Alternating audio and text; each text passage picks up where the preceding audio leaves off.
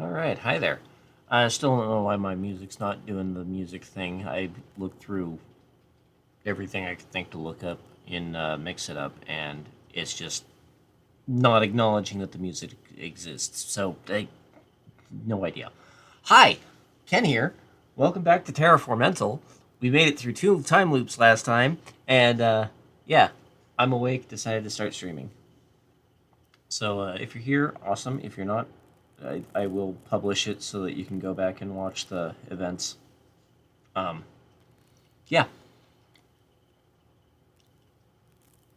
So let's be about it. We'll hit continue here. All right. So we've been through 2 time loops.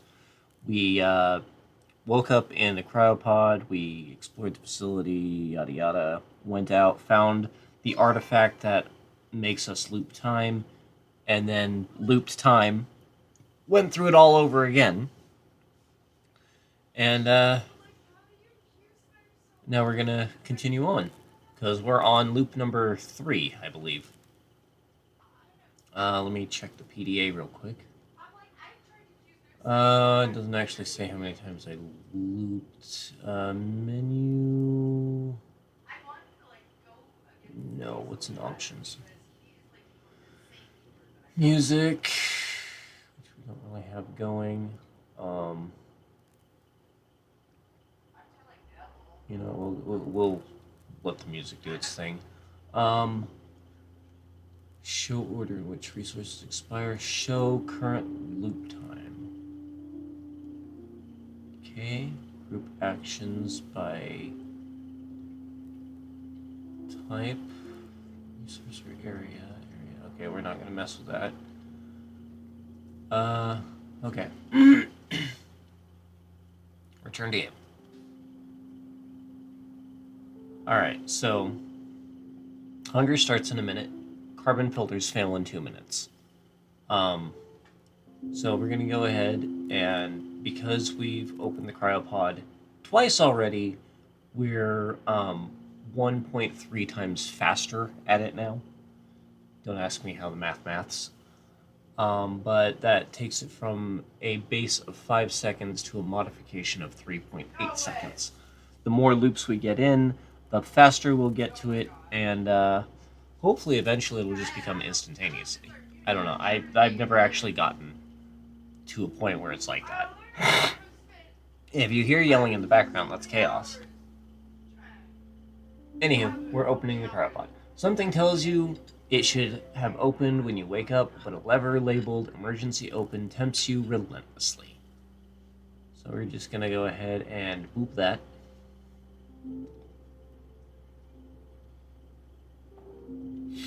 Alright. Rush of warm stale air reminds you that you need to fetch the emergency suit before you'll taste fresh air again. Now that you know you really are in a time loop, you won't bother searching the entire facility again. Instead, you'll go straight for the water you know you need. Boop. Alright, so as you quickly down the bottle of water, you consider your next move. There is no doubt at this point that you're stuck in a time loop, but even if you assume it's due to the artifact you touched, it still leaves a lot of unanswered questions. On the upside, it seems that you'll be able to find all the answers sooner or later so long as you don't give up. You made it to the coordinates and learned that there's another facility there, Lorien. There's definitely more for you to explore and learn there, you just have to get there faster, yet also need to be better prepared for the challenges you find there. So, sorry, I'm a little stuffed up. So first off, we're gonna go ahead and repair the main generator, which will take 30 seconds.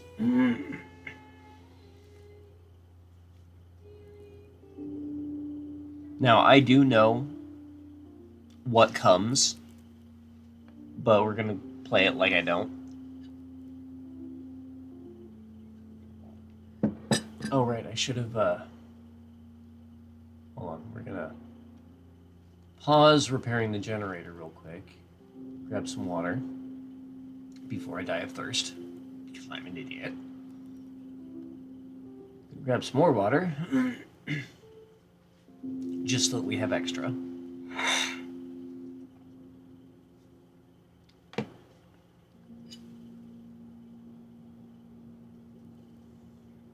And make this faster.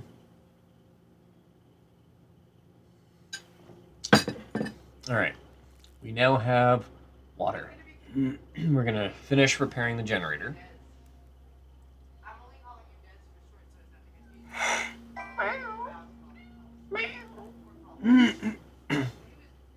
All right. Generator's been fixed. Starting to get hungry. We're gonna go ahead and make it synthesize food until it no longer can. Gonna grab another bottle of water. So we have 5 on us. Next, we're going to lift the lockdown, which takes 15 seconds. We've already been at this for a minute and a half almost.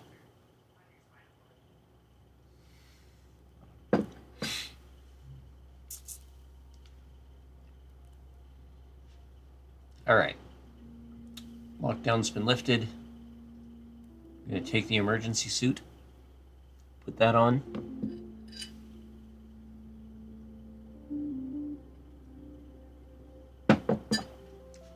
Finish my coffee. Then we're going to fill our air tanks. 1, 2, 3, 4, 5. So if I hold control when I click, it'll automatically do the 5 thing, which is fine. But I like doing each individual, that way I can count it out.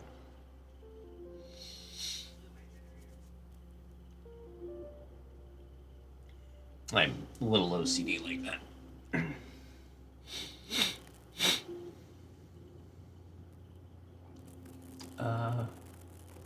So the food should be ready. So we'll just go ahead and hit control and click. See, 5. And there was only 4 made. Going to take some more water. We are leaving.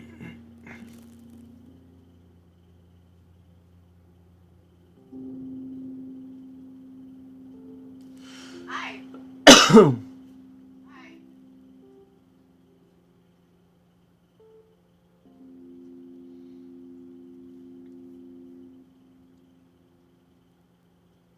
All right, we got 5 bottles of water.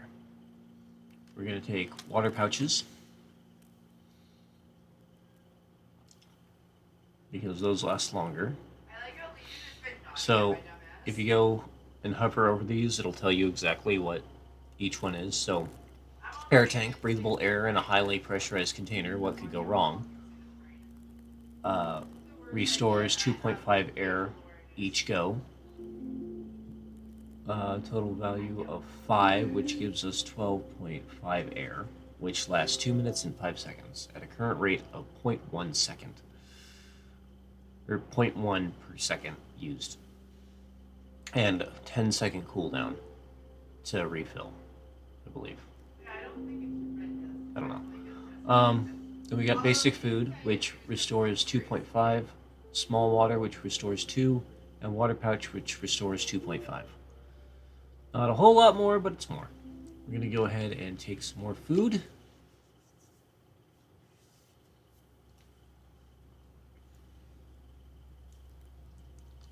Now we have everything full. Look, I get it.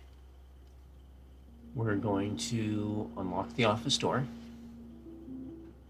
And then we'll have the protein bars.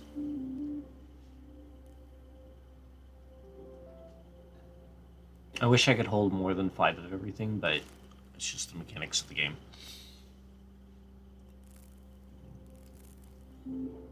So there's nothing in the office to find right now. We can't search the computers, we can't look through drawers or anything like that. Later on, there might be some stuff that pops up, but for the moment, we're just going to take the non-essential couplers and 5 sheets of metal.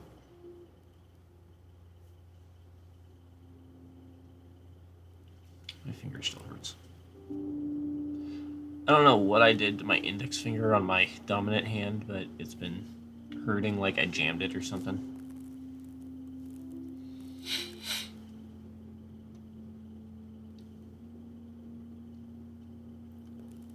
I'm chasing you while I'm crawling. Come here. I just want to lick you. I don't know why my thing is set to book. There we go. That makes more sense. My holographic keypad. For those of you who don't know, my model here was made by Olo the Globian, a dear friend of mine and Chaos's. I'm going to give her a quick shout out. Do I have... No, I don't. Wait, why are you picking me up? Worry me.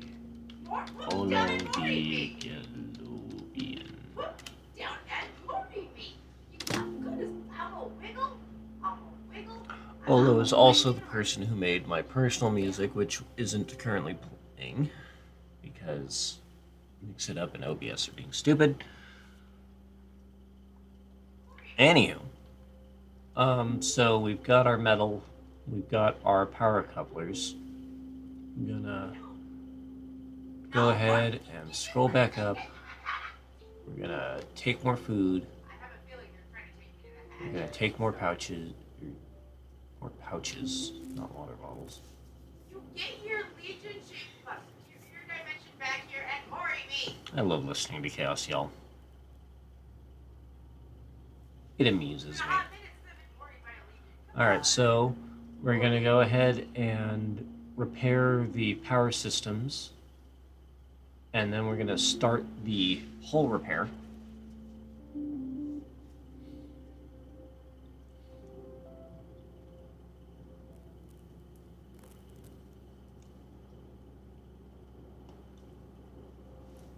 And these take a bit of time. This shows how much time everything in your queue takes, which is really nice, because then you know exactly how much time you're wasting. I'm gonna take a moment and go over to Facebook real quick and share my live notification.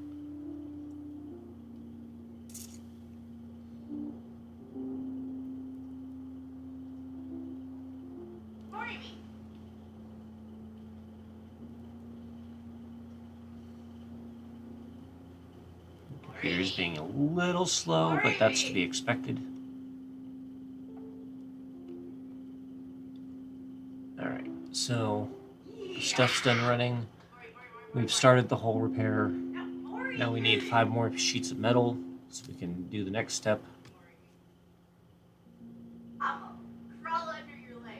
We have picked up 37 pieces of metal.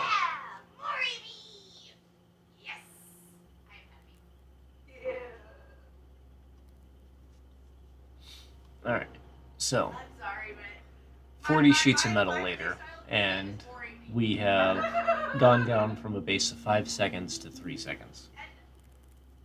Continuing with the hull repair.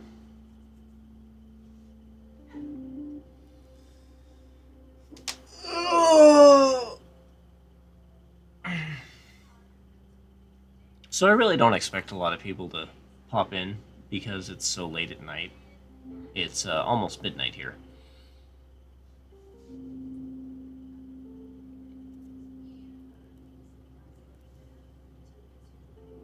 Alright, so we got that out of the way.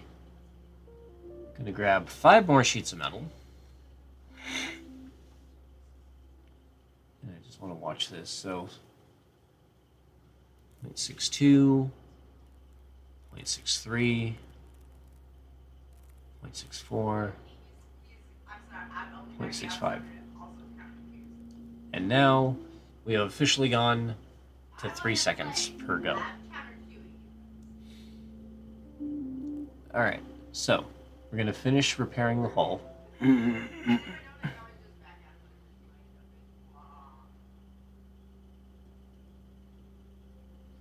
I'm not really reading unimportant messages.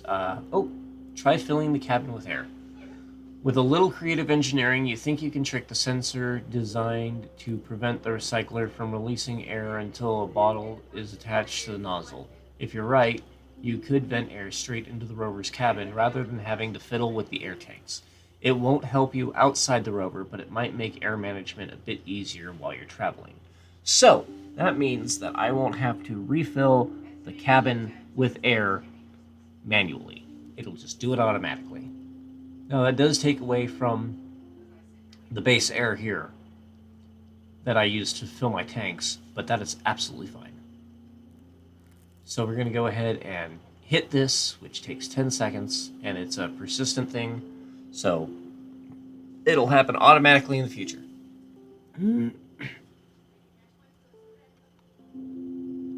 All right.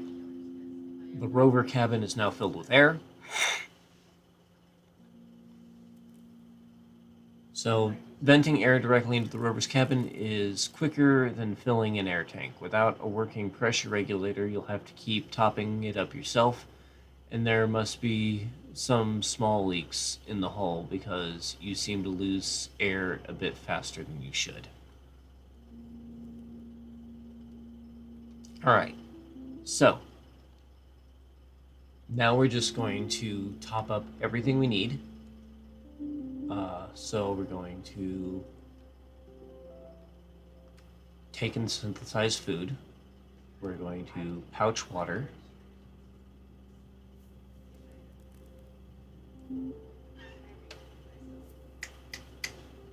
We could go ahead and take the last 5 sheets of metal.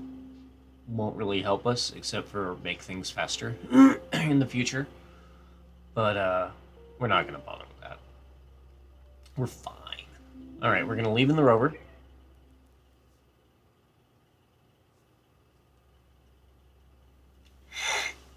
Which takes a good few seconds. All right, we are now outside. So this is a combined action. When you do things enough that it determines that you can just slot it all into a single thing, it does this, where it has this down arrow and it shows everything that you do. So, altogether, the drive toward Lorien will take a minute and 2 seconds. So we're going to go ahead and do that. And we'll be able to fill the cabin with air when, the rover gets low enough. Eventually, we'll create a pressure regulator where it'll automatically do it.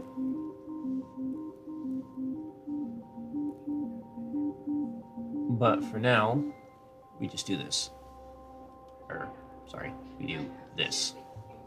Filling the cabin with air. Air is refilled.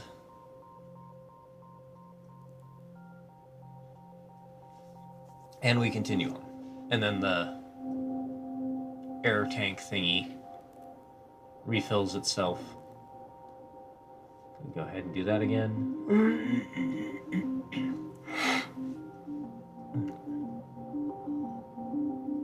While we continue on toward Lorien, we'll just continue filling the cabin with air. So we don't have to waste our air tanks.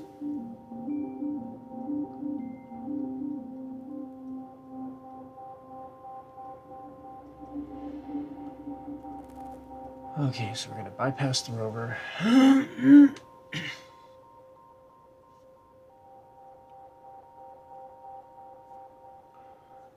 So between filling the cabin with air and our air tanks, we have a grand total of 5 minutes of air. A little more once we do this, because, yeah.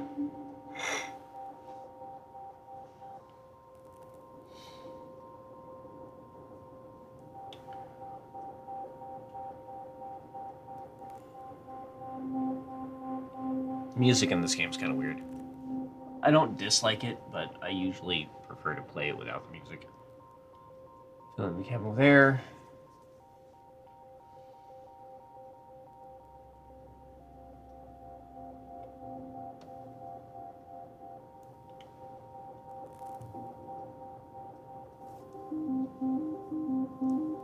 So we're still driving toward Lorien. We've already bypassed the rover. We're doing the drive tour, and then we'll approach the facility. Fill the cabin. This cabin's running kind of low. Fill the cabin. Again, the more we do this, the faster it goes. So instead of a base of 4 seconds, it's now 2.8 seconds. It'll just get faster each time.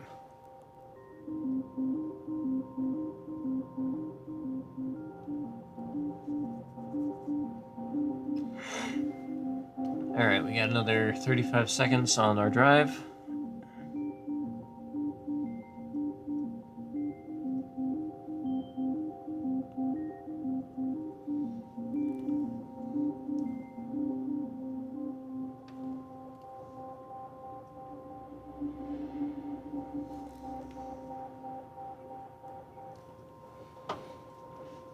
While we're waiting, I'm just going to play with my little Lego Ditto here.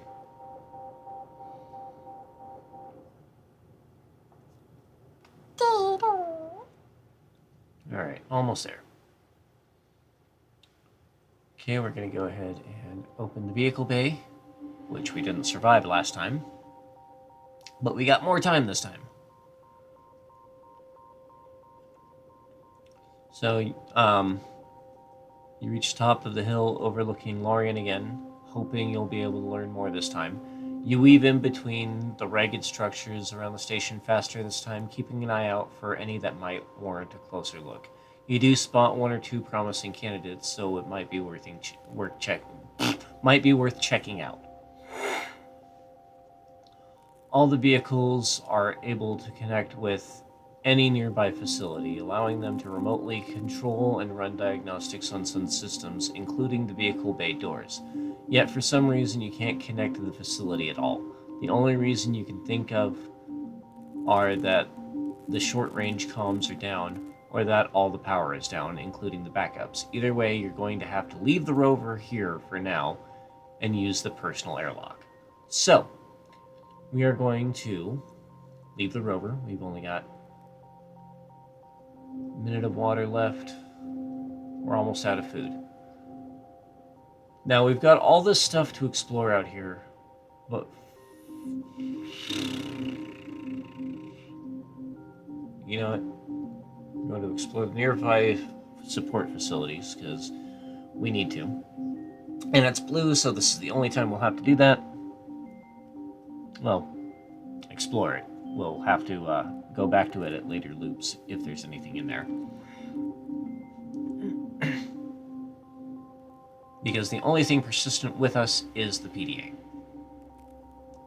Alright, all of the buildings close to Lorien itself seem to have had temporary living quarters built into their existing structure. They were probably only barely airtight when they were built, with flex pipes carrying air from the main facility. Even after the short time they seem to have been standing, they're already starting to degrade and most are no longer livable. You find several areas which look like they used to store supplies, but they've since been mostly emptied. A few mist scraps are all you find, the remainder presumably having been moved inside the base. While you're looking around, it occurs to you that a lot of these support facilities seem off in the same way the ones around Talos did. Maybe you should take a closer look at one of them when you have some free time. So we're going to go ahead and take the ration packs and the water pouches, because we need to survive. Well, need with air quotes. Alright, so next we're going to explore. How much time does it take to open that? We're going to go ahead and do the distant buildings. It'll take a minute, but get it out of the way. If I die, I die. That's just how the cookie crumbles.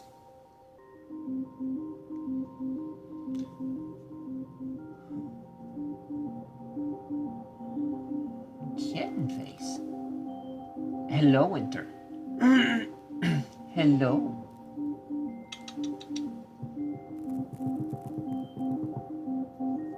You just gonna sit there and stare at me? I see how it is.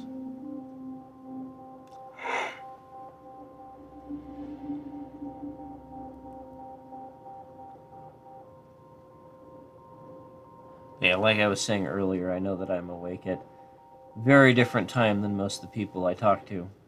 Um, my day is kind of backward, where PM is AM and AM is PM. So for me right now, it's 11:30 a.m., even though it's actually 11:30 p.m. All right. So we've got most of the alterations to the buildings surrounding Lorien seem to have been intended to help support far more people than should have been living here. Makeshift hydroponics bays around the heaters housed fast-growing edible plants. Drills were redirected toward pockets of gas which could be processed into additional breathable air, and several large tanks presumably held water ferried in from other locations. Most of it is emptied of supplies no longer functional, but you note a few locations which may be worth a closer look. So, we got 39 seconds left.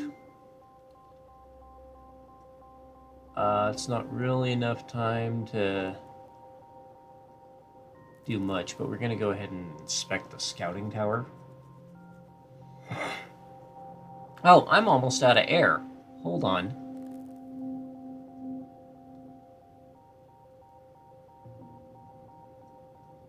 Oh no, that's the rover. It's almost out of air. Never mind, I'm an idiot. I just wasted time. Back out of the rover. Continue with this. I just doomed myself a little bit. No worries. I'll just die. It'll be fine.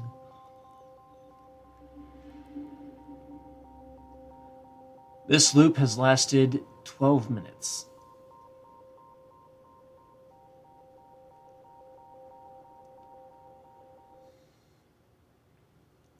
Alright, so it seems they use this tower to coordinate the large number of vehicles bringing back water and other supplies for all the people living here. There's short-range communications equipment, several maps of the area, and detailed logs of movements of the vehicles. So we got less than half a second of water left. So we're going to go ahead and waste that by studying a map. Boom, you die. Hi! Because you are. Why wouldn't you be?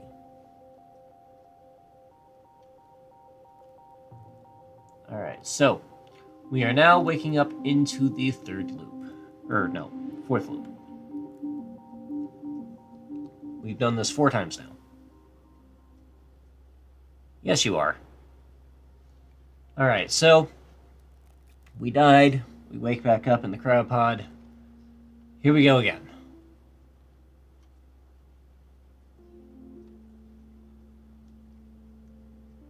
So you're almost surprised when a rush of warm, stale air signals the opening of the pod. You've only woken up here 4 times, and you're already pulling the release lever without really thinking about it. Drink the water. As you quickly down the bottle of water, you consider your next move. You made it to the coordinates, and learned that there's another facility, Lorien. There's definitely more for you to explore and learn there. You just have to get there faster, yet also need to be better prepared for the challenge ahead of you. So, gonna go ahead and take my water.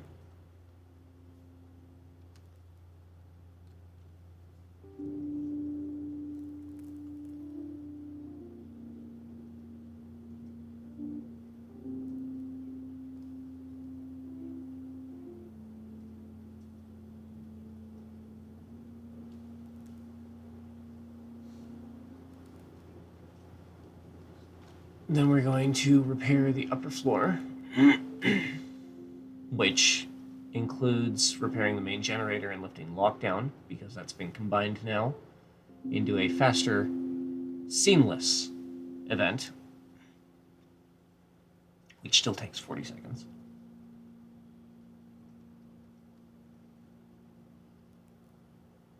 Eventually, that'll include more stuff.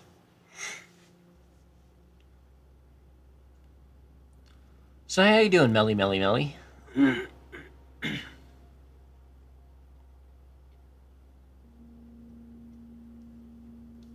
You're up pretty late or pretty early, depending.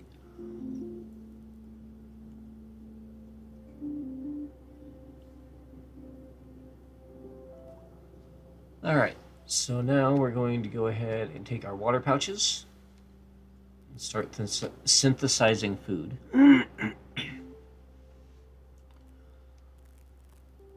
So you didn't actually realize until you finished, but as soon as you repaired the generator, you just automatically went and opened the ground floor door too. You're not sure if you're just developing muscle memory from having gone through this so many times, or if it's something more. But for now, you're just happy to appreciate the time saved. Alright, still waiting for food to finish fooding. Gonna grab my extra water bottles.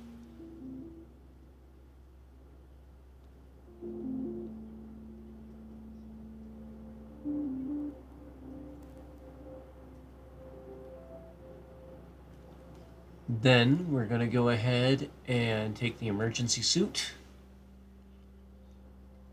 Save a little extra time. Okay, emergency suit has been grabbed. We're going to go ahead and fill up our air tanks. The food has finished, so we're going to take synthetic food.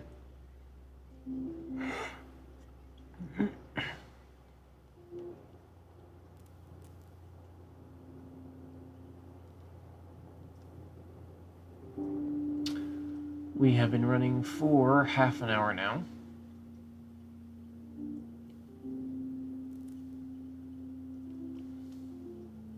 Just put the chat back up, come back over here.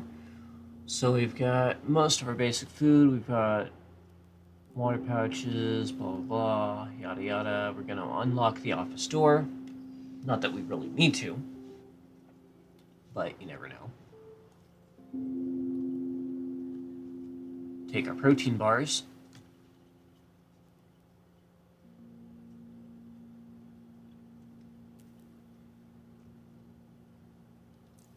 Bite my Lego Ditto, because I can. Yes, I know I have PDA notifications. What are my PDA notifications? We've got Larian. Makeshift buildings. Closest facilities seem to have been built as an additional living space. They must not have been able to fit everyone who evacuated here inside, but didn't have time to build anything properly. None of them are airtight anymore, if they ever were. Other than a few abandoned supplies, they have nothing of use. Alright. So we got air, we got food, we got water. We're going to go ahead and take the 5 metal sheets and take the non-essential couplers.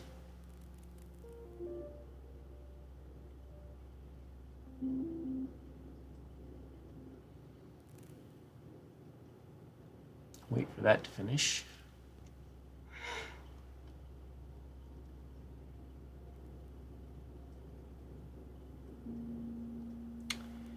Ditto, ditto, ditto.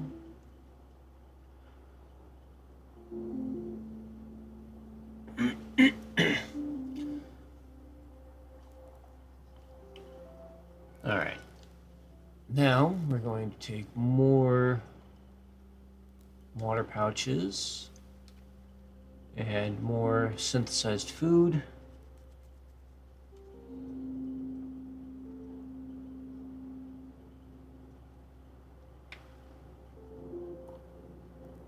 Now that this out of the way, we're going to start repairing power systems and the hull.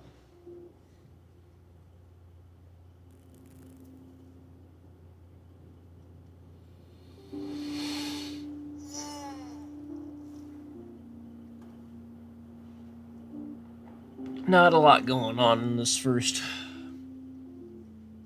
little bit of this current adventure loop.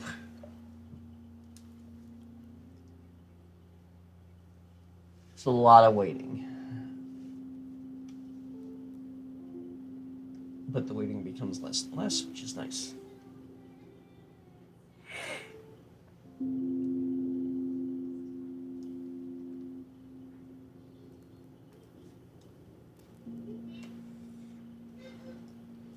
All right.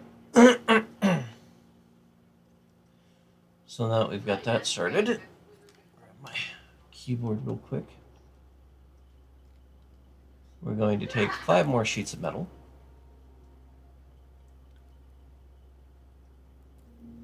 So I love that it says you hit Control for 5 and Shift for 10, but you can only carry 5 of each thing at a time.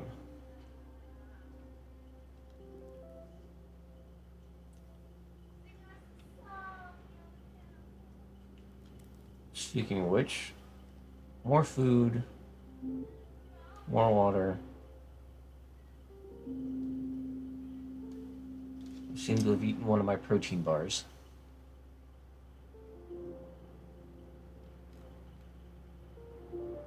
Continue repairing the hull.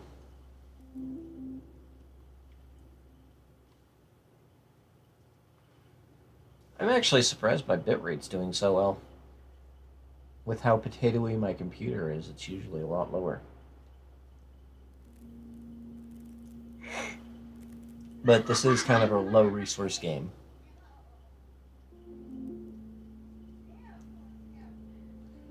Alright. Take more metal. More metal.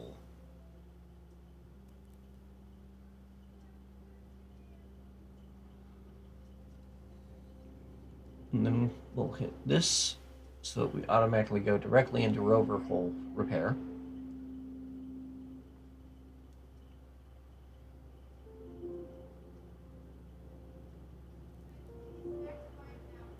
Alright. Now that we have all of that, before we leave, we're going to go ahead and take food, take water, and then we're going to leave in the rover.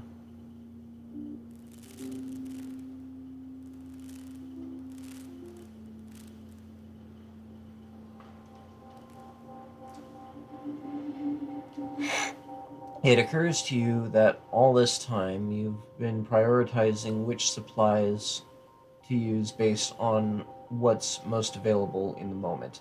After all, why would you drink small water bottles when you have so many water pouches lying around? But just because there are lots of pouches here doesn't mean there's necessarily be lots everywhere. It might be worth putting a bit more thought into what you use and when.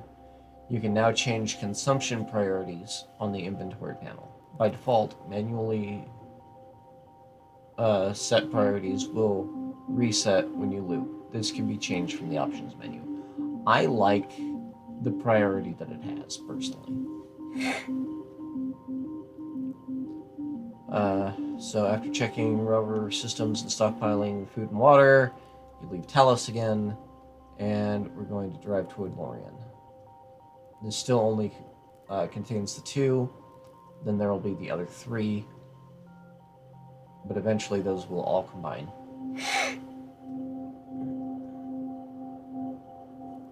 We're going to check the maps when we get to Lorien, since that's on the list of blues. We're going to need to refill our air here in a minute.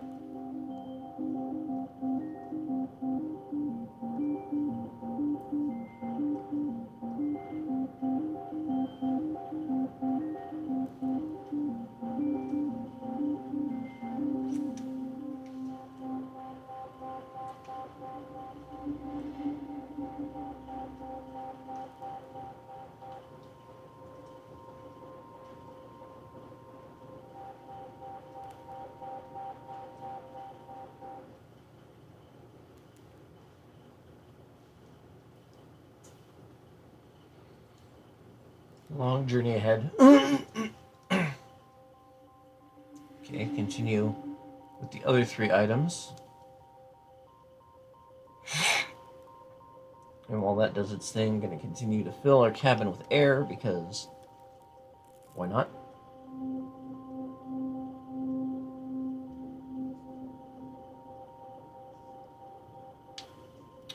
We still got 2 minutes on our trip.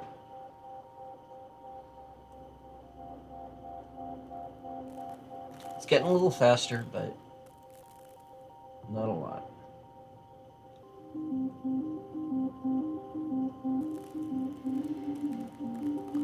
Like, we've already shaved off an entire minute from the full run of this part of the journey. But that's still a full minute.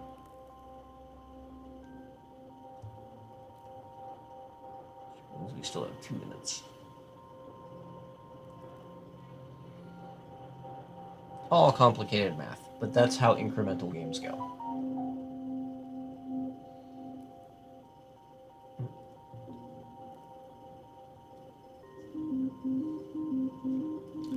You just continue to do things until they incrementalize themselves into oblivion.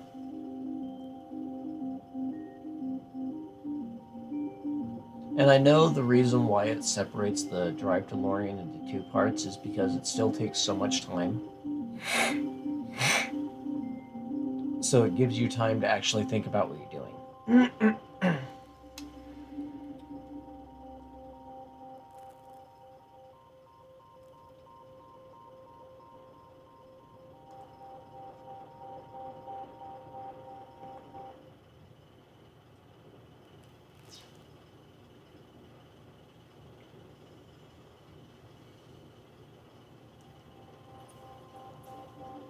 Alright, we're almost there.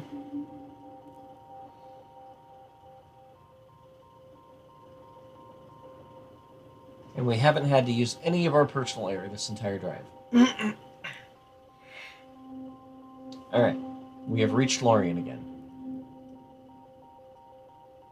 And we've reached the bay door. I'm going to leave the rover.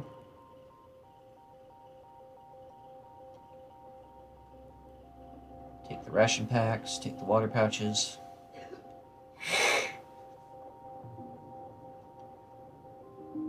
Then we're going to go ahead and study the maps.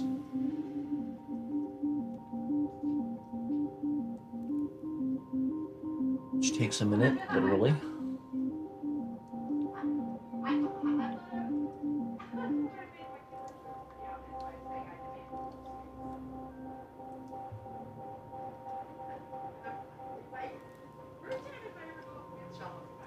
Alright. Halfway done studying the maps.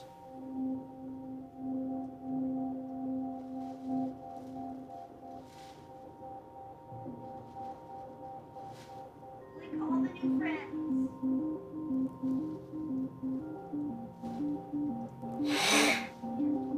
Alright, new information in 3, 2, 1, and boop. More PDA information. So sadly, the maps don't extend far enough to show you any new terraforming facilities. What they do show is an underground tunnel that was built between Lorien and Talos. The 2 facilities must have been working together very closely to warrant putting that much effort into keeping them connected. You have to go a little out of the way to reach the entrance, which is why you've never seen it before. But once you're there, it'll be a much faster route. And we pull up PDA, poke at the notes, and then it'll tell you, I found a map in the scouting tower. It only covers the area around Talos and Lorien, but it reveals one very useful bit of information, the tunnel. Alright, so we got a minute and a half left. We can inspect the backup generator, which takes 40 seconds. We can inspect the drills, which takes 30 seconds. And we can inspect the vehicle reports. We're going to go ahead and do that.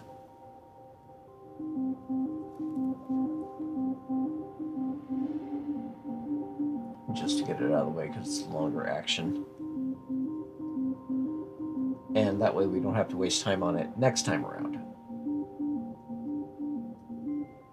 Now, if I was smart, I'd already be going into the facility.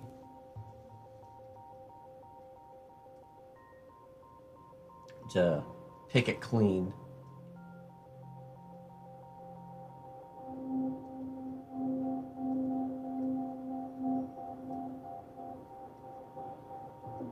But I did it my way.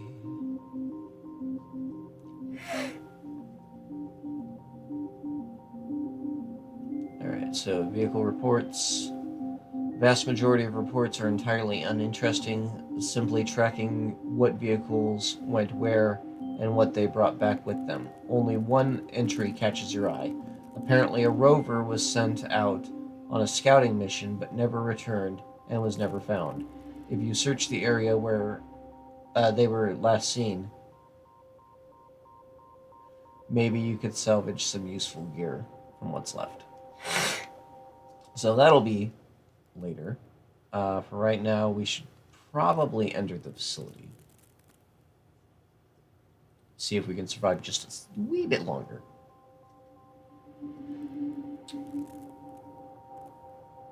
Alright. Since the controls on the airlock aren't responding either, you have to resort to the manual controls. Slower and more hard work, but guaranteed to work. A small blast of air rushes out of the facility, and the airlock grinds slowly open. Have you given the little singing weeper his water? Not yet. Because he's been loud Mr. Singing me. It's so cute. I will here in a minute. So, now we're going to enter the vehicle bay, which takes 20 seconds off of our water.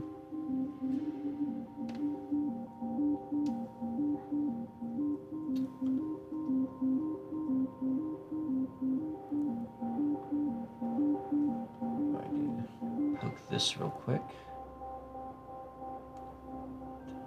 We're going to remove the 1 minute ad break. I'm going to add the 3 minute ad break. And add that.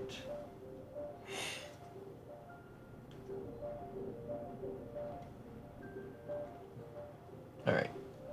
So, manually cycling the airlock finally grants you access to the vehicle bay, but it's far from what you expected. It seems like someone set up a shantytown with dozens of tents and scrap metal cabins built around the vehicles stored there. And there are lots of vehicles, far more than the normal complement, but it actually looks like there used to be several times more, with a huge open space just in front of the main doors. Judging by the emblems on them, they come from numerous different terraforming stations, including Talos. You're somewhat disappointed to realize that it seems just as deserted as everywhere else you've been so far. On top of that, the lack of lighting and slight stale smell in the air all but confirms that there's even less power here than there was at Talos when you first woke up. So, I got 10 seconds before I expire again. So we're going to go ahead and scavenge for water, which will take 8 seconds.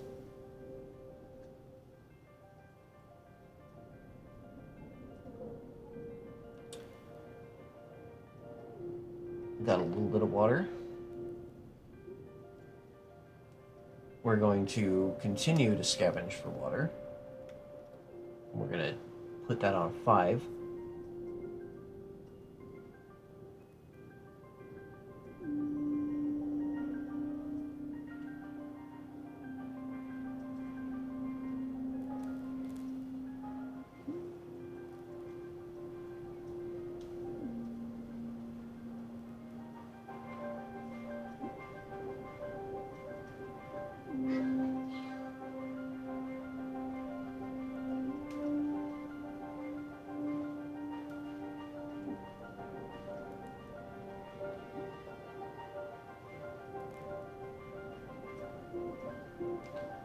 Alright.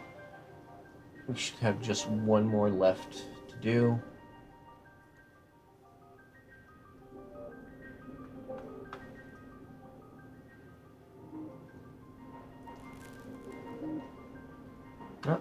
More than one. Okay.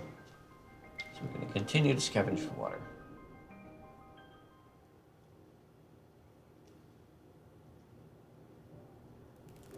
Because water is our most important resource. Okay, we found all the water there is in the building.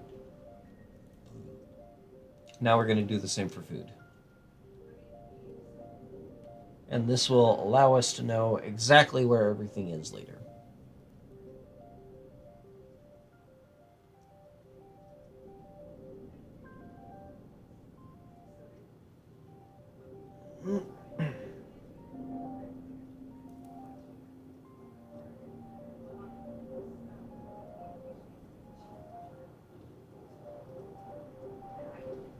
This only helps us out a little bit, but a little bit's better than nothing at all.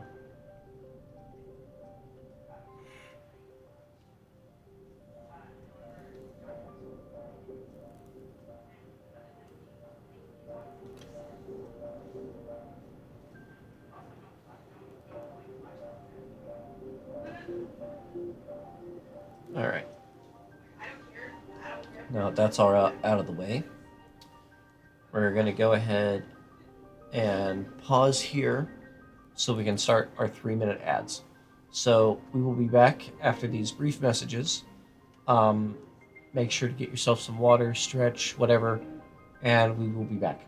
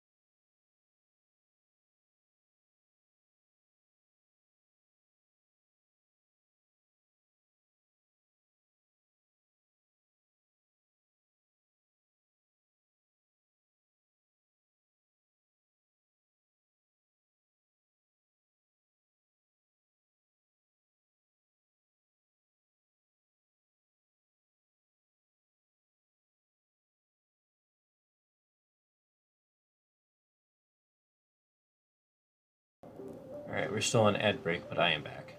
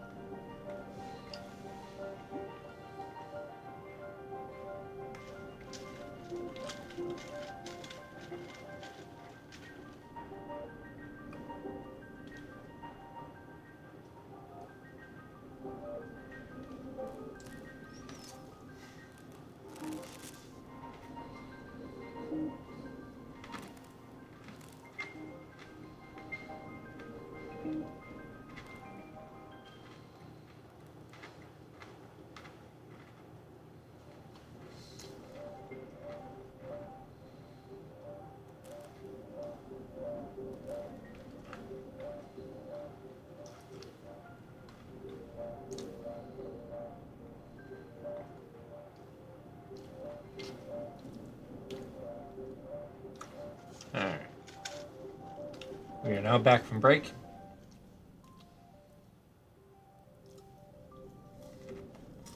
And now we shall continue. So we got a minute and a half of water left on us. I'm going to go ahead and inspect the vehicles.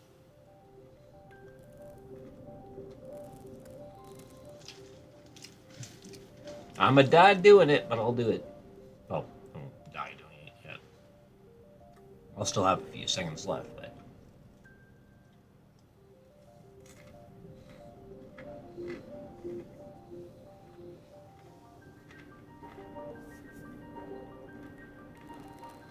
As you can see, air in the building is running out. There's no power.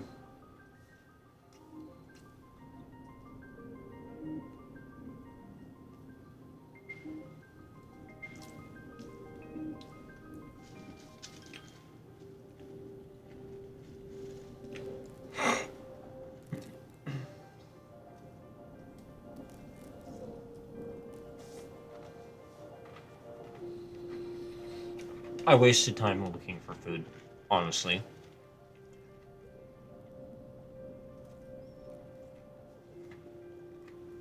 Because my food lasts a hell of a lot longer than my water does.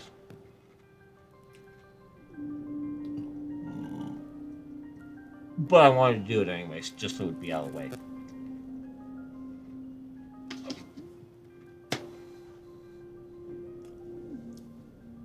Alright, we found a water recycler. With the number of vehicles and the amount of junk built up around them, it takes you quite a long time to check them all. Unfortunately, they seem to have been stripped of most useful components, and certainly won't be viable replacements for your rover.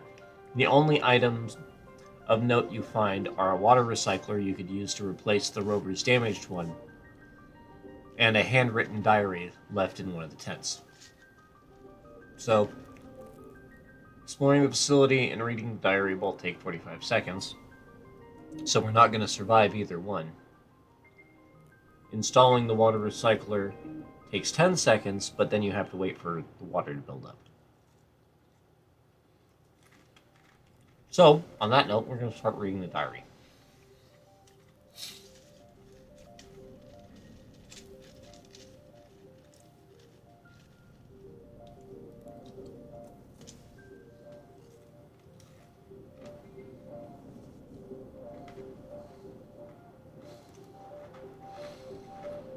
And we ran out of water.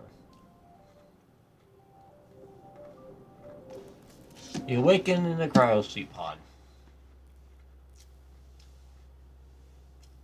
Open it up.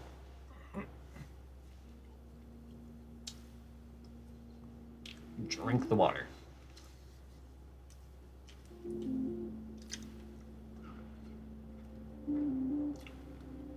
So, now we're going to repair the upper floor.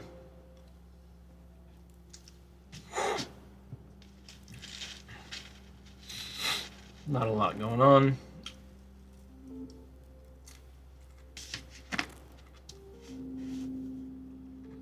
So, opening the PDA actually pauses what's going on in the main game.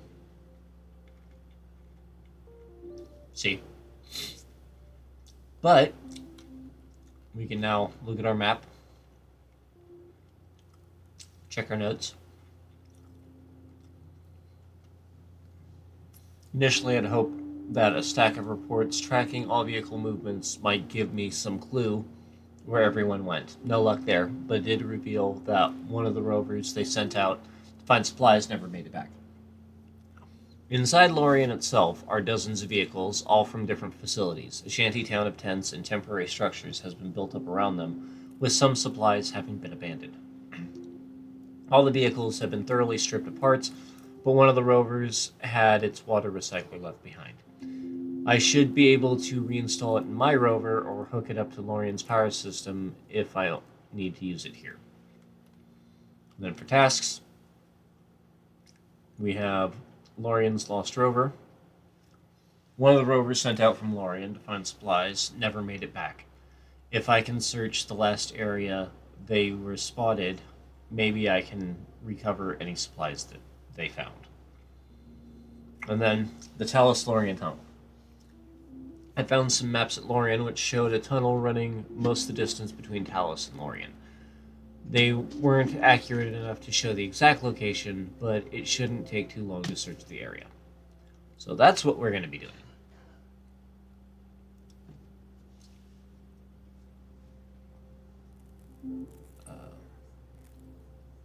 We're going to pause that, take the water, because we need water.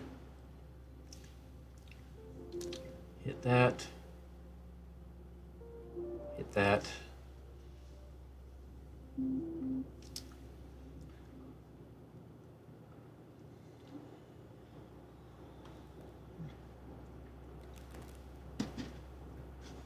So extracting the small water bottles takes almost half the time it used to.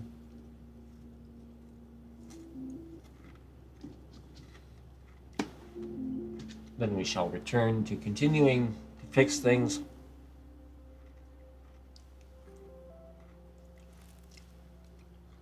Take the water pouches, take the synthetic food.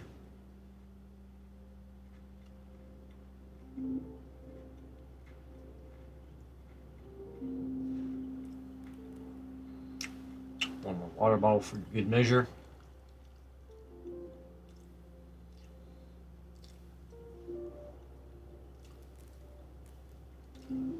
And then take the emergency suit.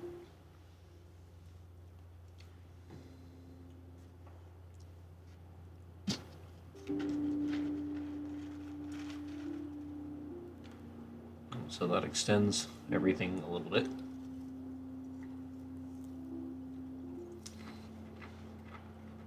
Just because it has more space for stuff. Going to unlock the office door.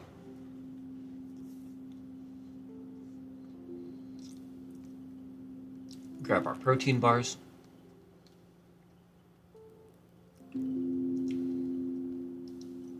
Now, as you can see, our actions have been reduced a little bit, but that's because we now automatically take the metal and repair the hull, and we automatically take the couplers and put them into the...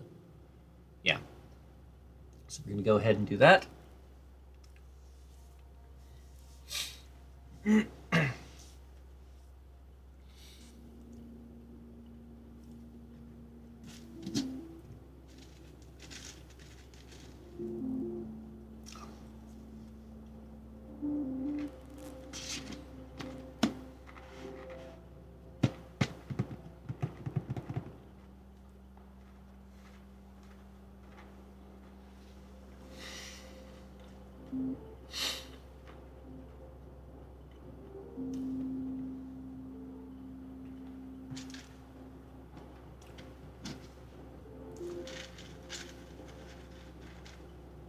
Alright. Rover's been fixed.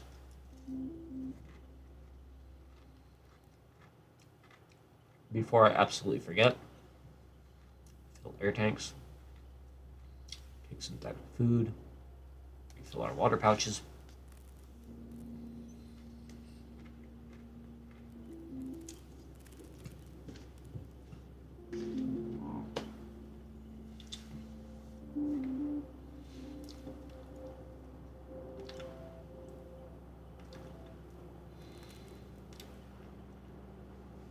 Thankfully, taking the food takes so little time.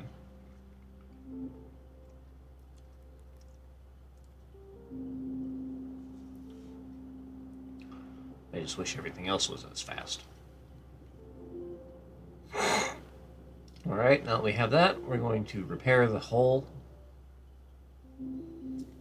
which takes over a minute. So we just sit back and relax while we do that.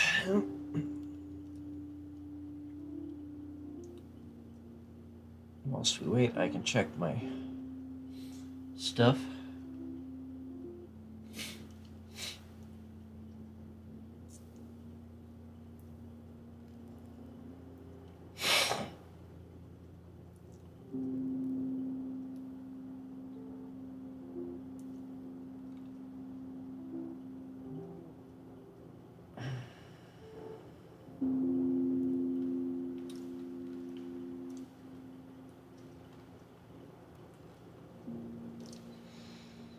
Yeah, that's almost done.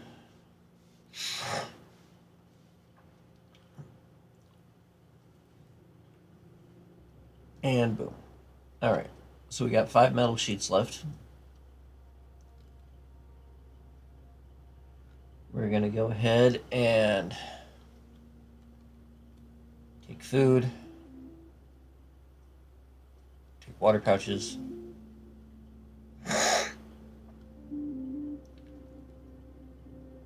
and then we're going to leave in the rover.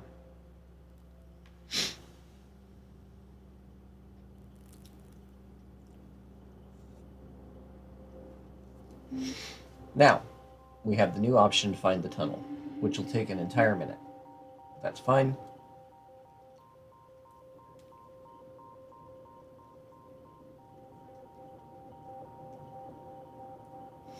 We just got to remember to fill the cabin with air.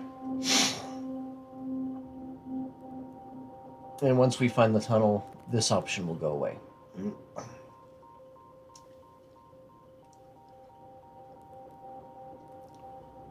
That's not what I meant to do.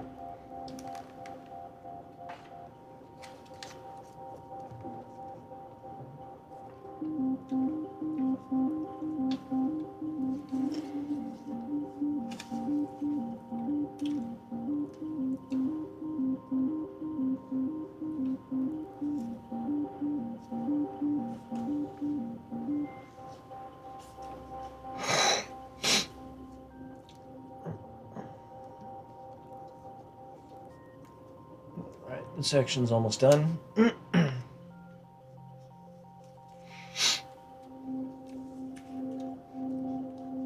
It takes a bit of searching before you finally spot the entrance to the underground tunnel, which should take you directly to Lorien. But now that you know where it is, you'll be able to make a beeline in future loops. So now if we wanted to, we could go back to Talos, or we could take the tunnel. Taking the tunnel takes 2 minutes, which is fine. In the future, you won't be taking that minute to find the tunnel. We'll just go directly to it. So on that note, we're actually going to go back to Talos, rebolster our supplies.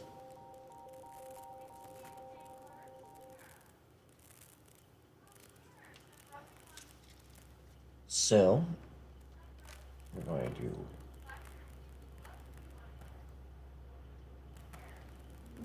refill our stuff.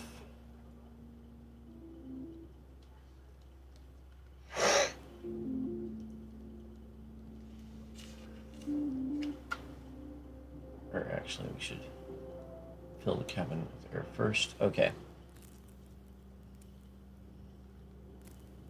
We have everything we need. Leaving the rover.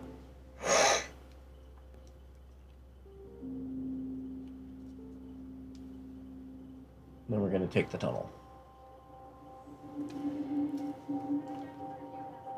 Now, I have considered repeating actions several times in a loop just to make it go faster in the future. Because if I were stuck in this situation, that's exactly what I would do.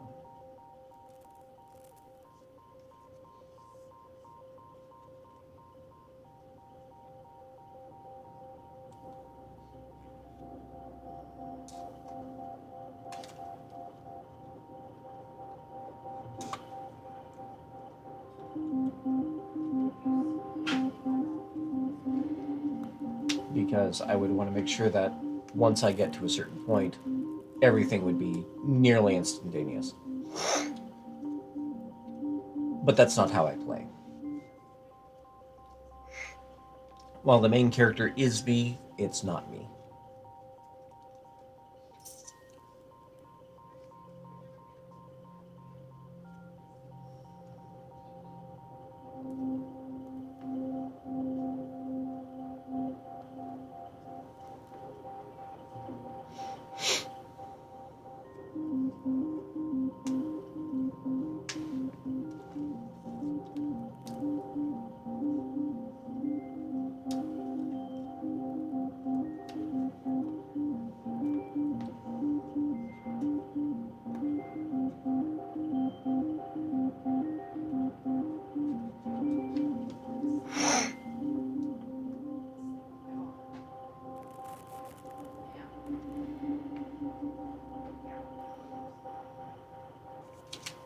Now, I know it doesn't feel like this is the faster way to do it, but it really is. If only ever so slightly.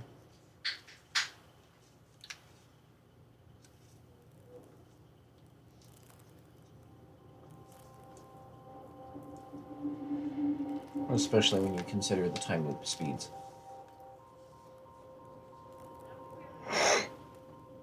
Alright, so we can head for the Lost Rover, which will take 45 seconds. We can leave the rover and explore the area.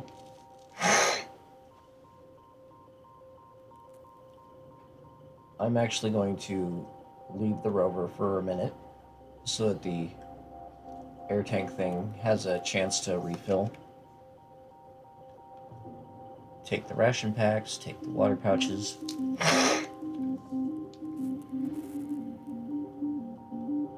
Then we're going to inspect the backup generator.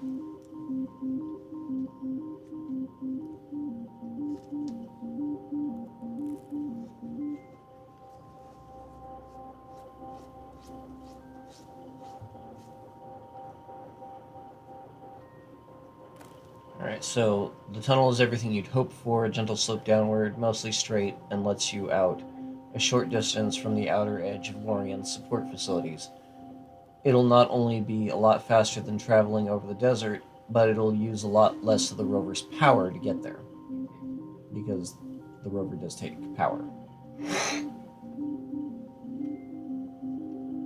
Alright, so now that we've finished exploring the generator, the fuel-burning generator was a backup power supply for Lorien. Ideally, it'd only ever be used while the main generator was shut down for maintenance, but it seems as if all the extra people living here have forced them to run it non-stop for weeks, perhaps even months.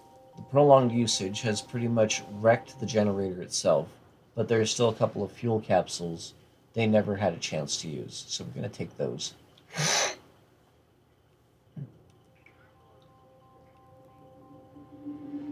And as we do so, it gets faster.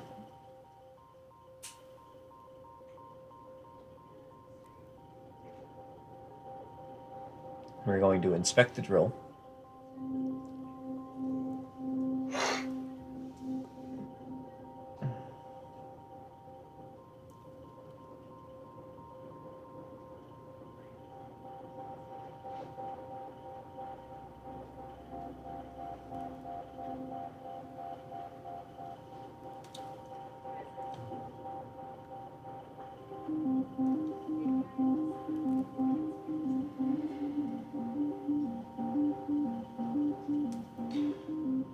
Alright, these compact laser drilling platforms are one of the most important parts of the early stages of terraforming, release the underground pockets of gases which will become the basis of the new atmosphere. As far as you can tell, this one is working perfectly, or at least was right up until the main power went down. A couple of small holes show where it had drilled previously, with one of them still providing a light breeze as the gas continues to steadily escape. Perhaps you'll learn more from similar structures near Talos. So, we're actually going to go ahead and enter the facility. We're going to gather the food and water that the water that we find there. We're actually decent on food for now. Entering the facility takes a little bit of time.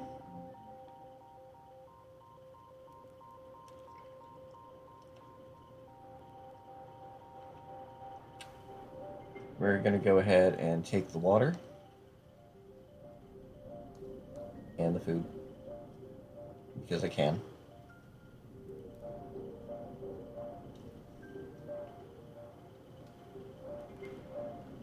I'm going to finish reading the diary.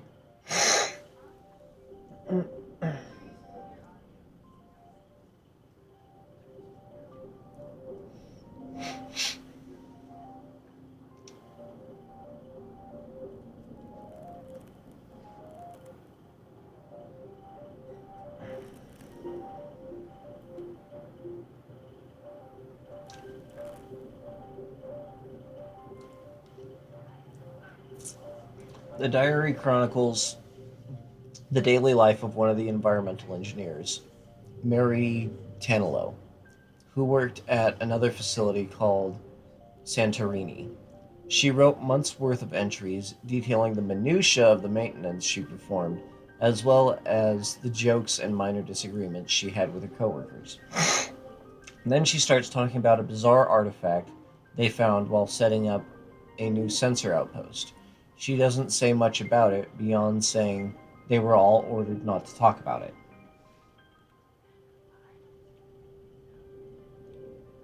We're going to finish reading the diary.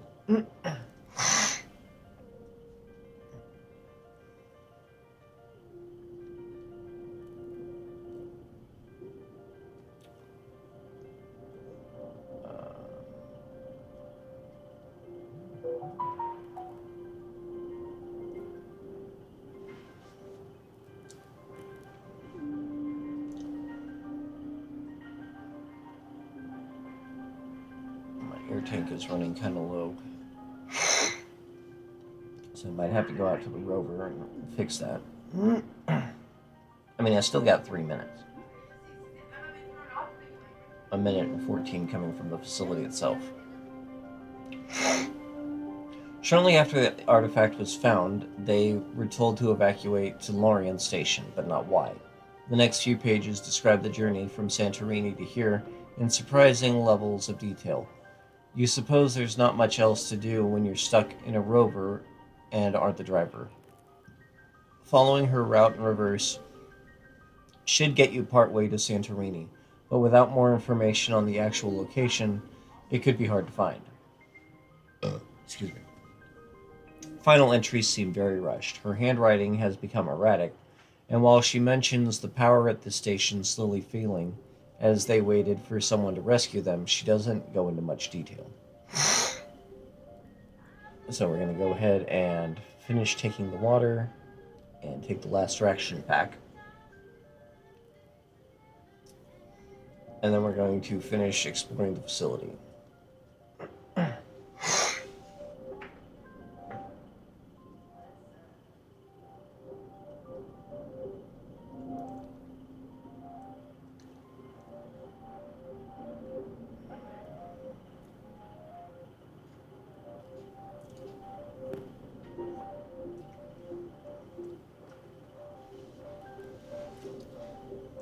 So obviously this facility is a lot bigger considering it takes more time to explore than Talos did.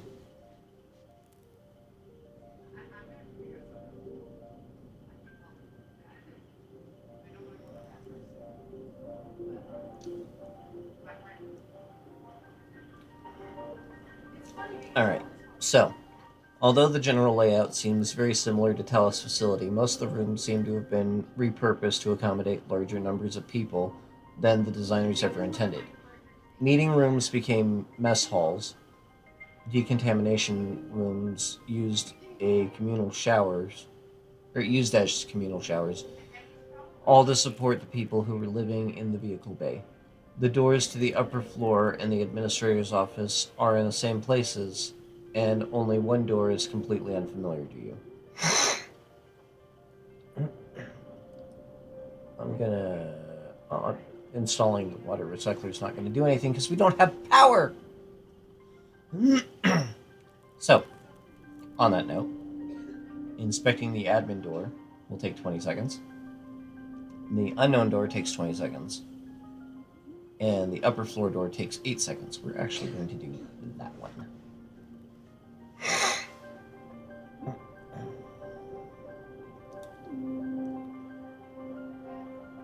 Alright. You're pleasantly surprised to discover that the door leading to the upper floor to Lorien is wide open. Judging by the dents and scrape marks on it, someone already forced it open. So we're going to take 25 seconds to explore the upper floor.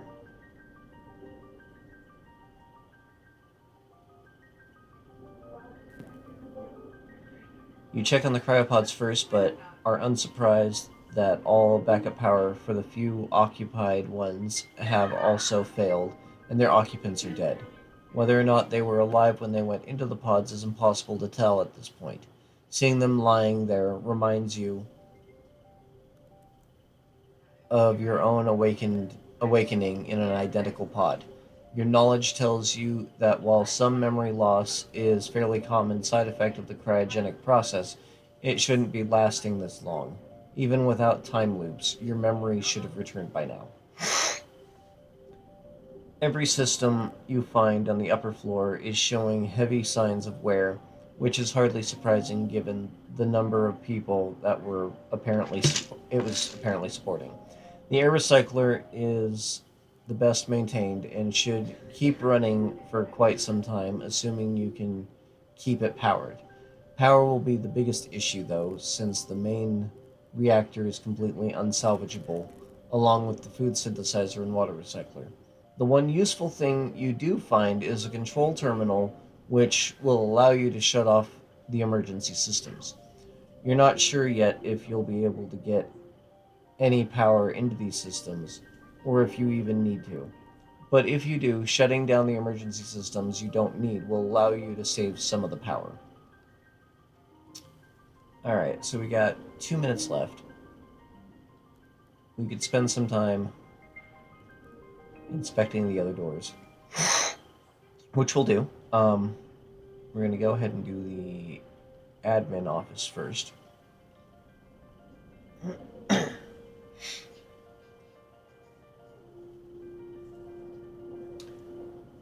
So looking at my follower number here on Twitch reminded me of the fact that I got a notification on Snapchat yesterday that I have reached 100 followers there, and I'm not sure why or how.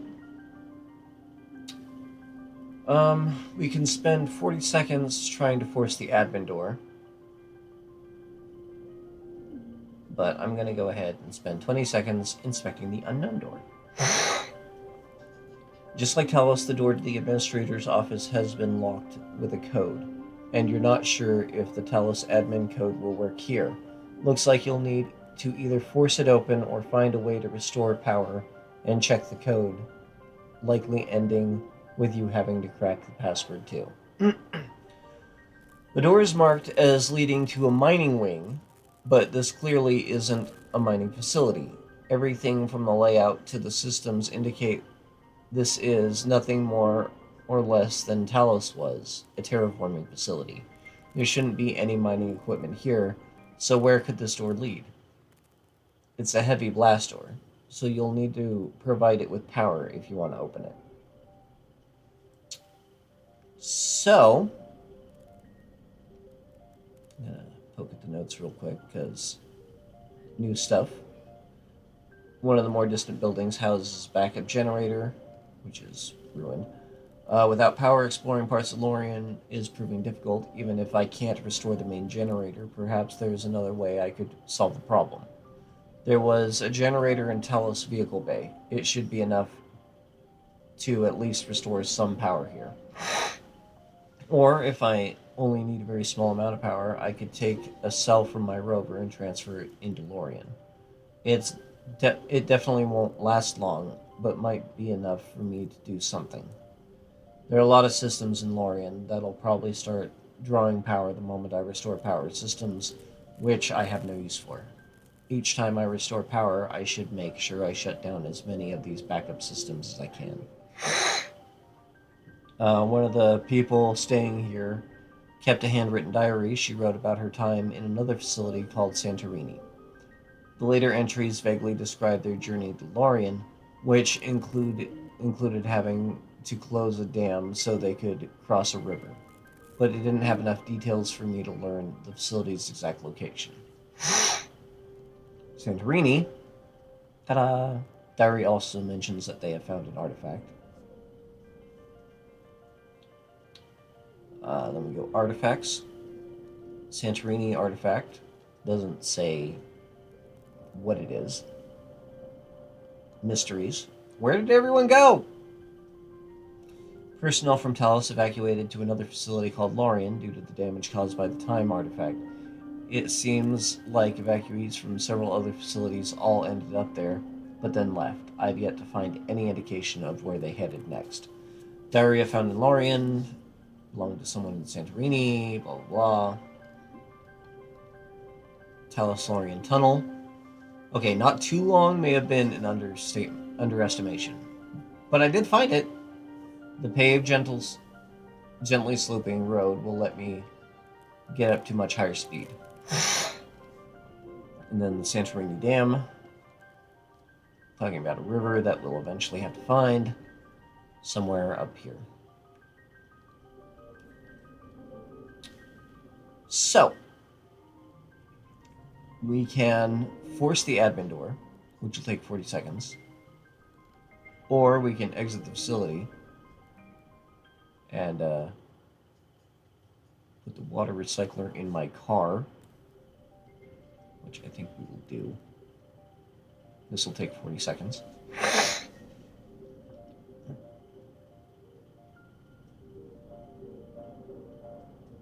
My rover is starting to run low on power, though.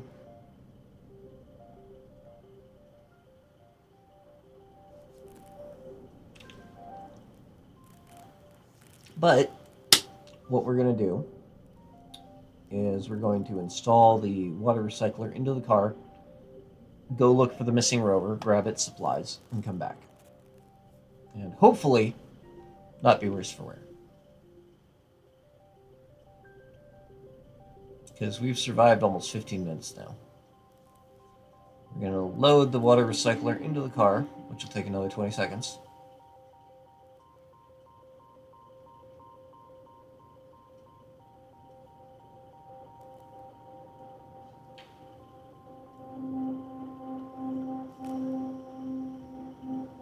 Okay, we're probably not going to make it. Which is fine.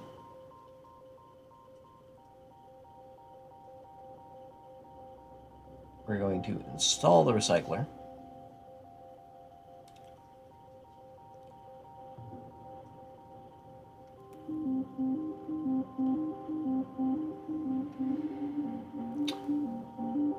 And in about 35 seconds, we will have more water, which will already have expired. So we're going to go ahead and start heading for the Lost Rover.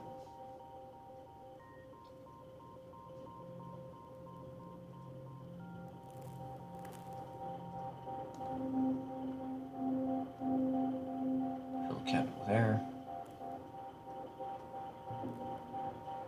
Fill the cabin with air.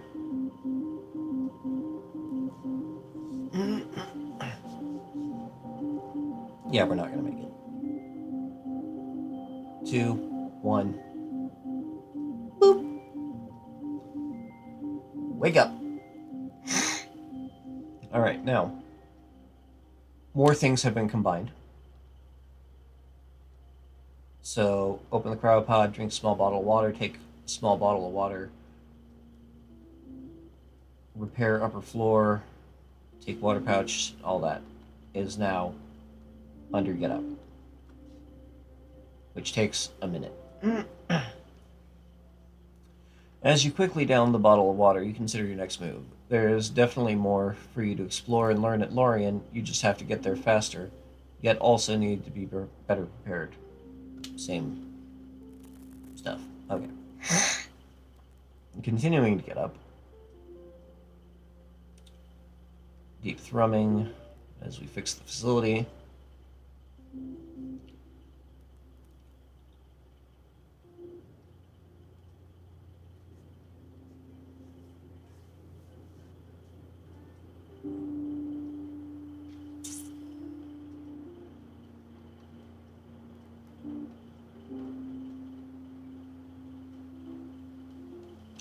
Okay.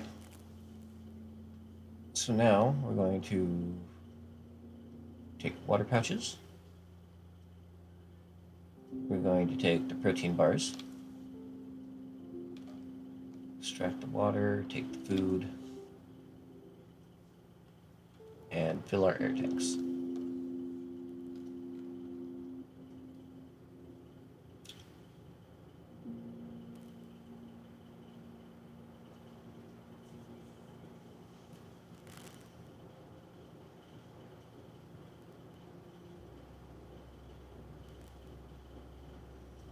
I know I did that a little out of order, but that's fine. We didn't actually break into our protein bar stash, so I'm not going to complain. Take another water pouch. Take another basic food.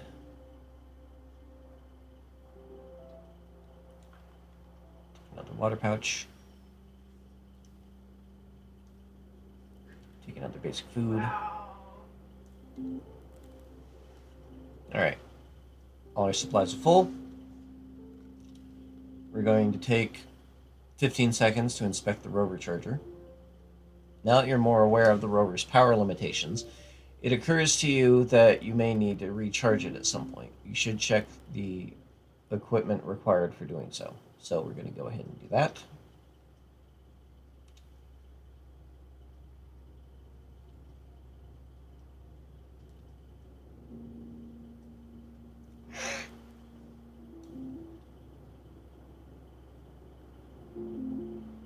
Unfortunately, it seems the equipment responsible for converting the facility's power into a safe form for the rover's power cells has been scavenged for parts. You'll have to find some other place to charge the rover, which is fine. So Talos currently has 3,000 power, which isn't really being used for anything. We're going to go ahead and load the generator into our rover. Not that the rover's functional currently. Now we'll also be able to install the generator into the rover. It takes up most of the rear compartment, but you're just about able to fit the mobile generator from the workshop in the rover. You could hardwire it into the rover's systems to generate power on the move once you pick up some fuel from Lorien, or you could unload it somewhere else to power another facility.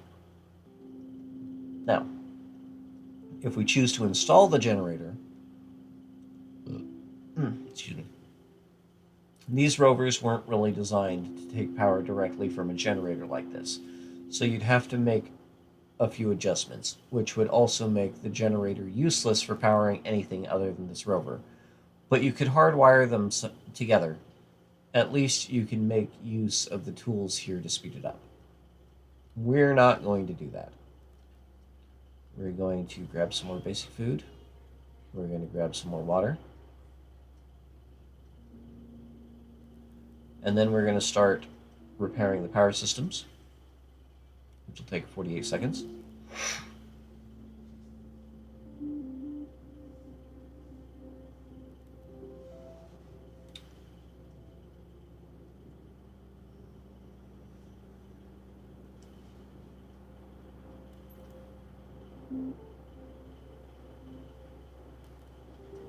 Okay, grab another water pouch. Grab some more basic food. Keep everything topped up.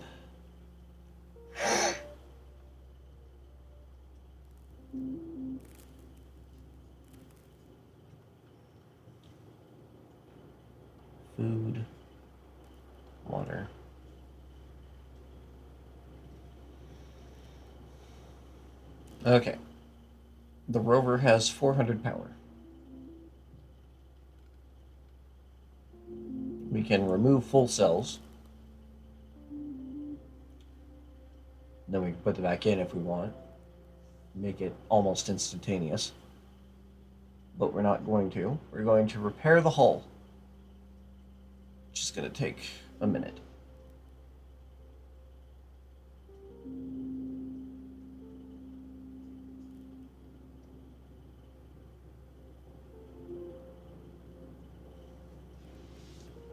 Keep our stuff topped up.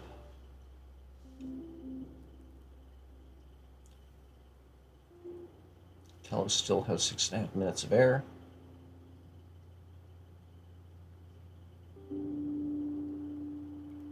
Water pouch. Wow. Food. While we continue to repair the hull, which we've almost cut the time in half now.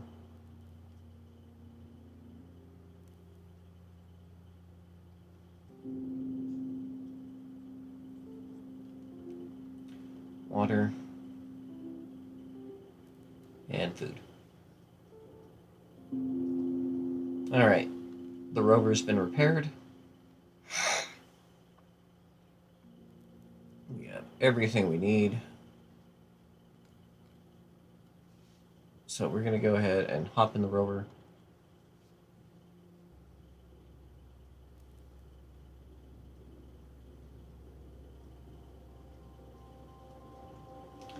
So I'm going to go ahead and leave the rover real quick and inspect the drill.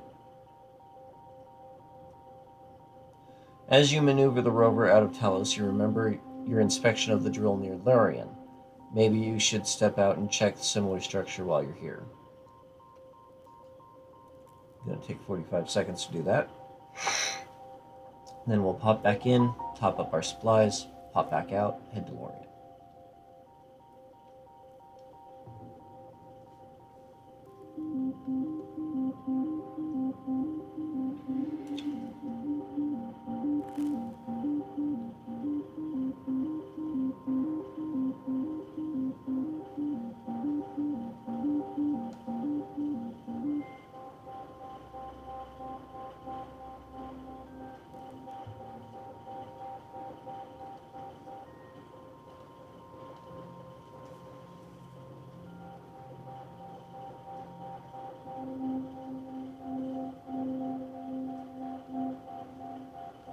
Alright. At first glance, it appears identical to the one you checked outside Lorien, except that this one is still active. It tightly focused laser is currently melting its way down toward a new pocket of gas, yet there are already several holes below the machine. It must have already released a lot. Frustratingly, you feel you still don't have enough information to pin down what seems wrong. It's definitely something to do with the terraforming process, but beyond that, you're unsure. You have to keep an eye out for more clues. Gonna return to rover.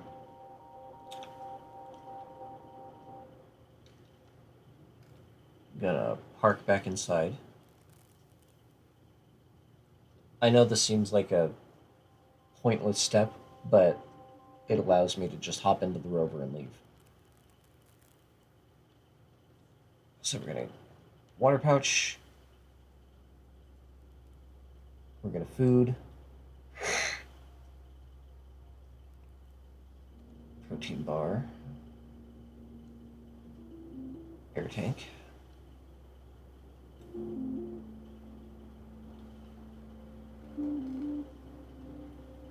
Leave and rover.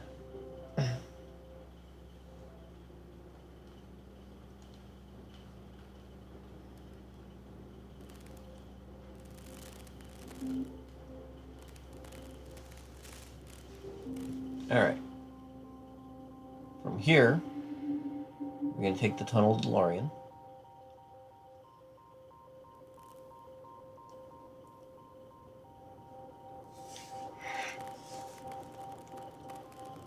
Fill the cabin with air.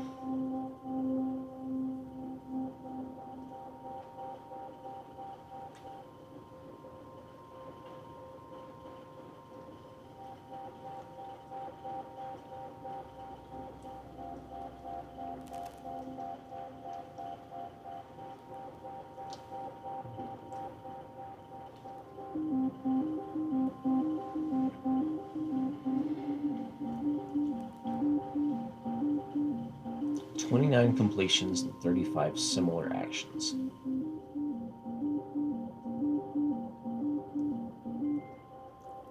Which is like 64 actions total.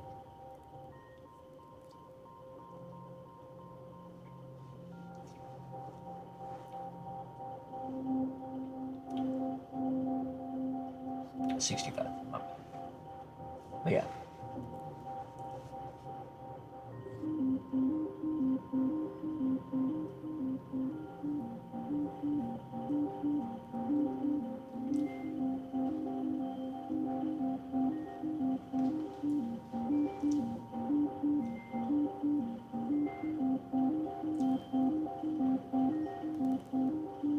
Almost there.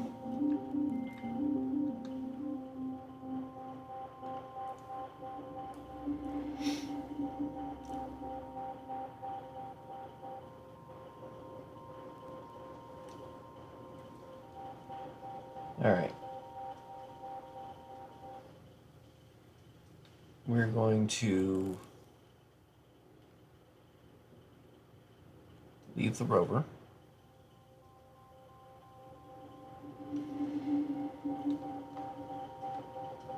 Take that, take that, take that.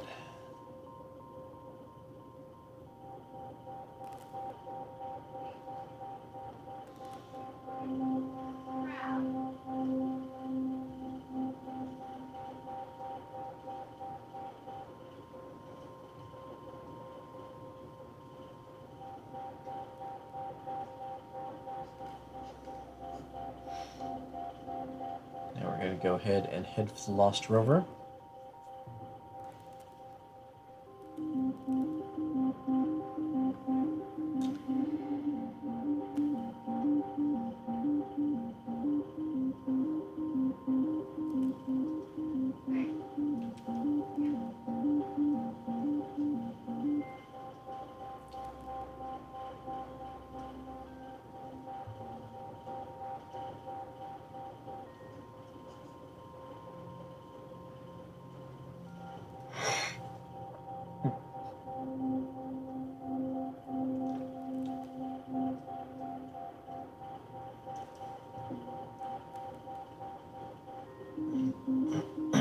Alright.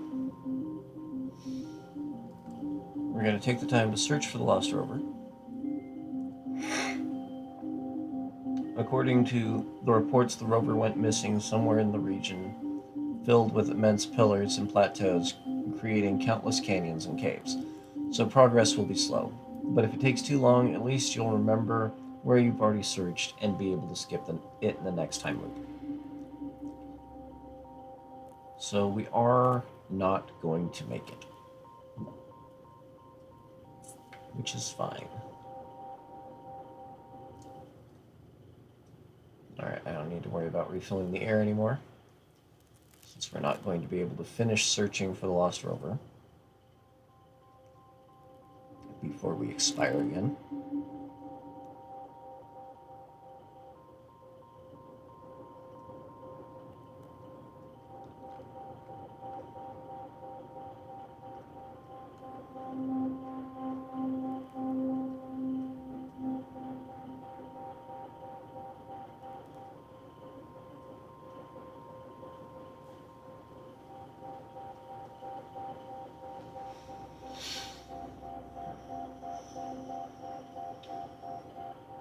Yeah, when you got basically 3 minutes left of search time and 2 minutes worth of water left. I could go back to Lorien.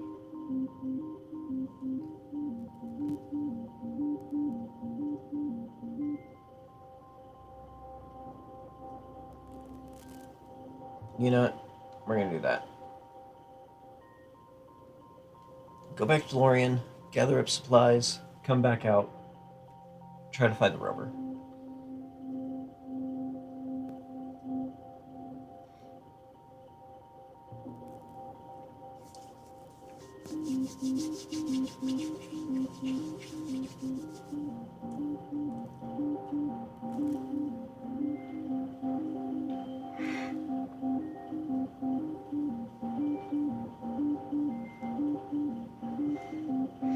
I really wanted to waste time, I could go all the way back to Talos.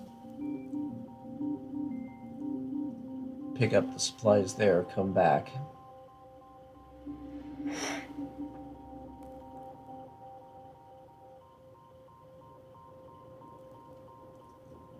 But we're not going to do that.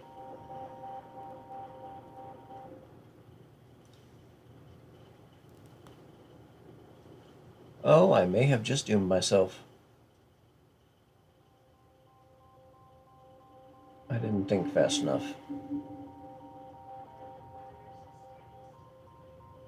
There's a possibility we'll have enough time to grab water, but only just. Okay. Yeah, we're good. Take that, take that.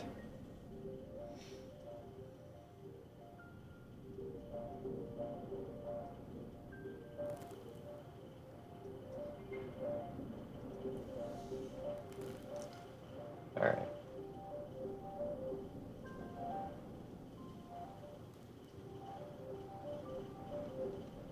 Yeah. We just kind of extended our lifespan a little bit. Not a whole lot, though. All things considered.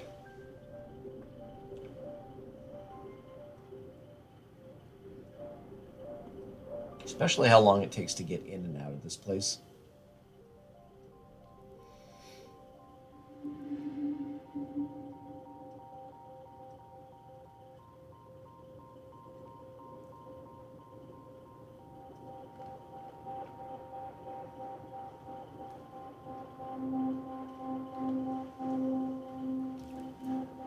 Yeah, I wasted time.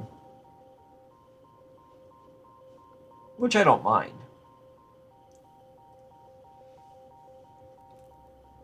Because it cuts off time in future loops.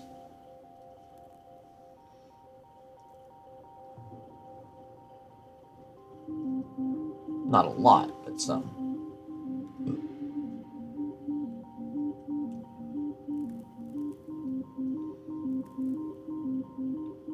And we pretty much end up right back where we were.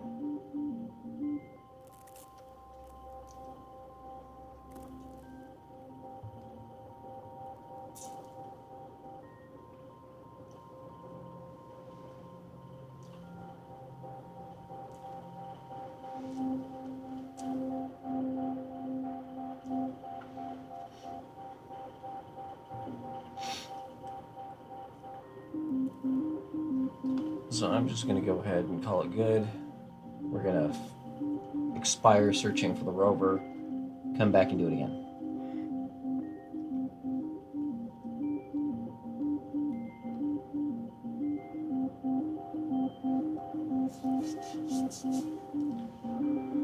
Not even going to waste the time to go back to Lorien and gather up the last of the supplies. Not that it matters anymore. We've already gone past the point of no return.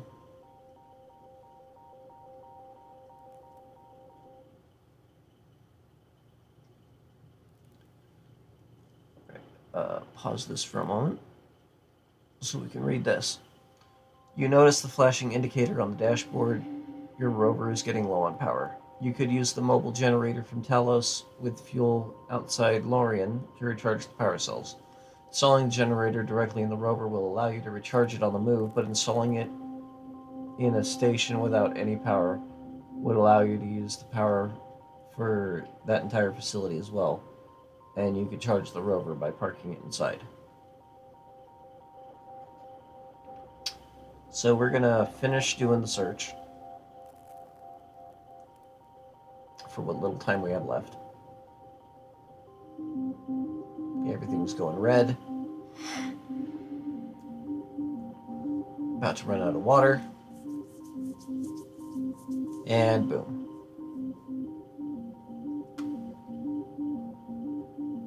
So we're going to wake up, and then we're going to take our ad break. So 3-minute ad break, we will be back. Make sure you get some water, stretch, whatever. And see you when we return.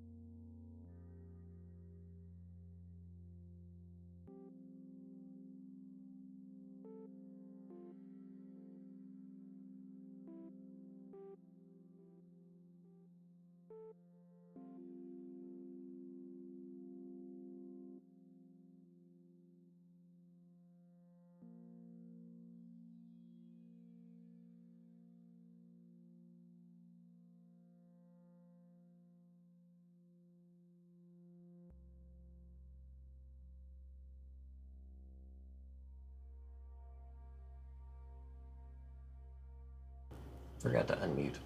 Hi, we're back.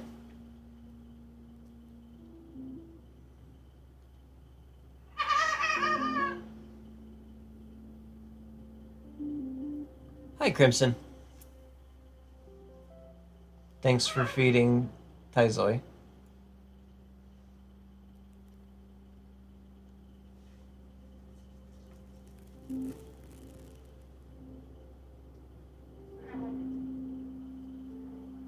I'm doing okay.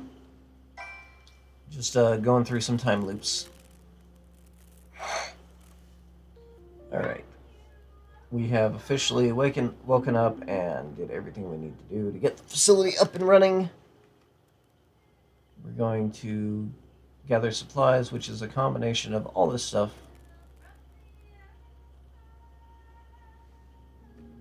We're going to fill our air tanks.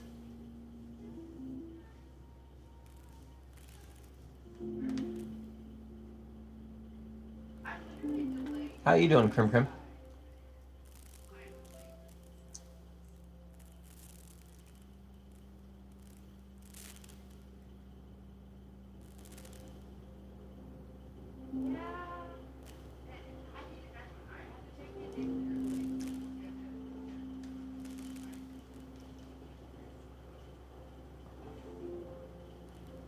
Ooh. Art hunt. Nice.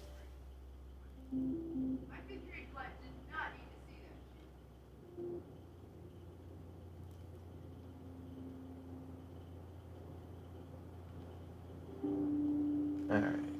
Load the generator onto the rover.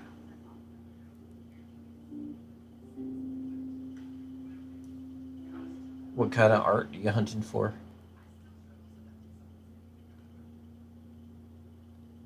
Supplies again.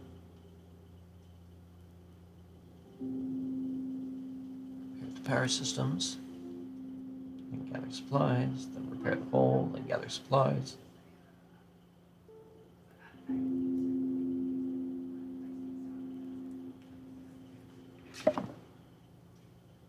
While we wait for all that to go, we can have a conversation.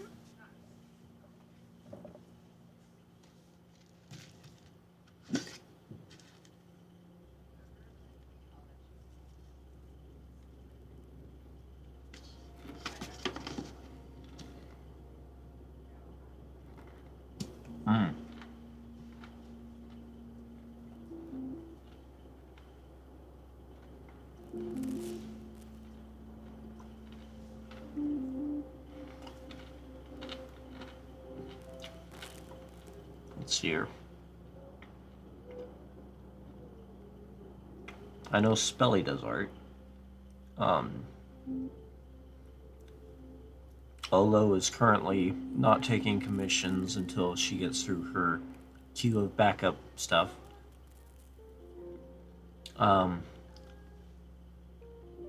Chaos is still in the process of learning. Who else do I know that's an artist? Mixie. does art, but I don't know if they are taking commissions.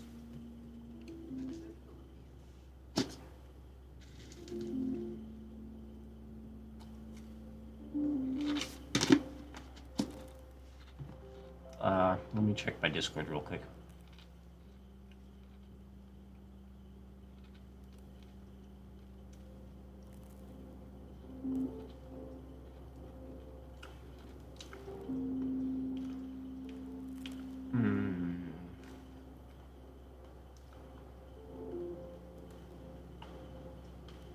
Like, and the fact that you need a guy's consent to do that is so. The fact that you like you can get it, maybe if it's your reasons. Let's see here. Creative collection. So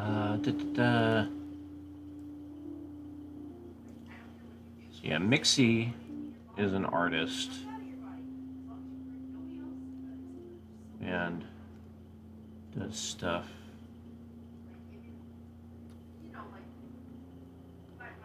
I know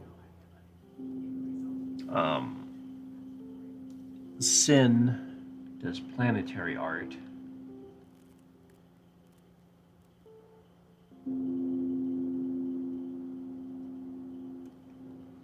Let's see here.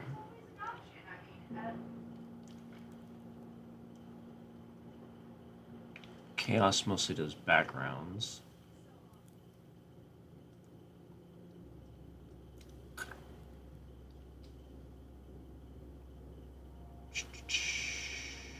No, nothing there. Let's see here. Reco does art.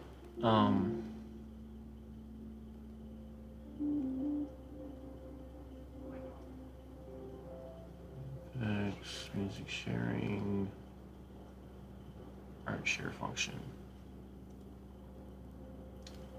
Yeah, Reco does art.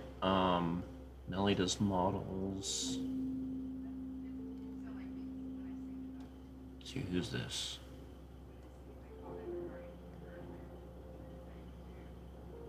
Let's see something. I used to do art, but I don't really anymore.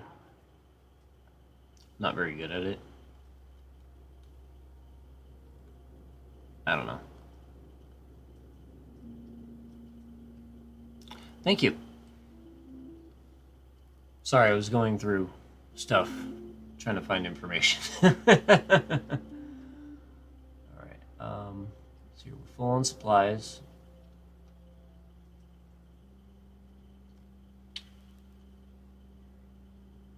We're going to go ahead and leave in the rover.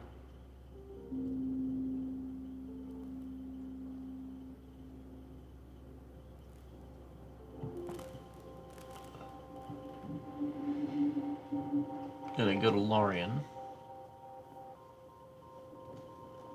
We'll finish looking for the lost rover.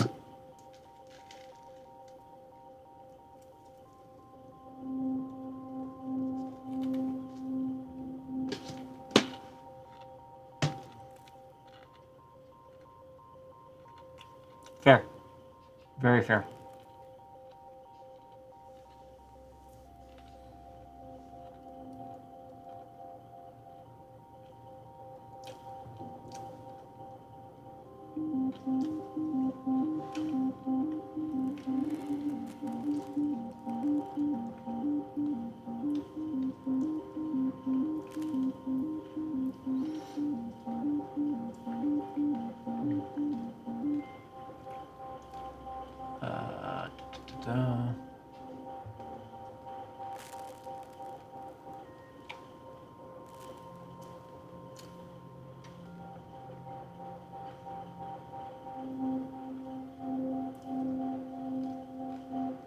See here.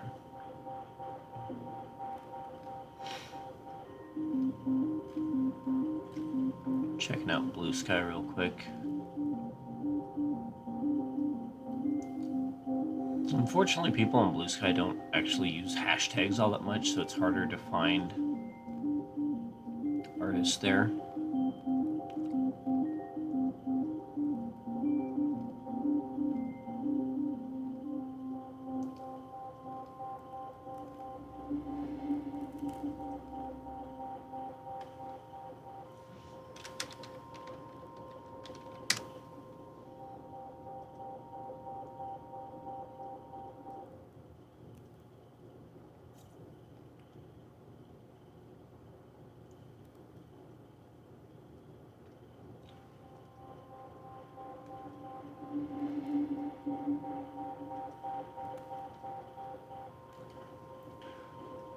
So if you look up commissions open on Blue Sky, it'll give you a list of people who have their commissions open. Be aware that there is not safe for work art in that list.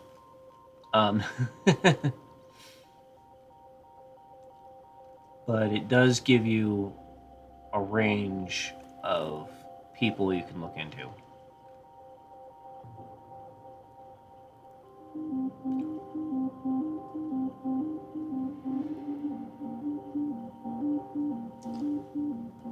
Alright, we're going to go ahead and head for the Lost Rover.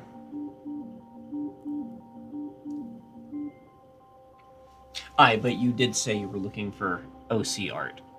And so, yeah.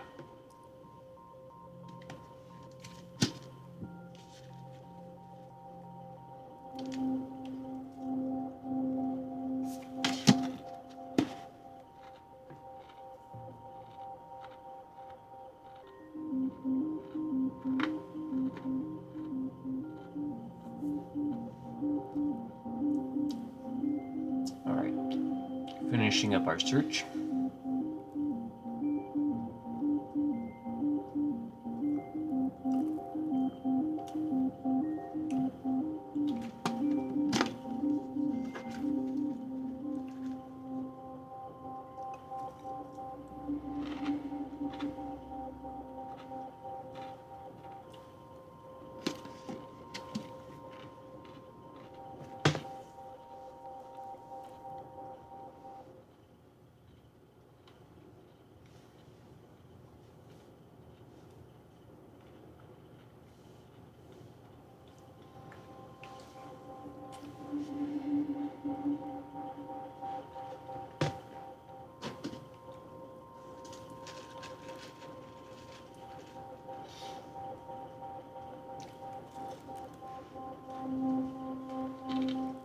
Alright.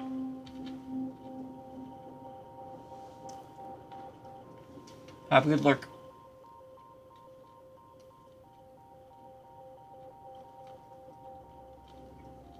I'm gonna go ahead and drive back to Lorien.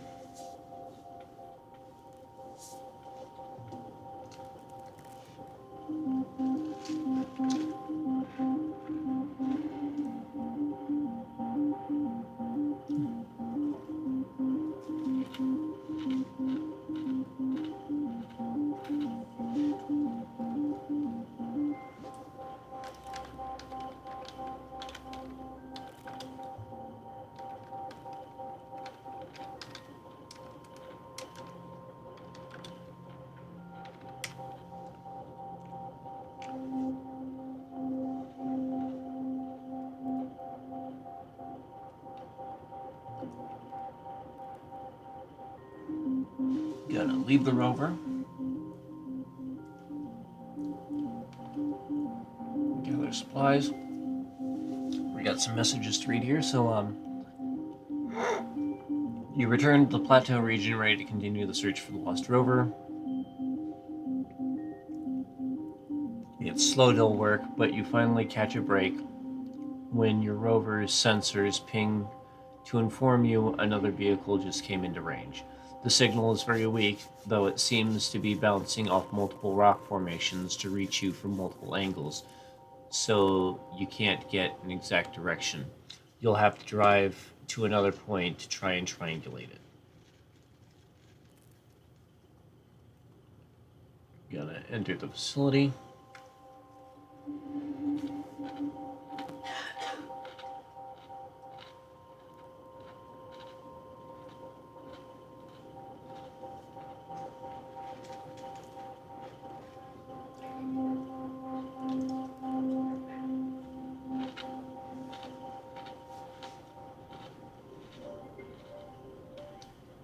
Take the ration packs and water.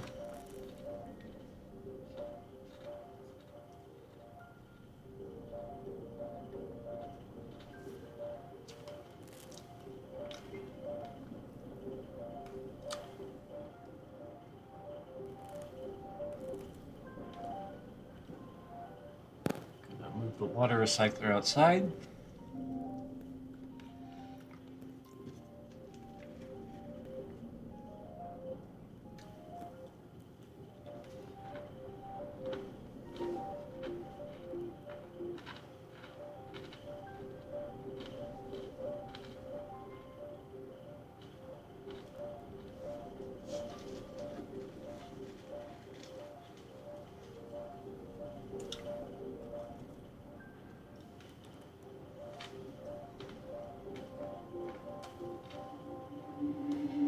turned her over real quick.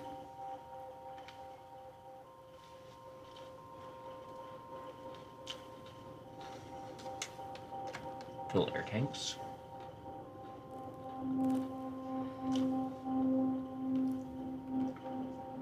And we're going to unload the generator.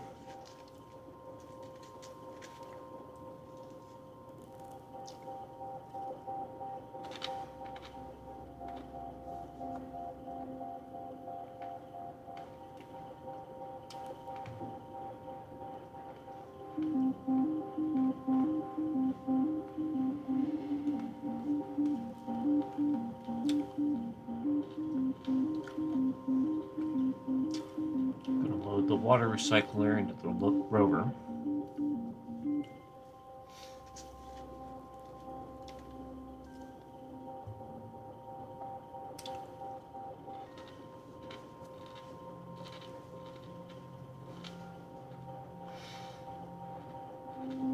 Install it.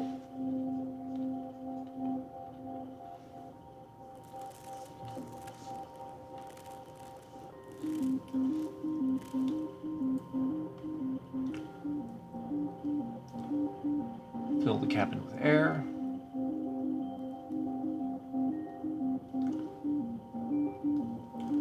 And then we're going to head back out for the Lost Rover.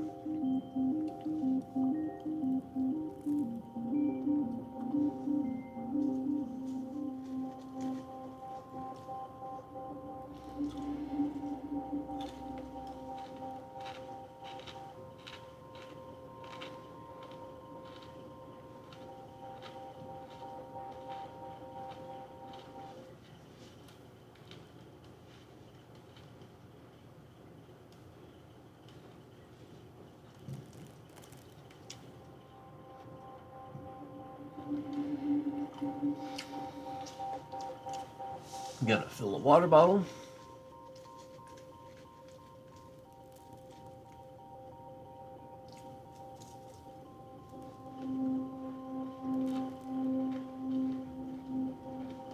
And begin the process of triangulation.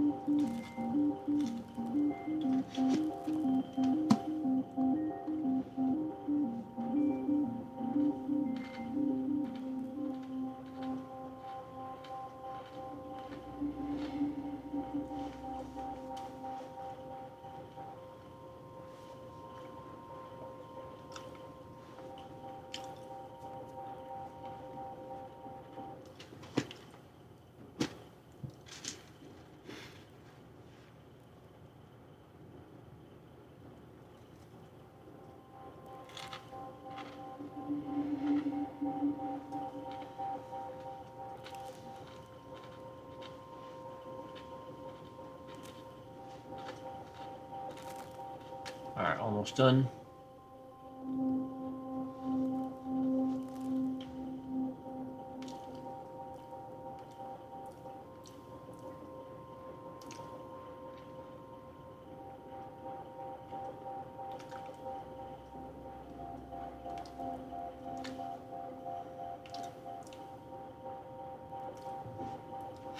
Alright, after a couple more readings and a bit of educated guesswork, you managed to pinpoint the signal of the Lost Rover. It looks like they took shelter inside one of the large caves, using the rover to block most of the entrance. Judging by the pile of sand coating the outside of it, they may have been blocked in by a sandstorm at some point. That could even be why they hid here in the first place.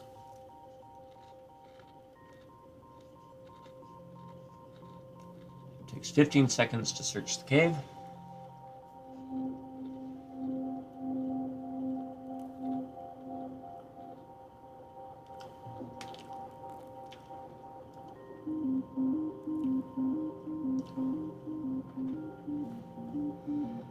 We're going to take everything.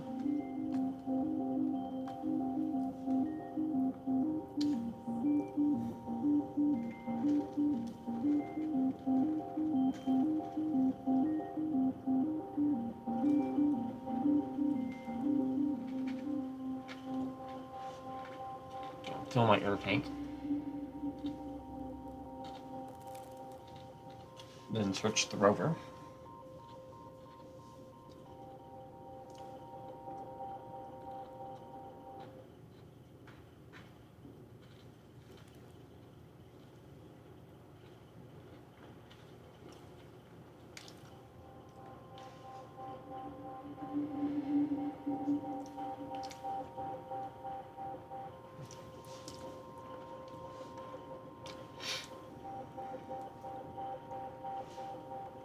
All right. We're going to go ahead and do that and that.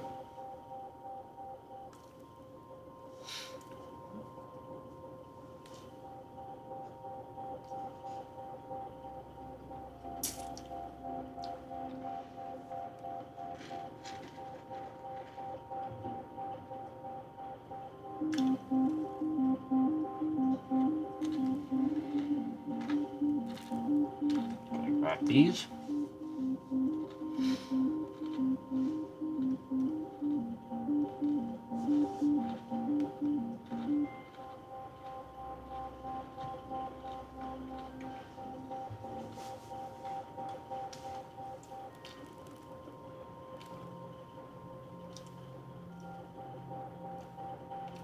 Going to install the pressure regulator real quick.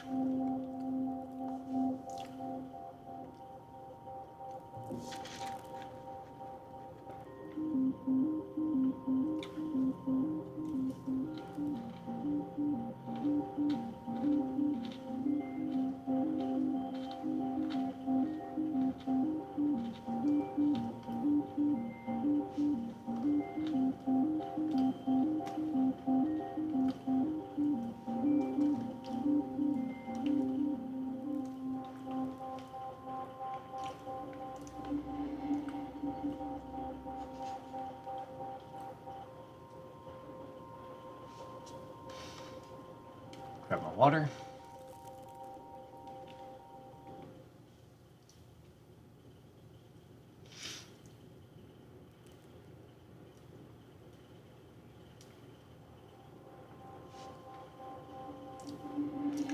And take my happy ass back to Lorien.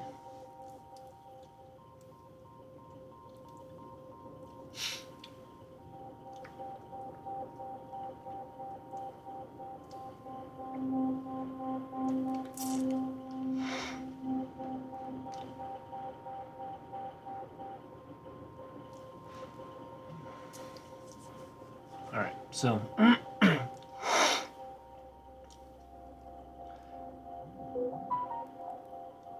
the inside of the cave all but confirms your hypothesis. A small ring of stones sits in the center, looking almost like a campfire without any fuel or signs of having burned anything.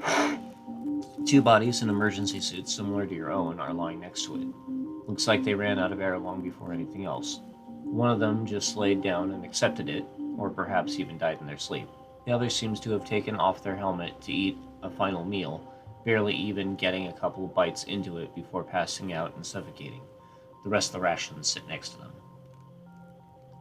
The rover has no power except the tiny emergency battery for the locator beacon, presumably having been used up recycling oxygen to keep its crew alive as long as possible. You check its systems for anything worth salvaging. The communications navigation array is fused, which is likely how they got lost in the first place. The water recycler seems fine, but it's too bulky to get out of the cave without moving the rover. With the amount of sand around it, that's not happening anytime soon, even if you did get it some power. You initially think the air recycler is equally unhelpful, but realize that it has a pressure regulator, unlike yours. Once more, the design is so simple that you think you could probably build one with the spare parts in the workshop back at Talos. The only other thing worth taking may be a couple of empty power cells. Two of them have short circuited and fried, but if you can recharge the others, then they'll extend the range of your own rover.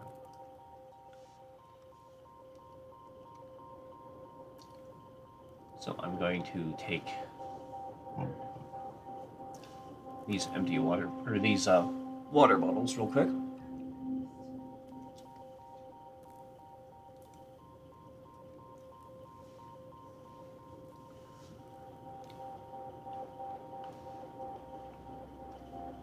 Gonna leave the rover.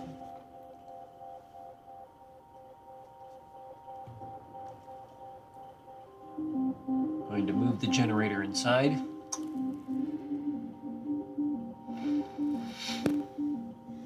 Which is going to take up all the rest of my air. Which is fine.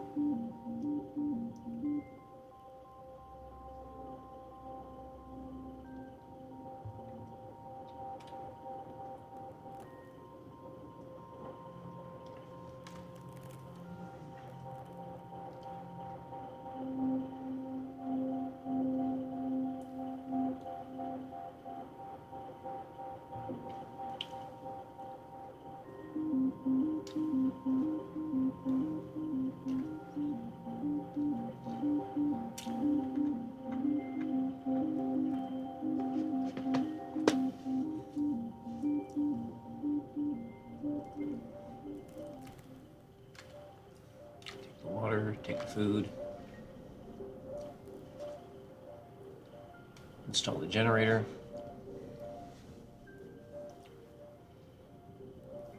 Thankfully, there's still air inside the facility.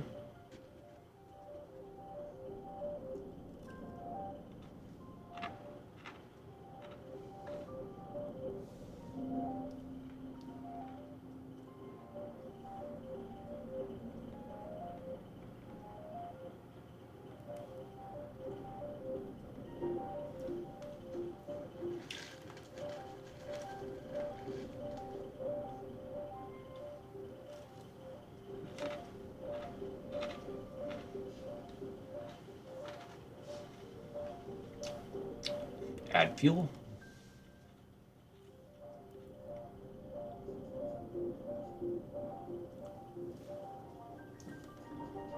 Inspect the charger.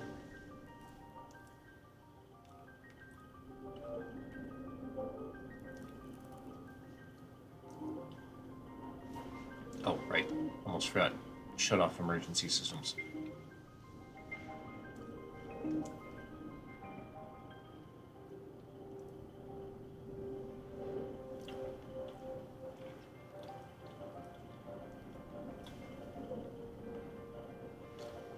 That'll increase the power.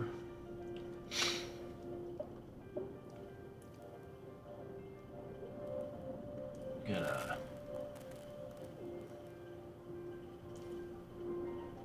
hack the door.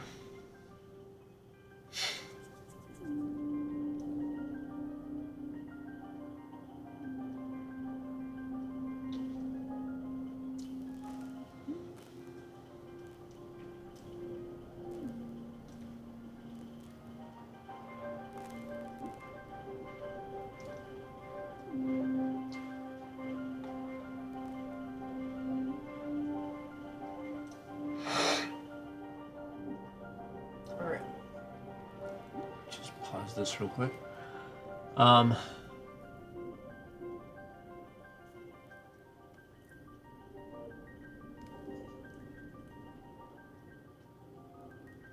So as the generator begins to draining fuel from the capsule, the emergency lights throughout the facility flicker to life, and you hear the faint whirring of other systems starting up.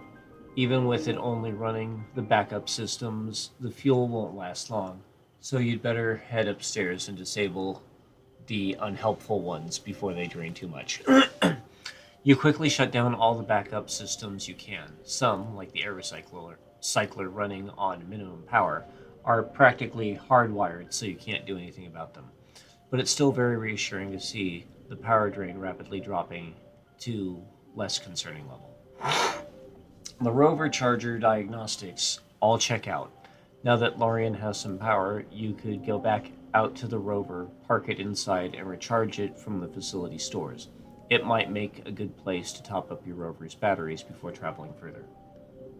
I'm going to continue hacking, because that's all I really have time for.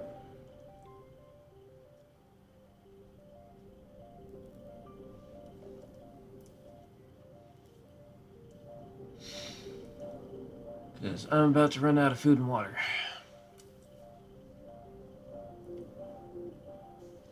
Which is fine.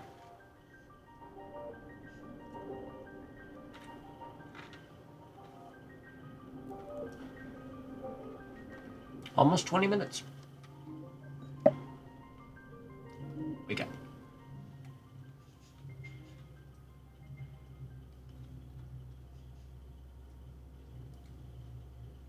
Get up.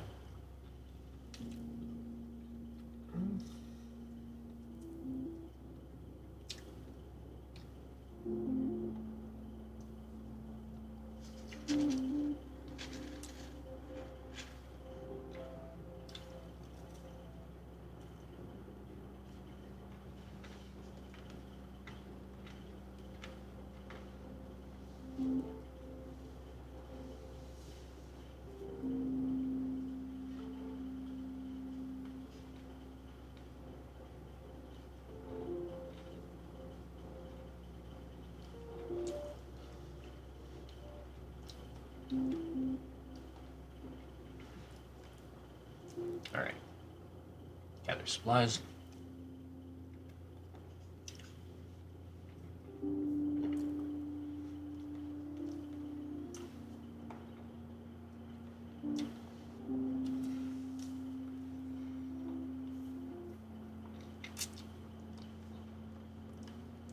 And fill air tanks. Gather supplies.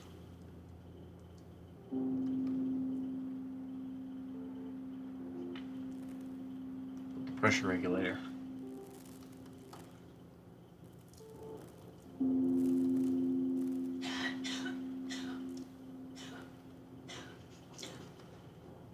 Just to make sure that my supplies remain topped off.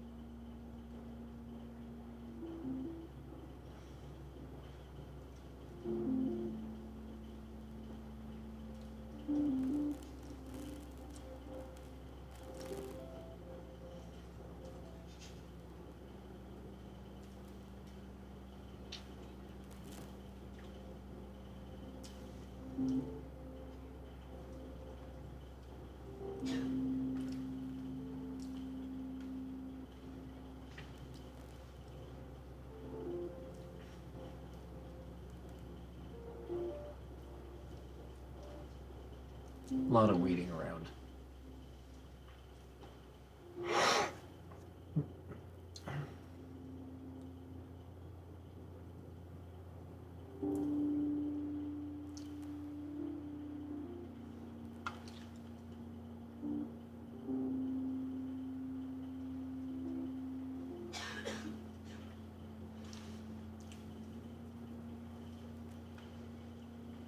All right.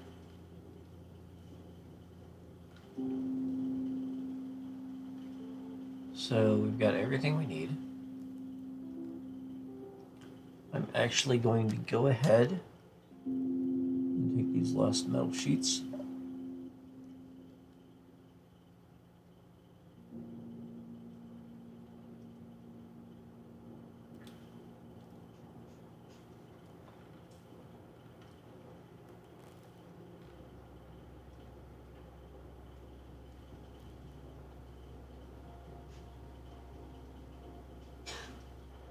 I'm going to leave that alone.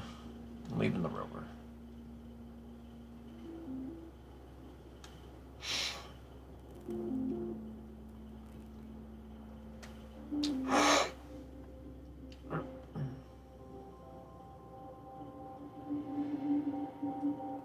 Alright, now because we have the pressure regulator, the rover's internal air should remain constant and consistent. So, we're going to go to Larian.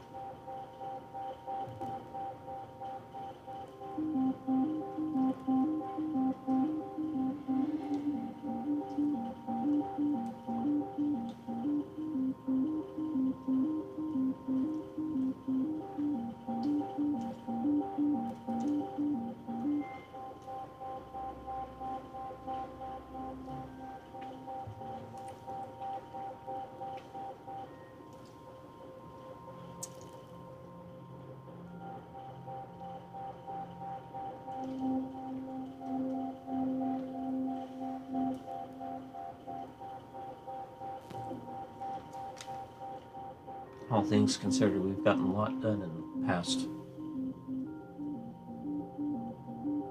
series of loops. I think there's a way to check stats. So we're on the 8th loop.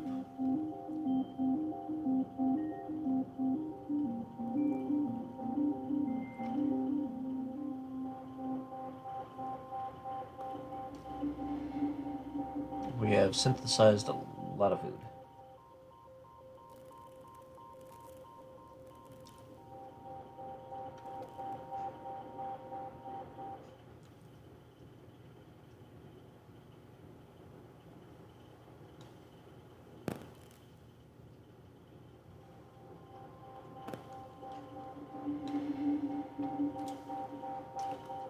Oh, right, we have map updates.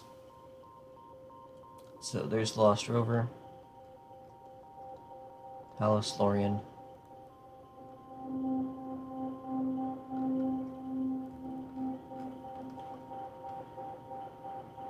Not a lot of new information there. Not a lot of new information there. Lost Rover.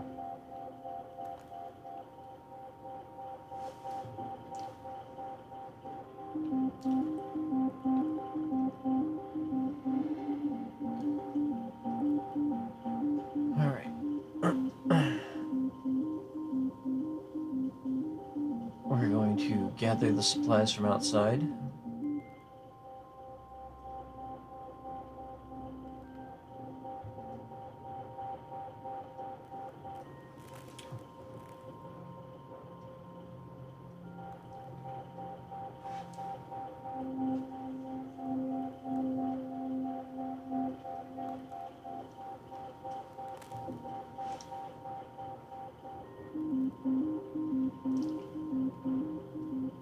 We're going to go to the Lost Rover.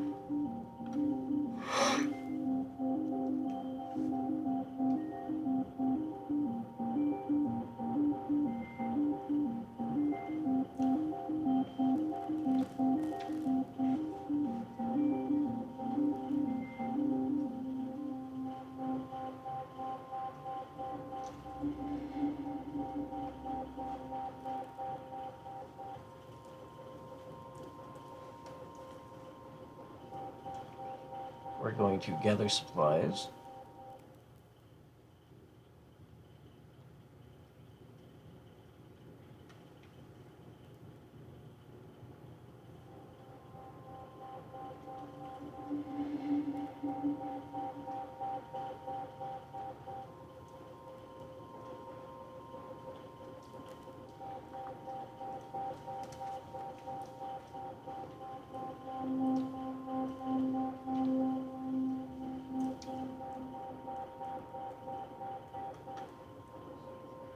Now, in the grand scheme of things, installing the empty power cells right now doesn't really do much.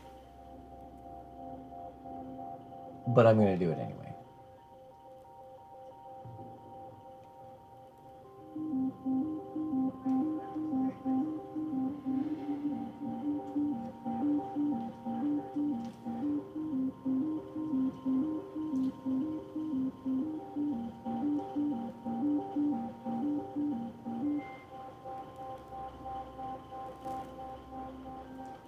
And then we'll drive back to Lorien.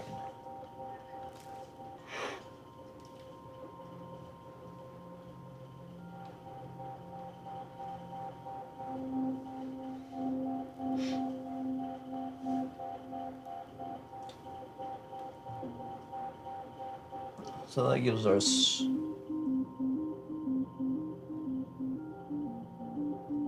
600 units of power once that one's installed. Which doesn't really help us much. Currently, at least.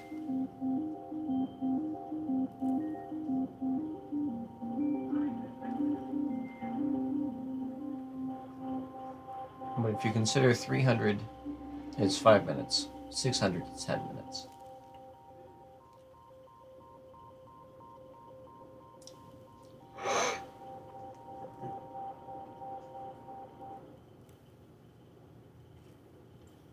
Alright. So now we're here. We're going to unload the generator.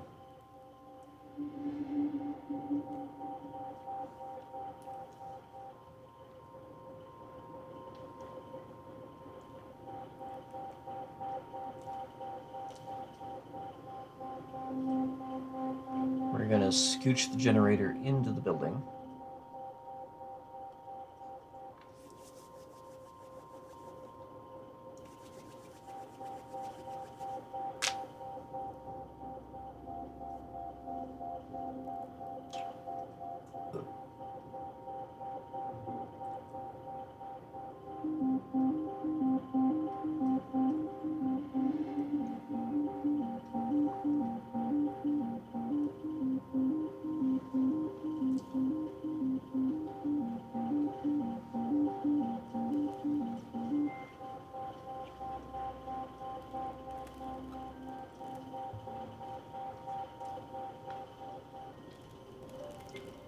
Going to take the water and the ration packs.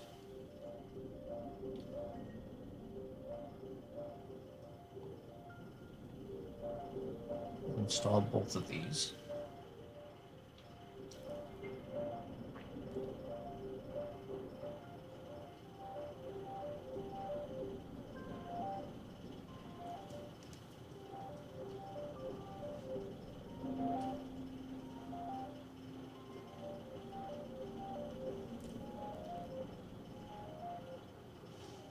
Now I know I could force the admin door,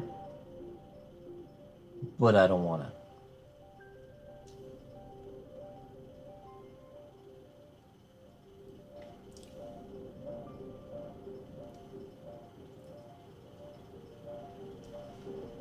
Alright.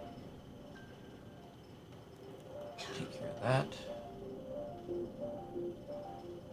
Add fuel to the generator. And continue hacking the door. Oh, after shutting off the emergency systems.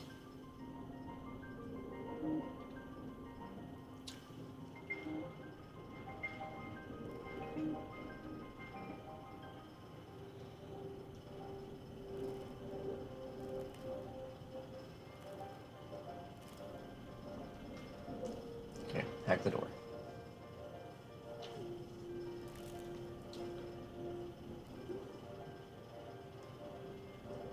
So long as the generator's running, we got infinite air. We got the water recycler going.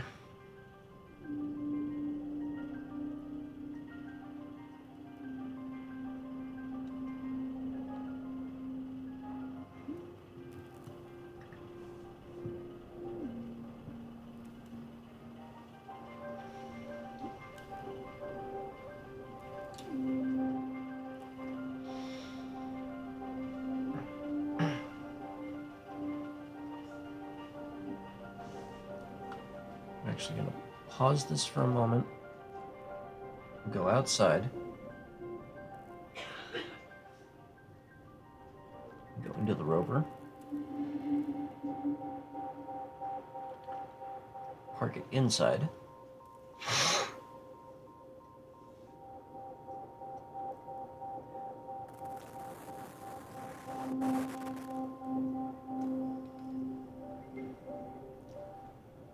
and continue hacking.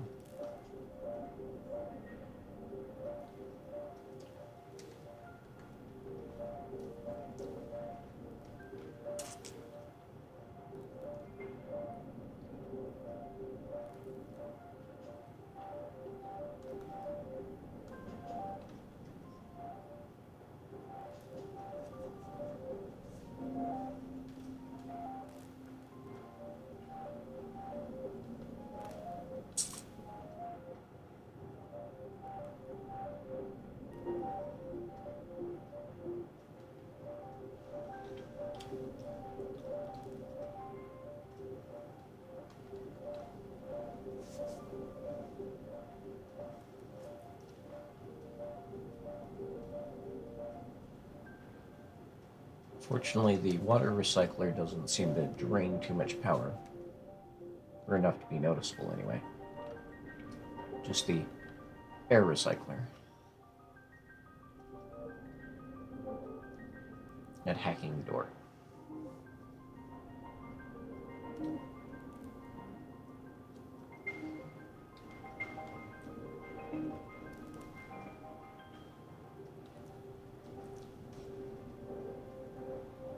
Getting ready for the next step.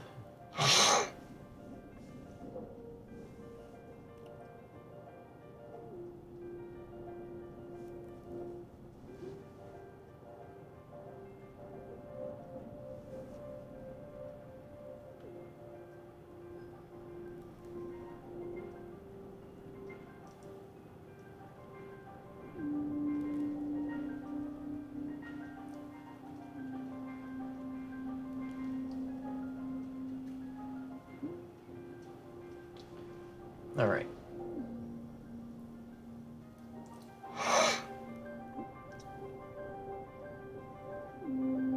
So, quickly shut down backup systems. Surprisingly, passing through the personal airlock takes mere moments when it's powered, and tapping a few controls is certainly a lot easier than cranking the manual controls. It's a shame you can't have it always be powered. As you crank the final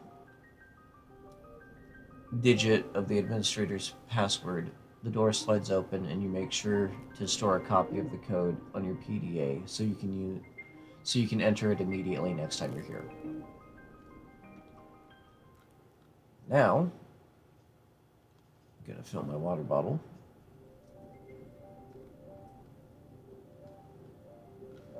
And then we will start exploring the admin office, which will be significantly faster than last time. Or the last action.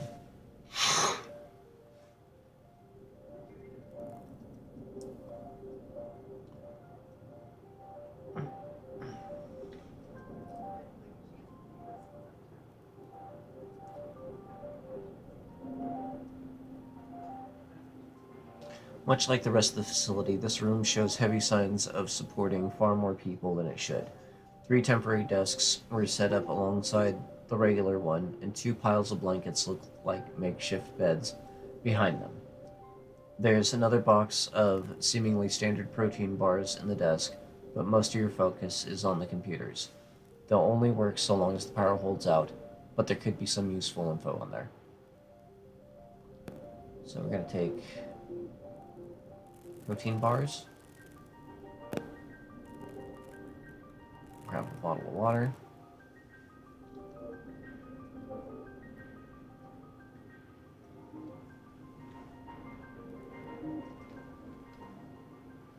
And we're going to start skimming the admin logs.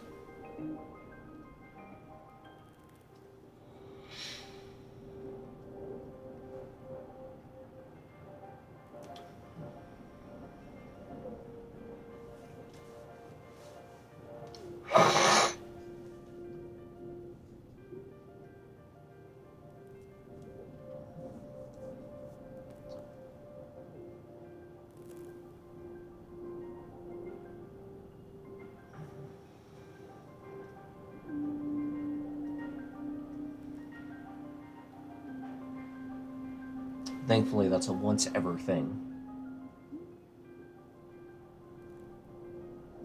Alright. You briefly power up the computers and check what's on them as quickly as you can to minimize the power draw. From what you can tell, the vast majority of it is paperwork from the normal operation of the facility. Work orders, supply requisitions, personnel transfers. It seems endless. Unless you have specific terms to search for, you don't think there's much point to randomly looking through files at this point. You're going to go ahead and search for Talos. See if there's any more information on that. And then we'll search for Santorini.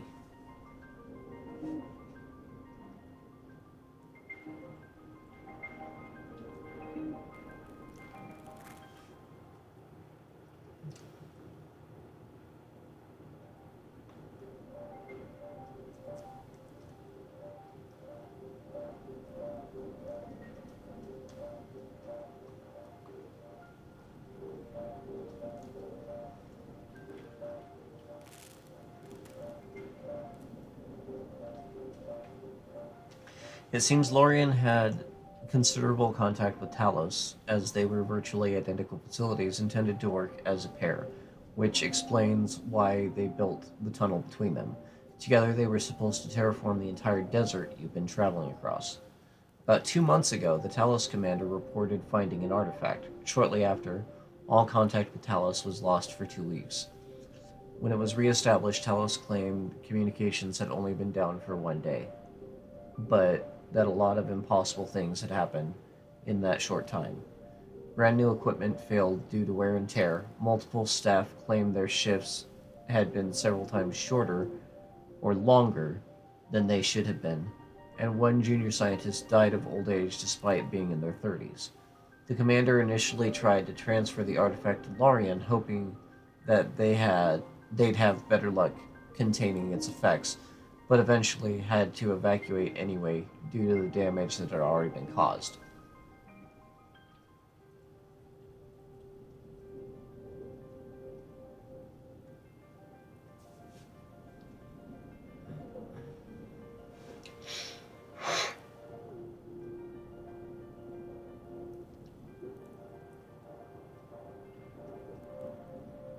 So the time dilation is localized.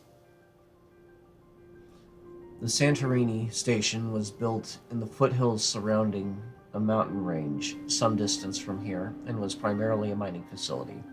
They were not only responsible for releasing a significant portion of the underground greenhouse gases, but also extracting large amounts of metal ore for building colonies once the terraforming is complete.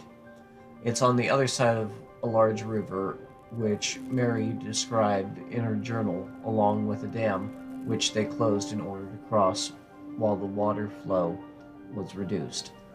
You're confident you know enough about the facility's location and how to get there that you can plan a route. Planning the route takes a few minutes, so we're going to go ahead and we're going to take the protein bars and fill our water.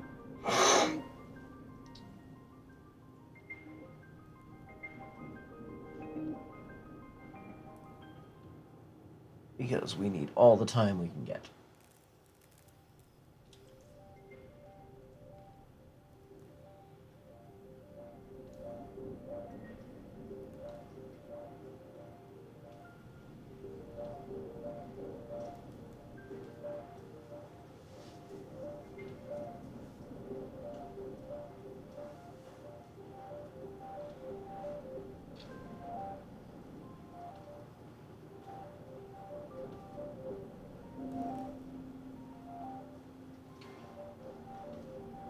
we're actually going to put a stopper in that for now and run our 3-minute ads again. It's already been 3 hours, folks.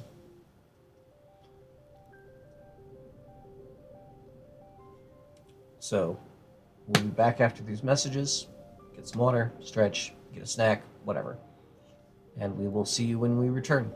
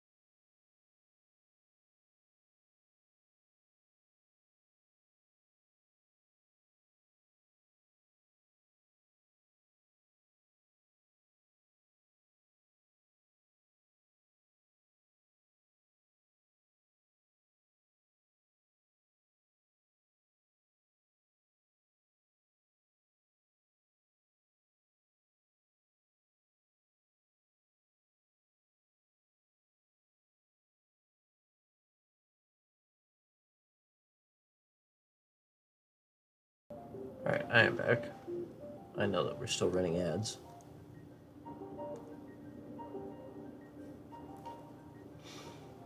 And we are back from ad break. Mostly. Gotta wait a couple seconds for Twitch to... There we go. Okay. So we're going to continue planning our route to Santorini.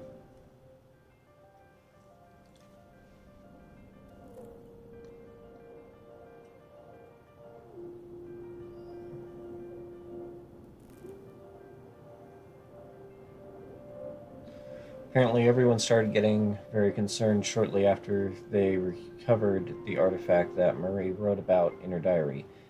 First, they hoped to use it as a power source since they could detect high levels of energy inside it, but they couldn't find a way to extract it. After a few days, the power levels kept building higher. Everyone from one of the neighboring facilities had barely arrived when the commander ordered an evacuation of Lorien.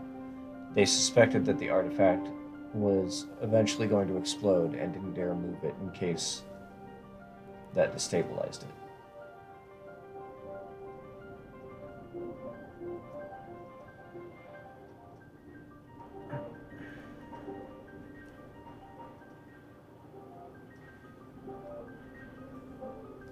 Using a combination of the description of the journey in Marie's diary and data from Lorian's computers, you're able to plan out the route to the Santorini facility.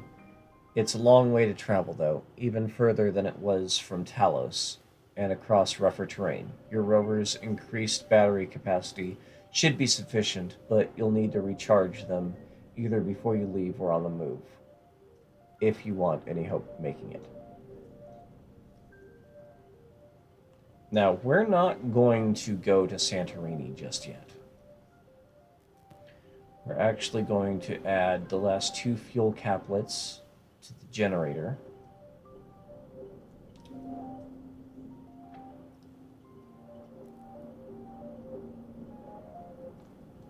We're going to fill our water bottle.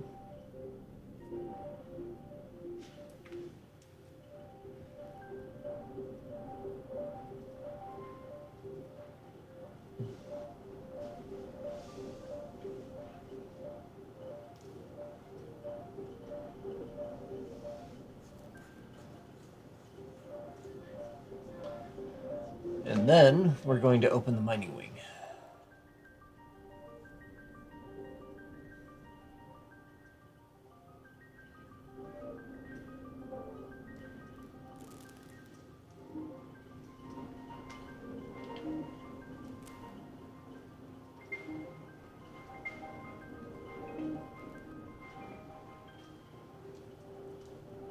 Alright, from here, we're going to go into the mining wing.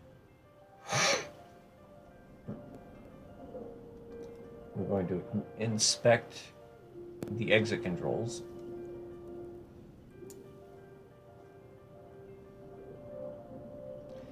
You hurry through the gap, feeling quite nervous despite having plenty of time. You might even have time to slip back through if you're quick about it. The other side seems to be a long, narrow corridor with a standard door at the opposite end, and a small console next to each door, though the one at the end looks severely damaged. You try to access the door controls from this side, but find the damage is just as bad as you feared. It almost looks like someone took a sledgehammer to the console, shorting out several of the connections and likely causing a power surge which caused the door to jam in the first place. You can't repair the damage, but you might be able to build a manual bypass for the open signal with a power coupler. I do not have a spare power coupler, and I'm not going to take the one from Talos. Well, I might. I don't know. But, so the mining wing closes after 15 seconds. But that doesn't matter to me, because A, I don't have a power coupler, so I can't do the bypass thing. And B, I'm going into the pit.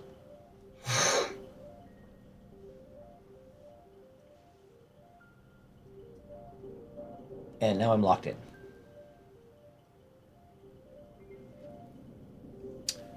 Now, there are several things here, and you can see why I added the extra fuel to the generator.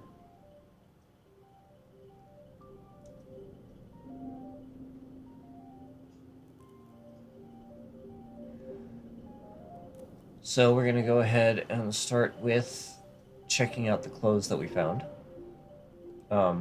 Actually, before we do that, you walk the long corridor and through the door at the end, entering the mining pit itself, except this doesn't seem like a normal mine. A large cylindrical room is built around a single opening in the floor. You'd expected to see an elevator shaft or an open quarry, but instead there's a single immense stone obelisk sitting in the middle of the opening. Huge drills and other mining equipment is spread out around the obelisk, which looks like a pile of what looks like a pile of clothes lies at the base of the stone. A lone computer terminal sits in an alcove at the edge of the room. You should probably start with the computer while you still have the power to run it. I'm actually going to inspect the clothes because I know I have plenty of power. Turns out what you thought was a pile of clothes is actually a set of clothes, and it's still on its owner. He's been dead for a while, at least a couple of weeks by your guess. you're suddenly extra glad of your suit isolating you from the smell that has undoubtedly filled the room by now. Judging by the state of the body, you suspect he died of dehydration and starvation. Yet it seems, even as he was dying, he was clawing at the obelisk, hitting it, staining it with his blood. What could possibly have driven him to do this? Okay, now we're going to look at the equipment.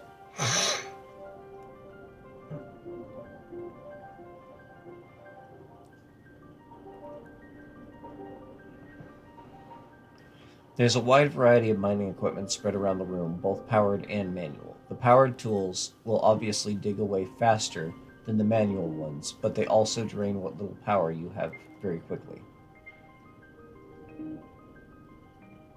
Inspect the computer.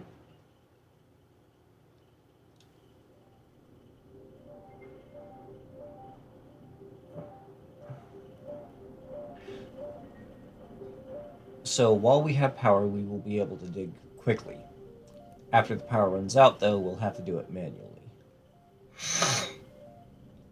The main use of the terminal seems to have been for keeping detailed records of every shift worked by each person. All of them were working on mining the obelisk. Each one carefully measured the amount of material they mined, and from where. There are some oddities, though. For starters, they seem to be mining far less than you'd expect, given how long the shifts were. Whatever the obelisk is made of, it must be incredibly strong. Secondly, it seems a lot of the reports are contradictory. Multiple people reported mining in the same area on the obelisk and extracting a similar amount of material, yet the surface barely changed from one to the next. The only other file you can find is a video log. Maybe that'll give you answers. That's another 20 seconds.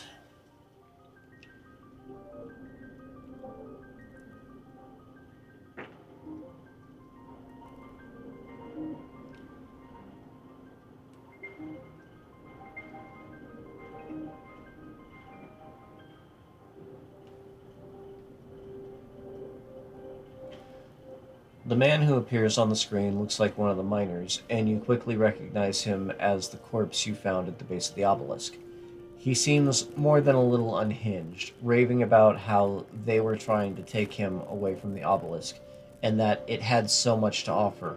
Apparently, there's something in the center, but it was taking a long time to reach it because whenever they mined part of it out, it slowly regrew. That would explain the odd reports you found. When the evacuation was ordered, this man must have sealed himself in here to keep trying to reach it.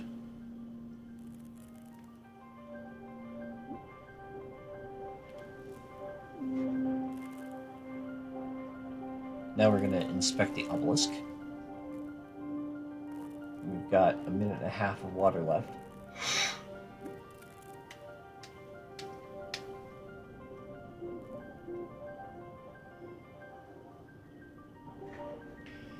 As you get closer to the large block, you realize that it's not made of regular stone as you previously thought. It looks more like metal. Not raw metal ore, like you'd normally expect in a mine, but pure solid metal.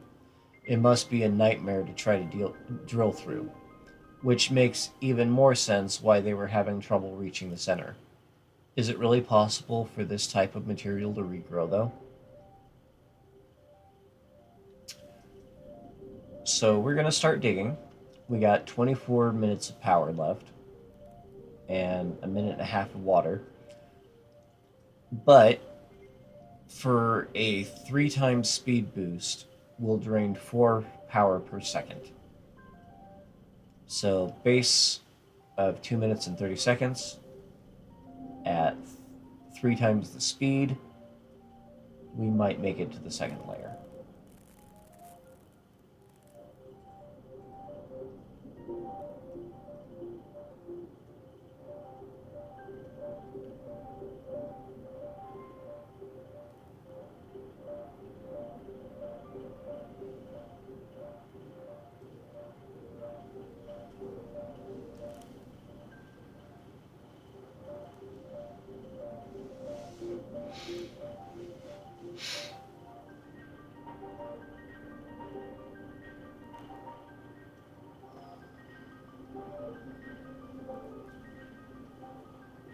And there goes all our power.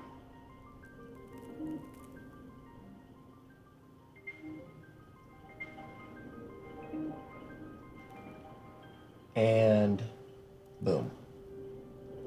As you drill into the obelisk, you're able to see it's made of layers. The outermost layer was quite easy to drill through, but now you seem to be hitting a second layer, which is much tougher. Most of the records you saw didn't go much deeper than this.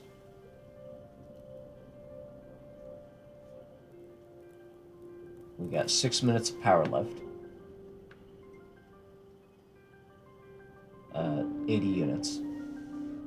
At 4 power per second for a 3 times speed boost, that gives us 20 units. Technically, I don't know. Math is not my strong suit.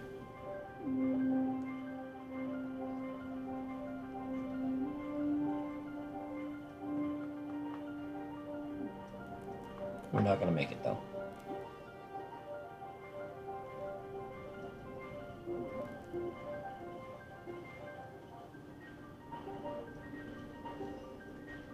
There goes the power.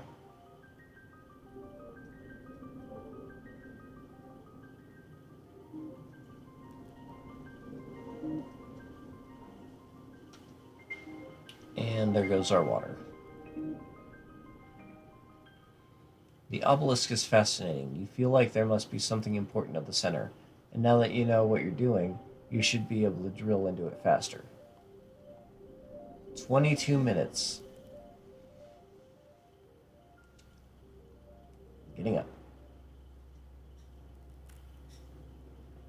As you quickly down the bottle of water, you consider your next move. The obelisk you found in Larian's mine wing is constantly in the back of your mind. Whatever's inside must be pretty important for them to have built an entire facility around it. You've got to get back there and drill deeper. Now that you've planned out a route from Lorien to Santorini, you can attempt the journey whenever you feel ready, though it's much longer distance than you've had to contend with so far.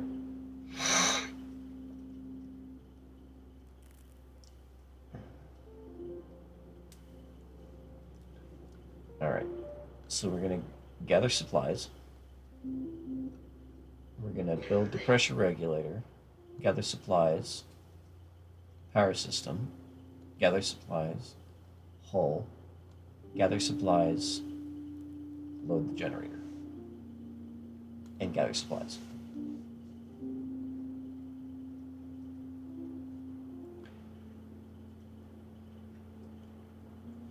Right, I almost forgot. Need to fill the air tank.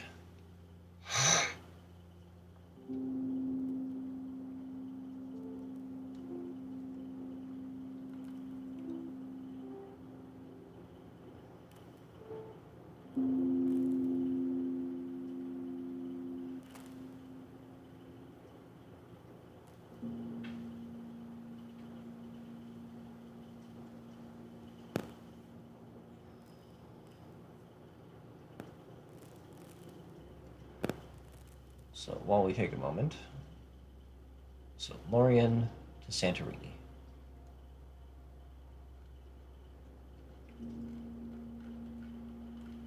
So a little bit of new information on Talos, saying that they had pretty good contact. Lorien. Just a little bit of extra information.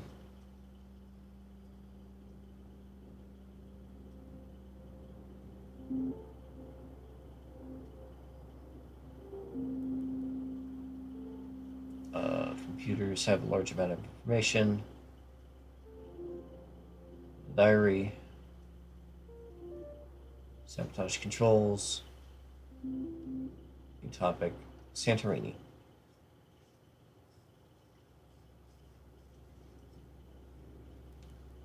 So, information.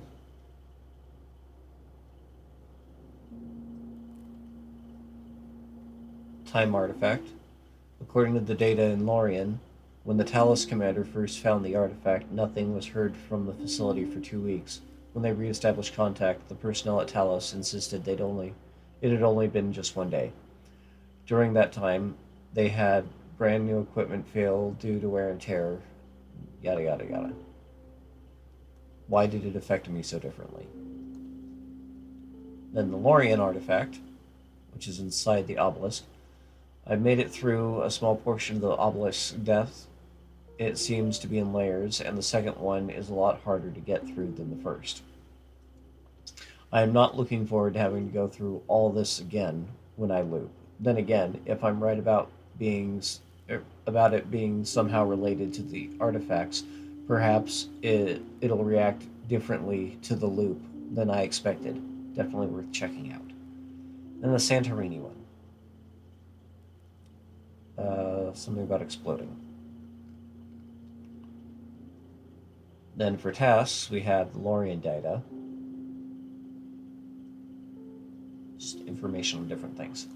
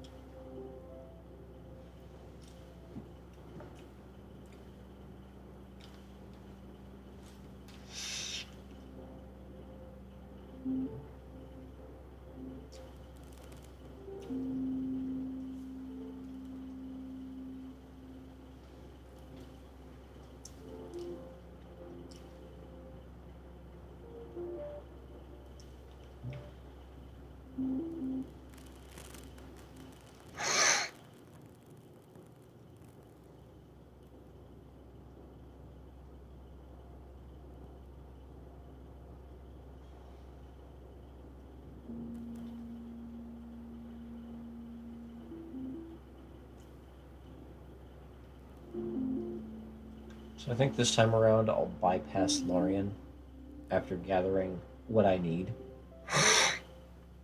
and head toward the Santorini Dam.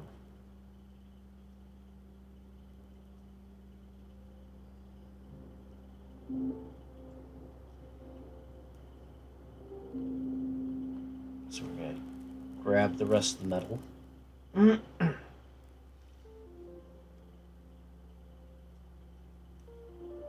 going to gather supplies.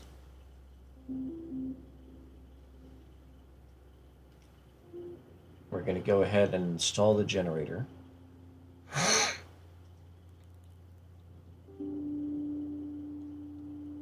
Don't warn me again, and yes.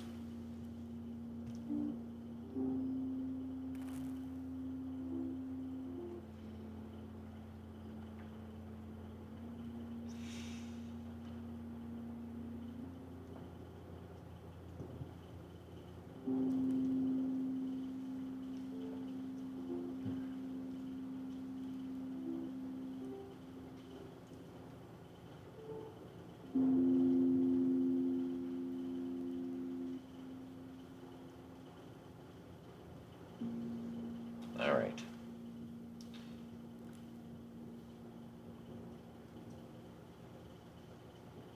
I'm going to leave in the rover.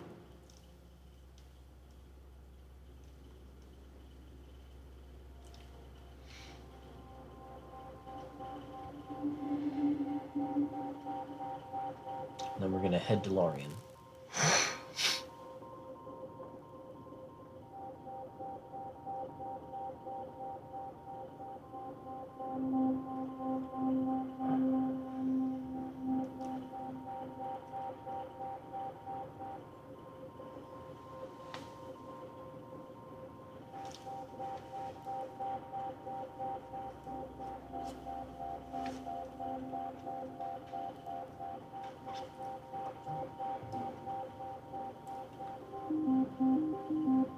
Alright, I'll be right back. I gotta use the restroom real quick. So, yeah, be back in a minute.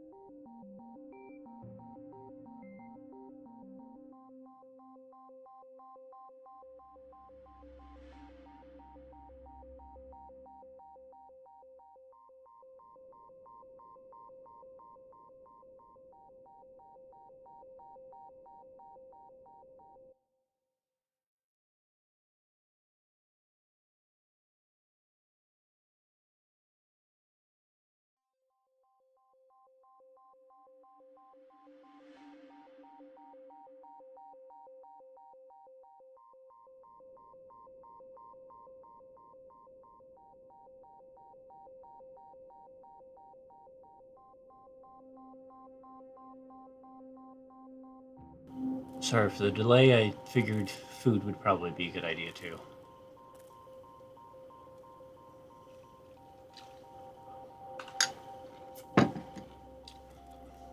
All right. So now we're gonna get the supplies from the Lost Rover. Then we're gonna get the supplies from outside. So 34, 20 seconds, and then at 25. So yeah, we'll get the rover supplies first, then we'll go to the outside supplies.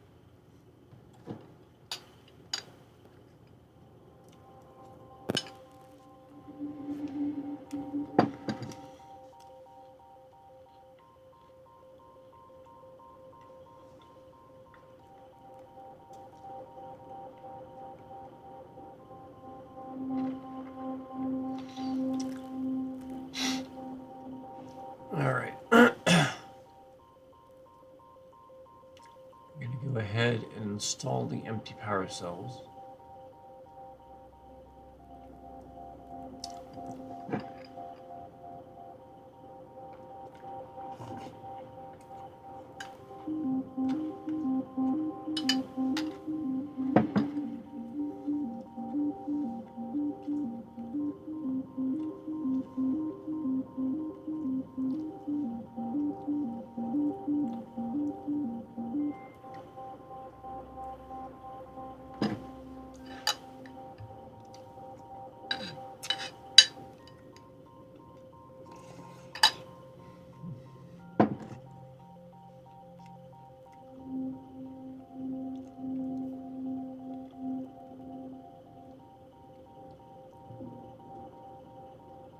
Then we're going to go into Lorien and raid it for supplies.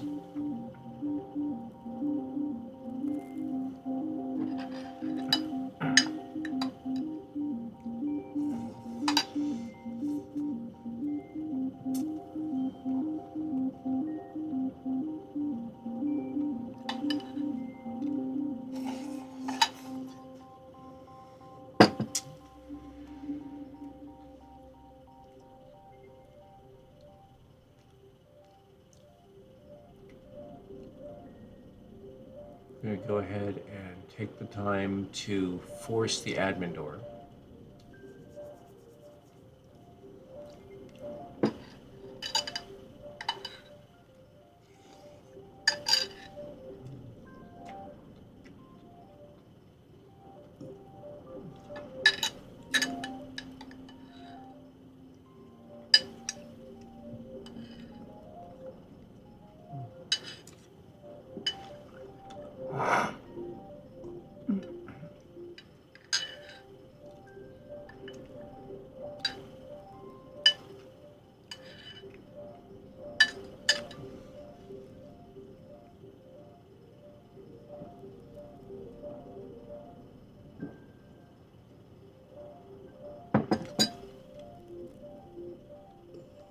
Take the water, the rations, and the protein bars.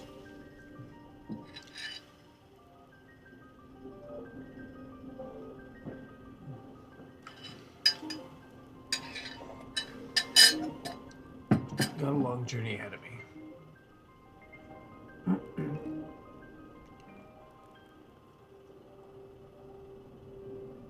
Exit the facility.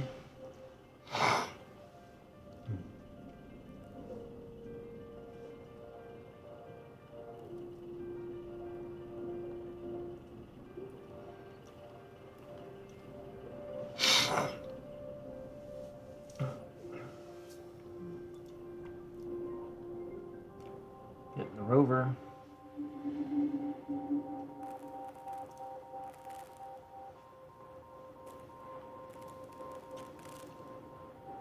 Add fuel. And depart.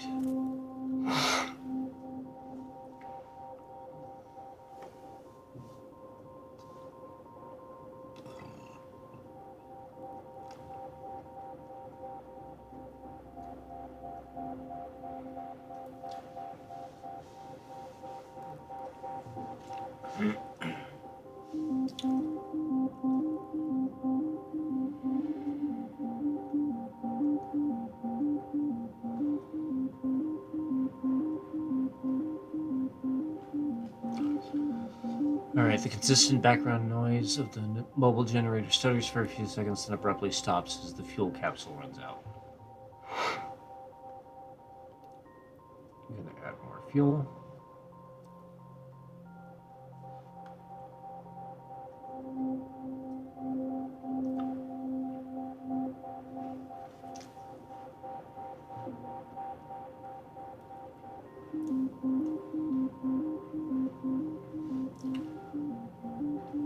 Unlike when you first left Talos, you feel quite confident about what you're going to find at the end of this journey.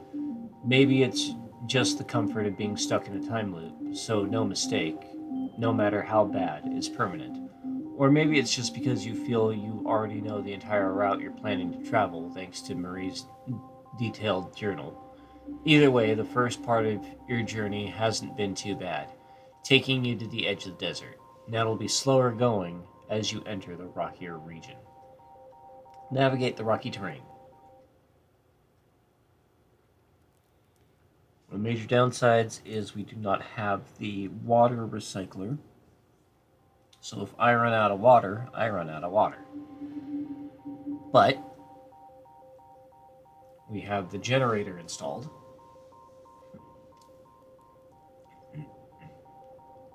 So at least we have power. Now what I could have done was install the generator into DeLorean, charge up the batteries, install the water recycler into the rover, and made sure I had plenty of water for the journey, which would have been the smart thing to do.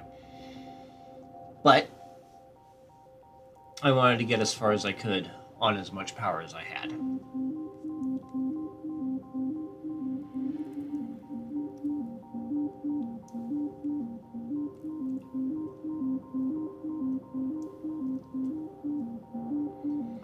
Might do it the other way around next time.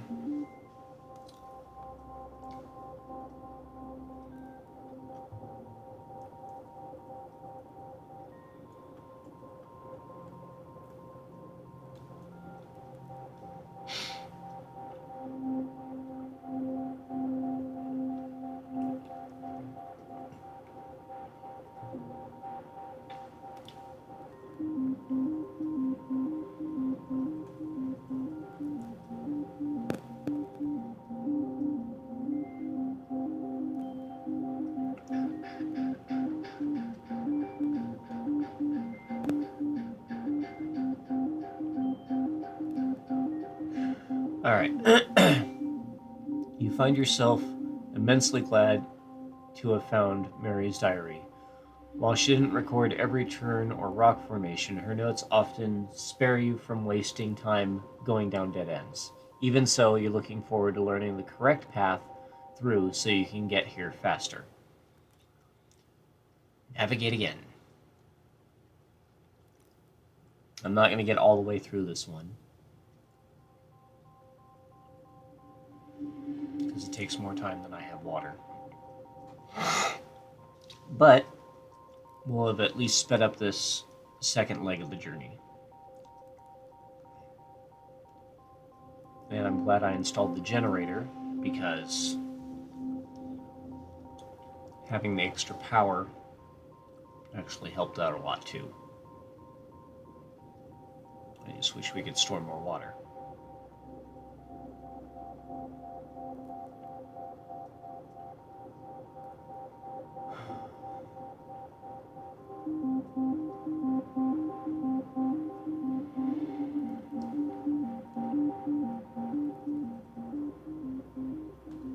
Alright, so we're going to go ahead and go through all this again, but we're going to go back to the obelisk this time.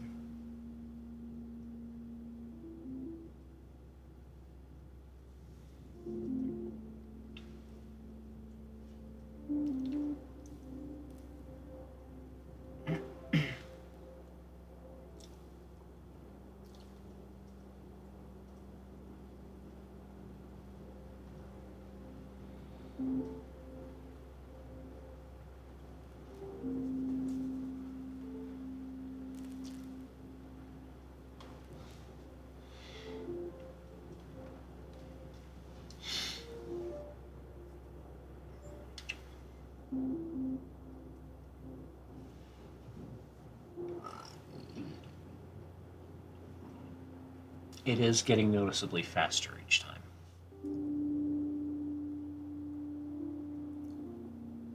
Which is a definite plus.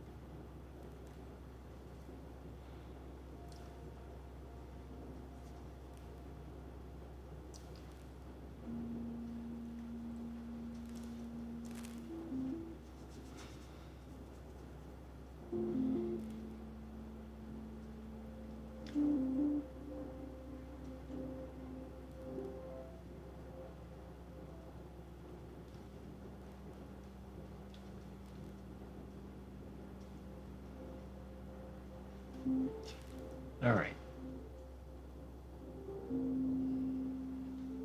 We're going to repair systems, gather supplies, haul supplies.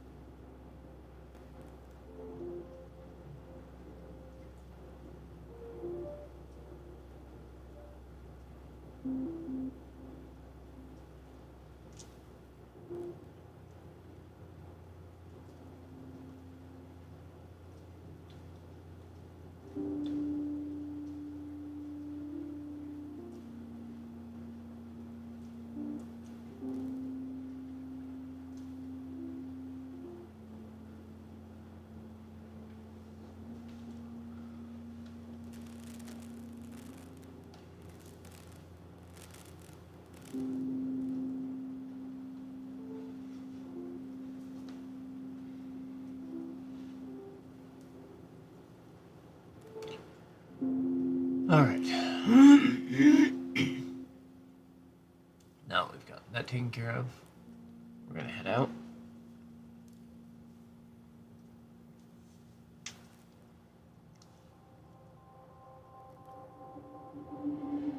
Gonna go to Lorien.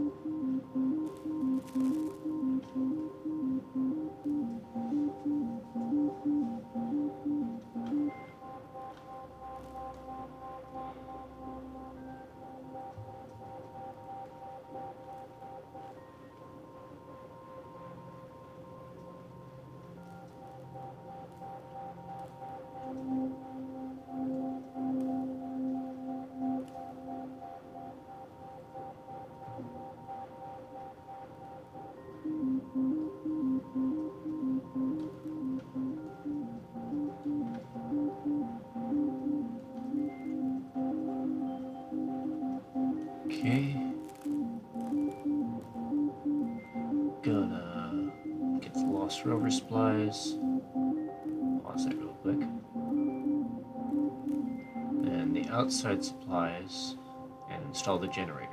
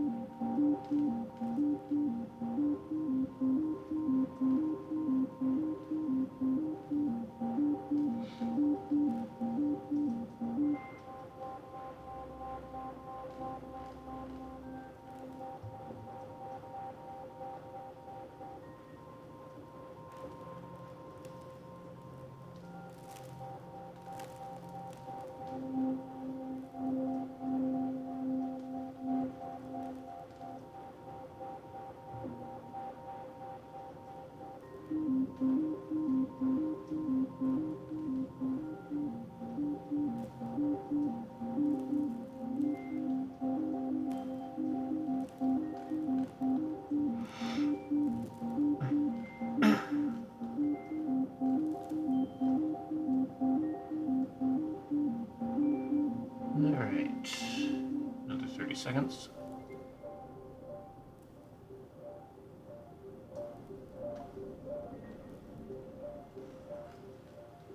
It's a process.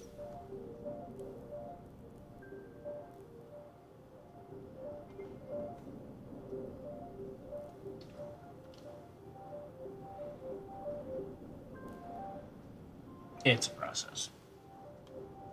Alright. Gonna start the generator.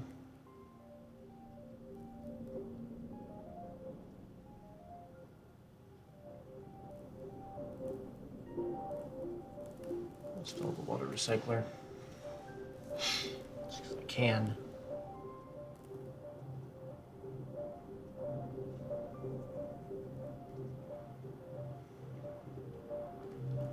Take water, take rations. Open the admin door.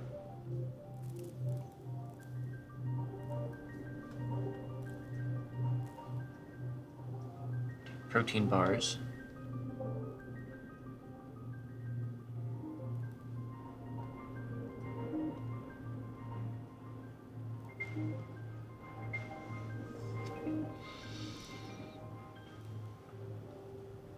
Add all the fuel.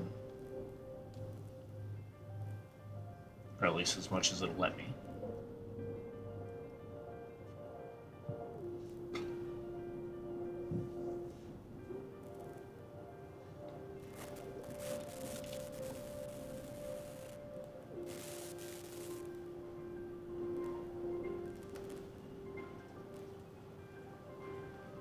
And then we're going to go into the mining wing.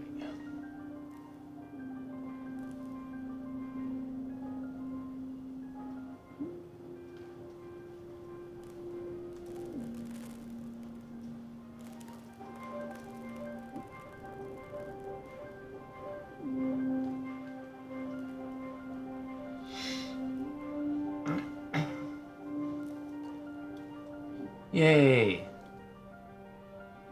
The door grinds open, but jams as expected. You only have a few seconds before it closes again. From the reports, you almost expect the obelisk to be slightly different size, since you're here at a different time in the loop. Something you certainly hadn't expected was for the hole you drilled last time to still be there. You think it may have shrunk slightly, but the vast majority of your progress has been maintained between the loops. That all but confirms that whatever is at the center is somehow linked to the artifact you touched. Continue drilling! It's gonna take a minute. Well, a few minutes. And I'm definitely not gonna survive.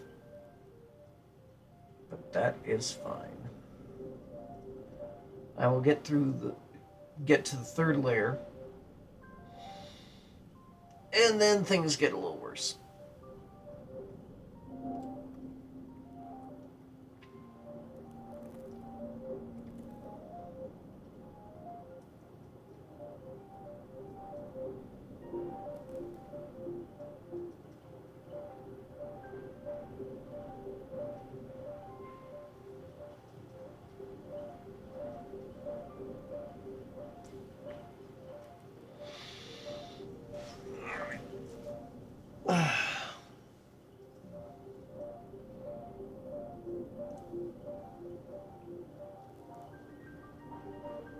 And that's the second layer done.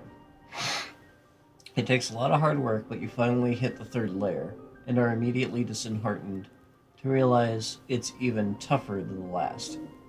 None of the records went past this point, but you've still got a long way to go to reach the center. To the third layer.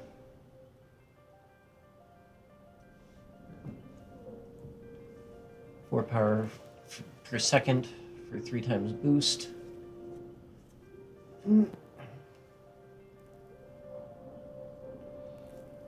Fourth layer is going to be hell when we get that far. There goes all our power.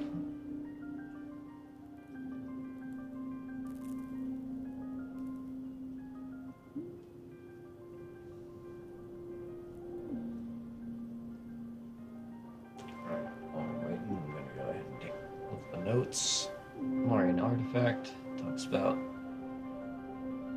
obelisk not resetting. Went through almost half the depth.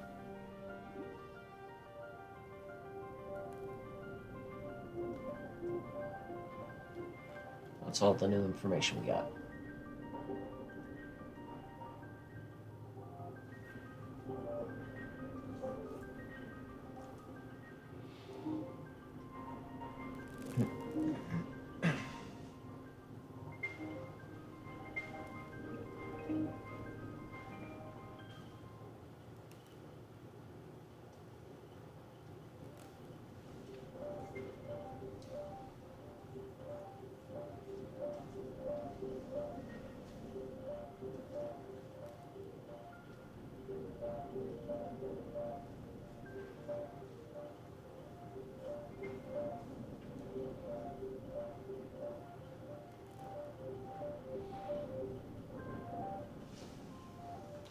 Slow and steady. We're actually going to run out of air before... Nope, never mind. I looked at the wrong thing. We're going to run out of water before we run out of we're going to run out of water before we run out of anything else. There we go.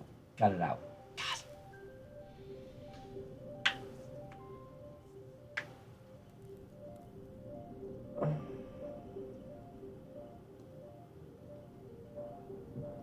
While we're waiting, I'm going to go ahead and check on Facebook and Reddit and all that.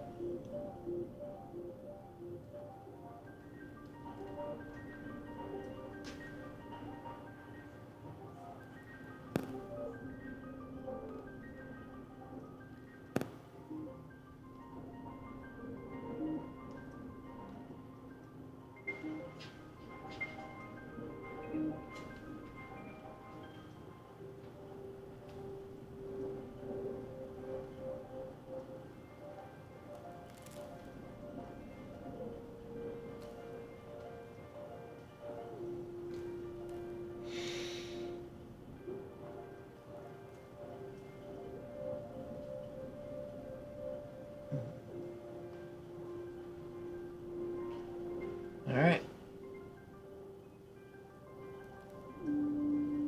Here we go again. Here we go. Here we go again.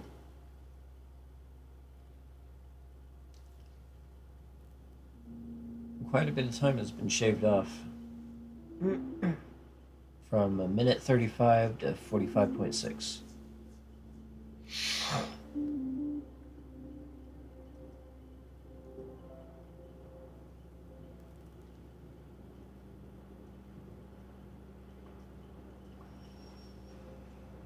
Alright, gather supplies. Oops. And then air tanks.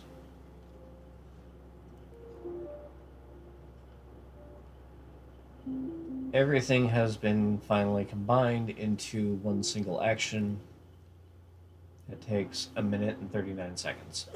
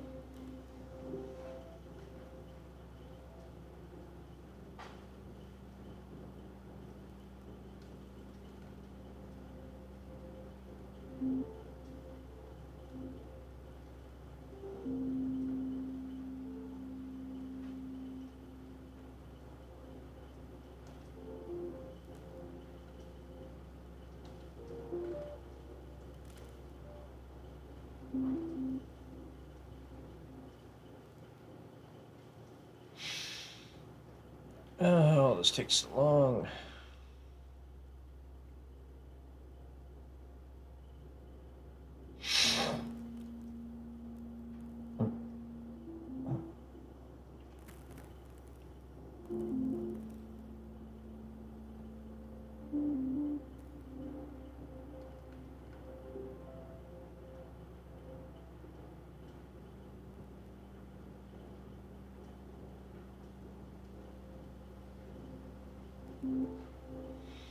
All right.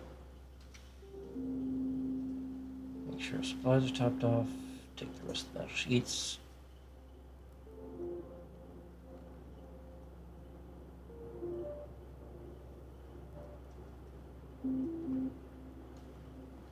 Then we leave in the rover.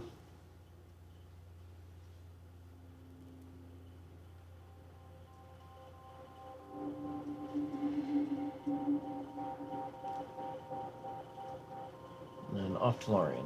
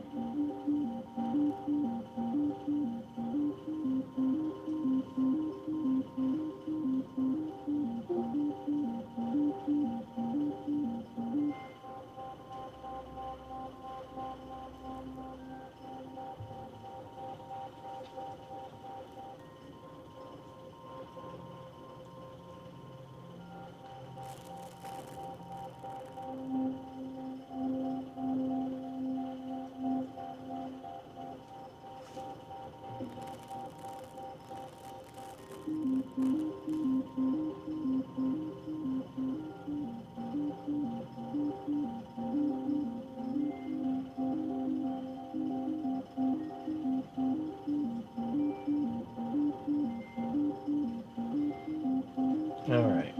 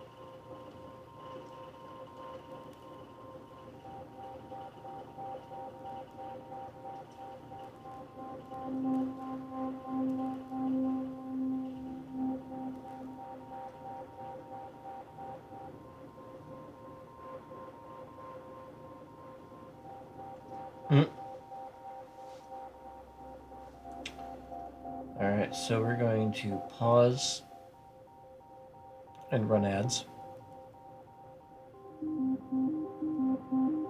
So, see you guys in a few minutes.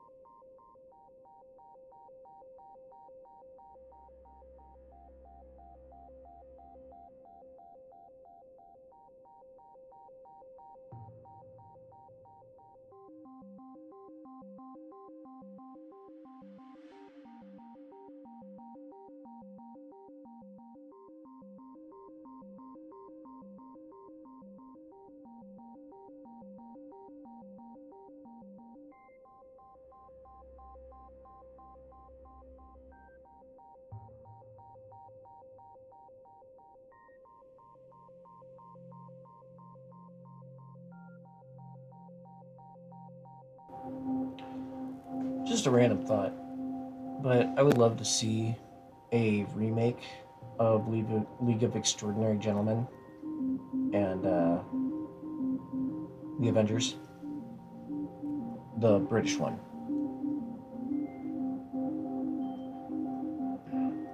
I think it would be neat, or at least a continuation of the Avengers. But the odds of that happening are super low. Anyway, on that note, we shall continue on.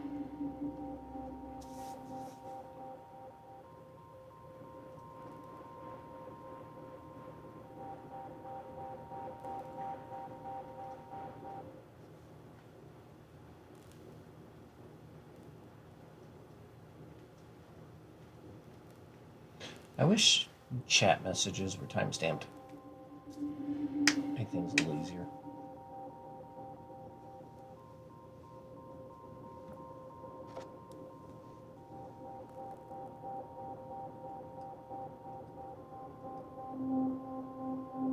Actually, that option.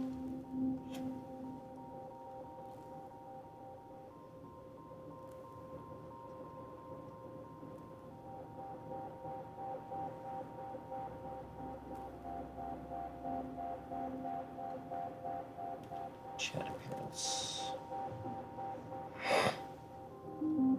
Aha, timestamps.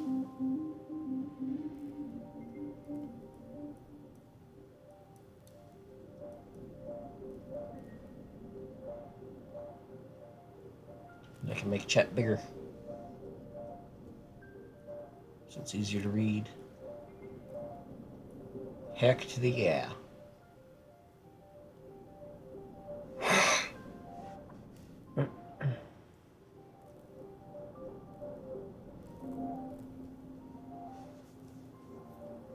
Makes my life a lot easier.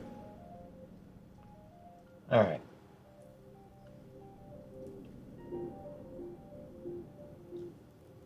So, we're going to go ahead and start the generator. Then we're going to grab things. Excuse me. Unlock the door.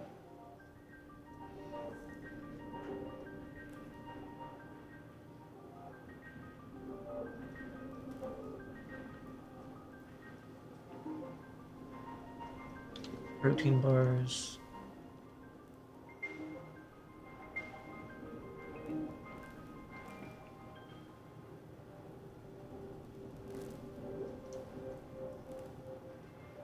Add all the fuel.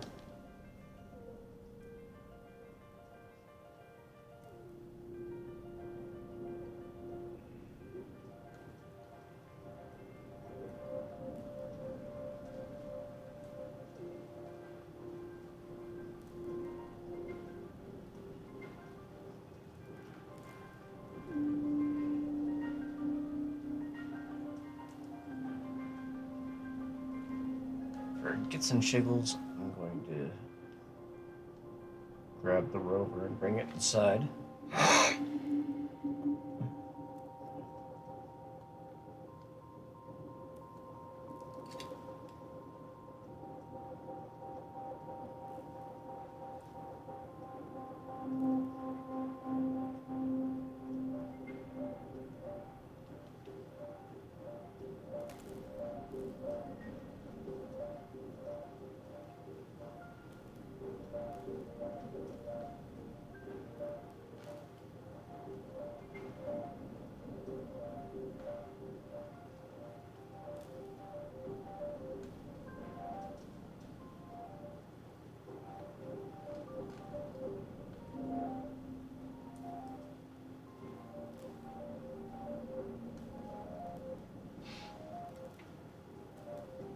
All we're waiting for.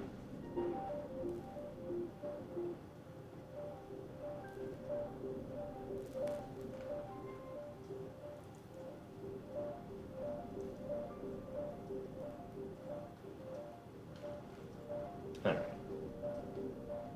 Take the lost water pouch.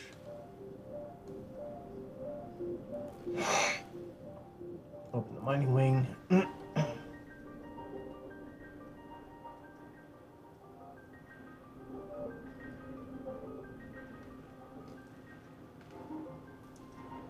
Enter the mining wing. Start digging the third layer, not the last layer. It's definitely not the last layer.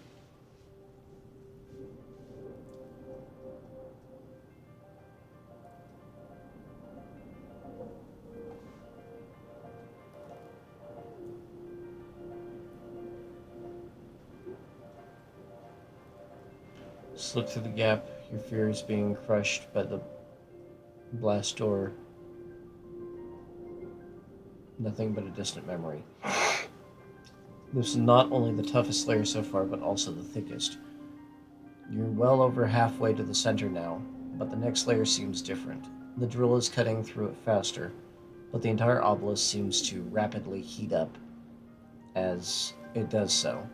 Your suit protects you from the worst, but you'll still be dehydrating pretty quickly. They added in a wait button.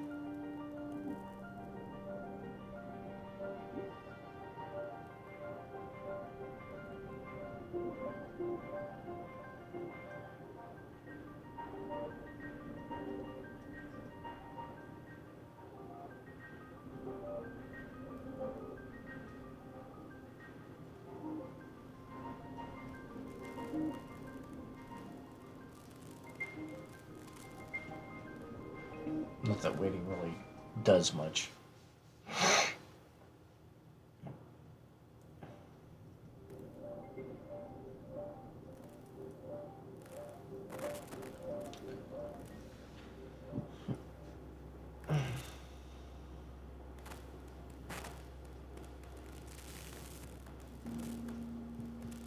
Compared to usual, I have my volume pretty high on my browser, and you are very difficult to hear.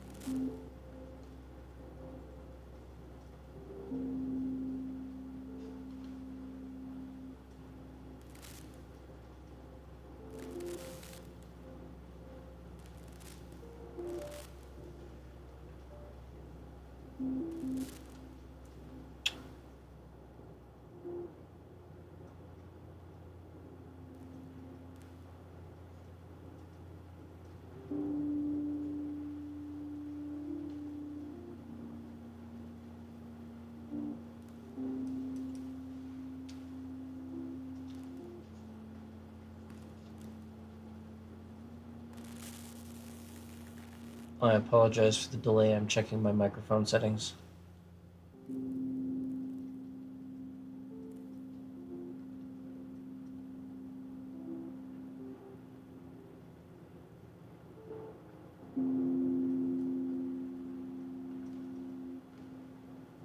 Or at least trying to.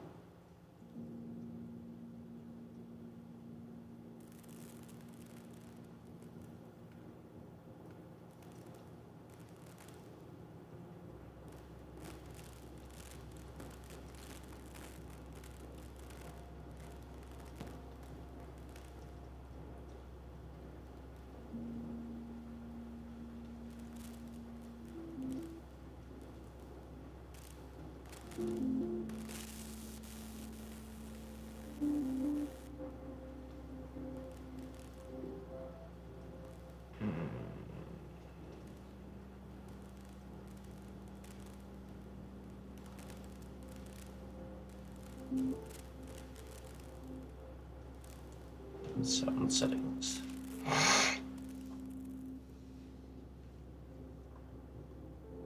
Master volume.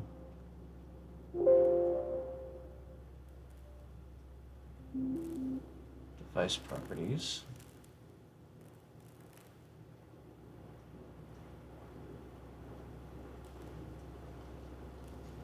Alright, turn it up to 60%.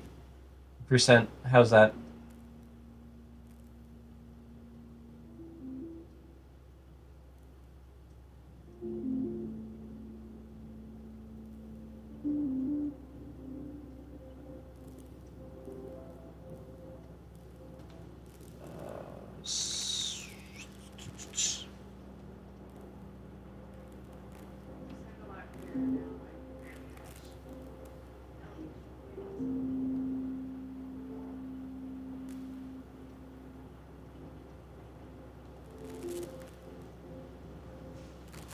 I'll turn it up to 75 just to be safe.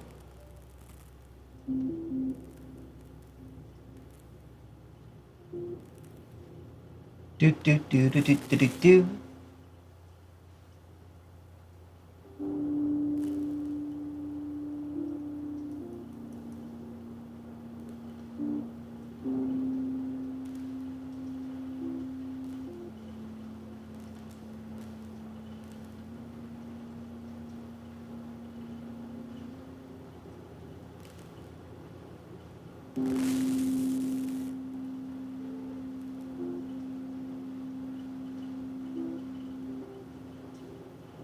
This new OBS update doesn't look too bad.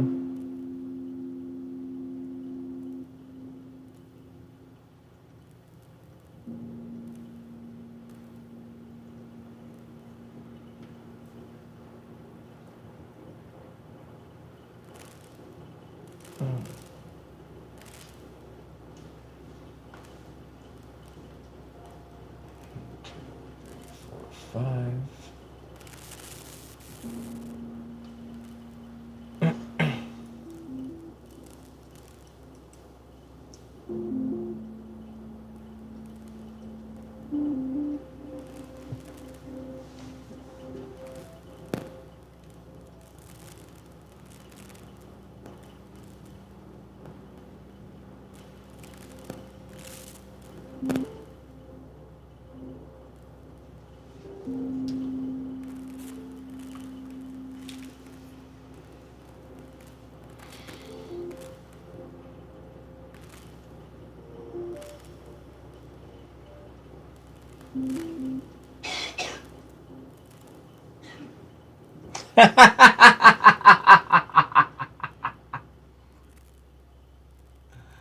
Oh, that's a cute idea.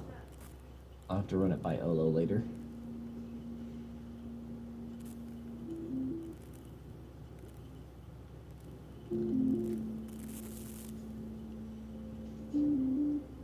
All right.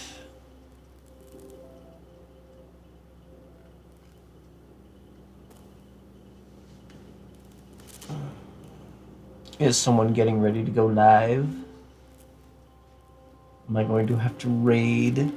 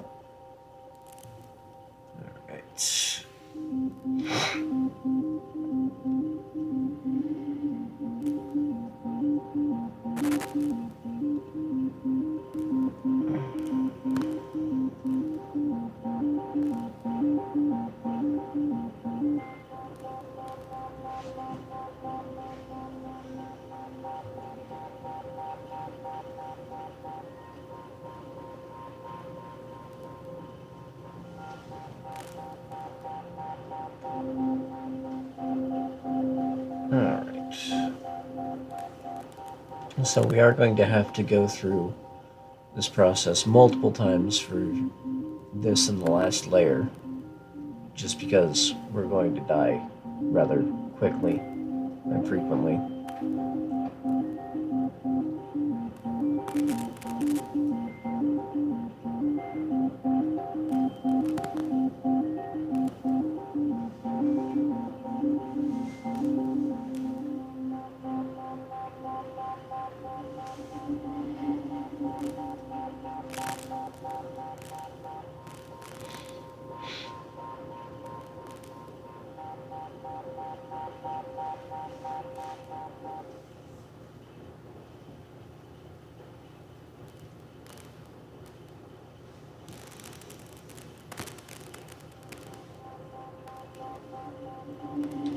I've said it multiple times before, and I'll say it multiple times again. If Twitch paid like an actual job, I would happily stream. All day, every day.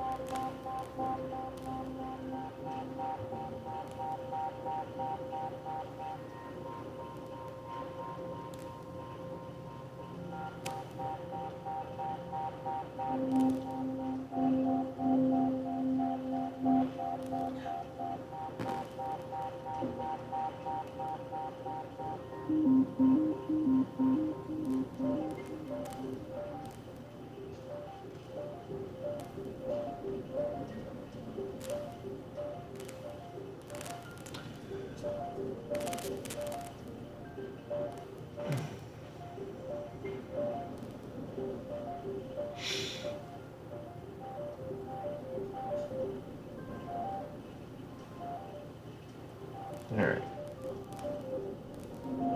Start generator.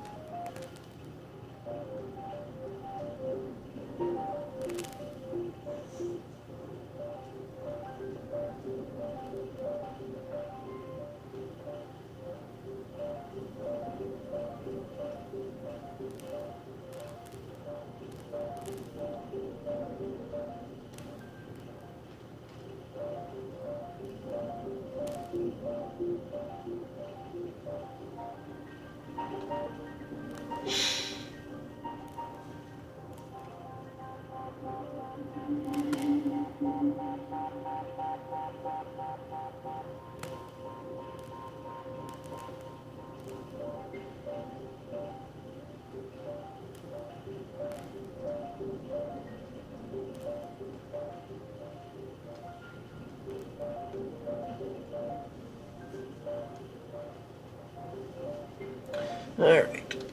So, fill air tank, protein bars, ration packs, water pouch.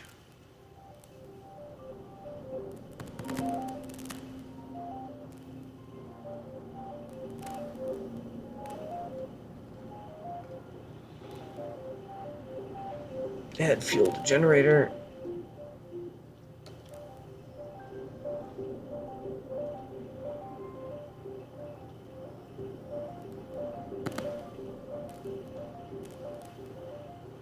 The can.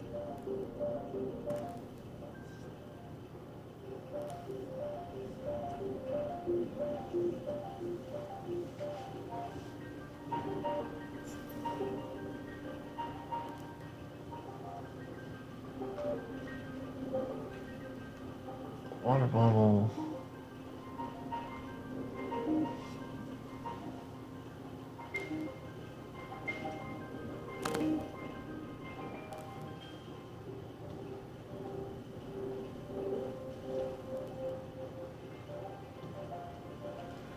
Okay, I'm as prepared as I'm gonna get.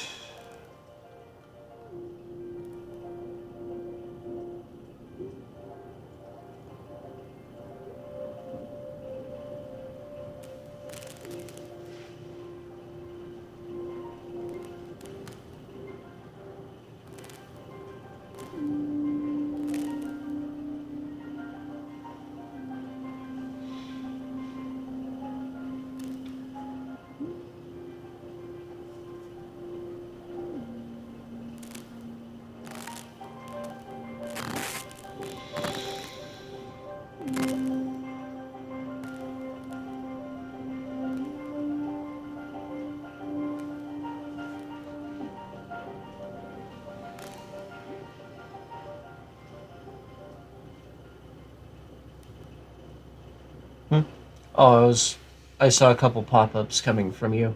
I was wondering if you were preparing to go live.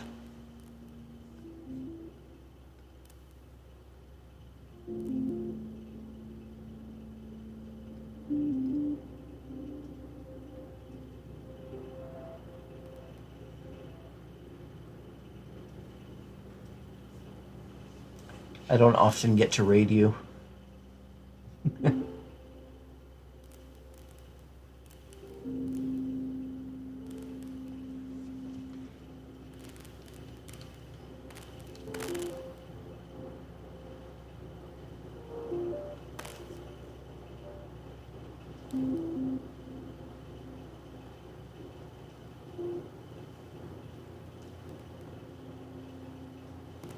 Fair.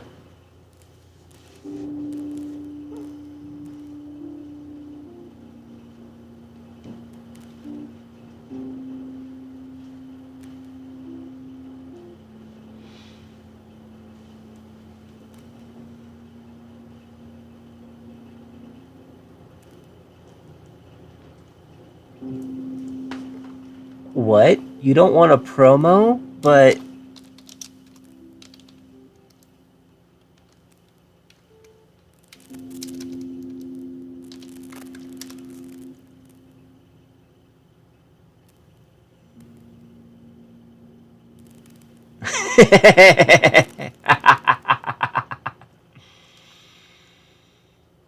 my love, you are my wife. You are always allowed to self-promote.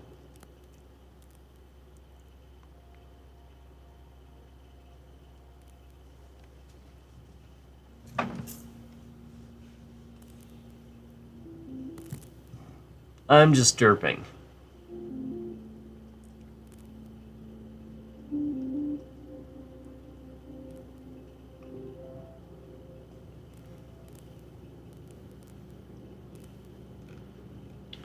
Well, if you go live, I will raid you.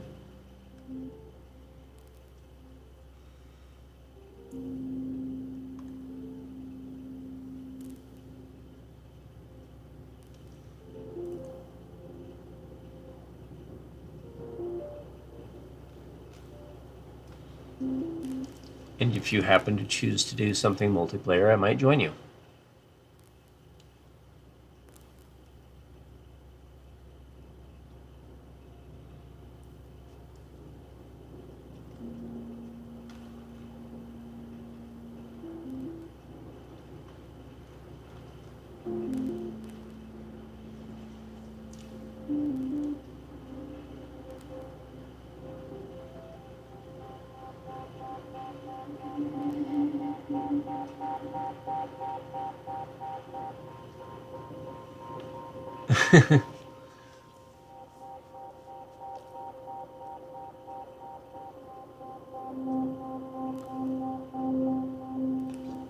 What the hell is a capsicid?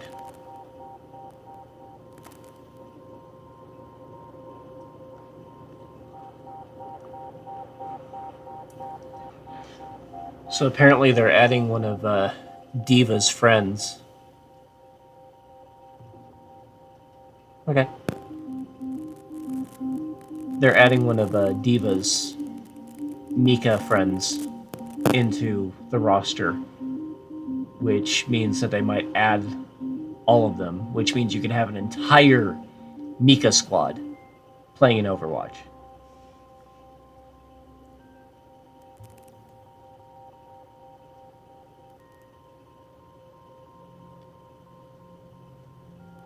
Ooh, burgers do sound good.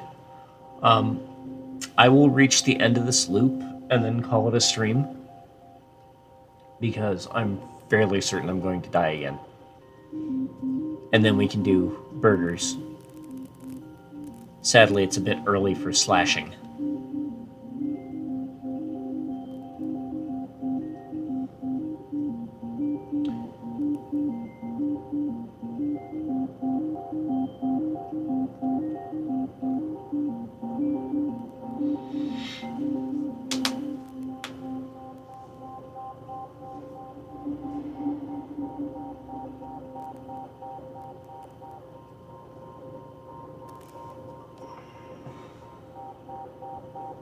Fair.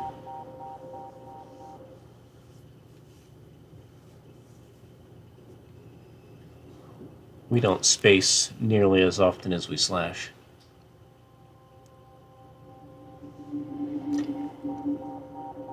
At least I don't have to worry about anyone being confused about our wording, because let's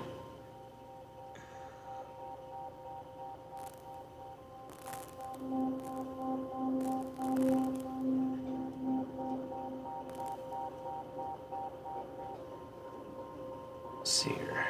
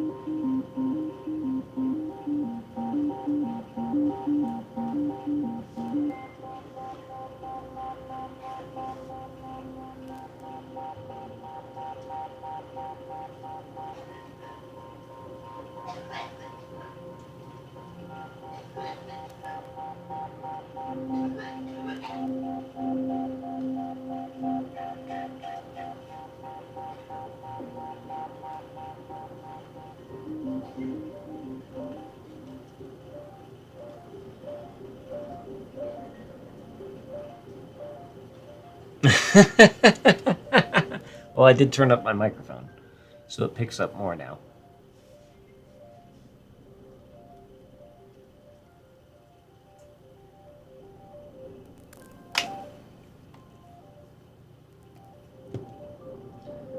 All right. So we're going to quickly install the water recycler. Take the water pouches and ration packs. Start the generator.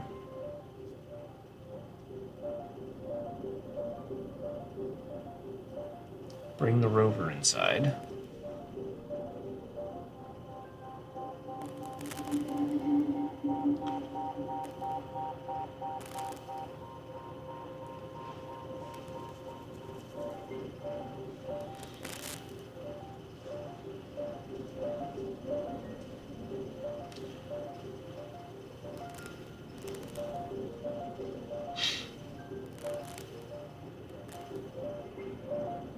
Fill air.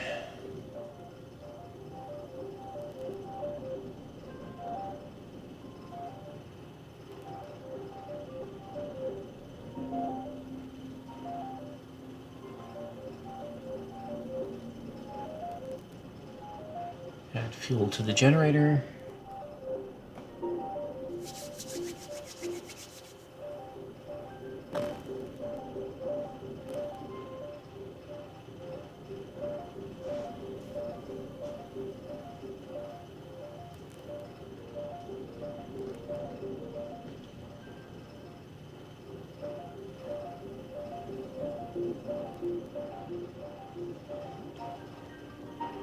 Protein bars.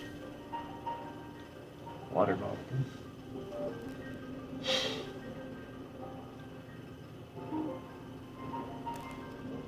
Glass water pouch. Open the mining wing.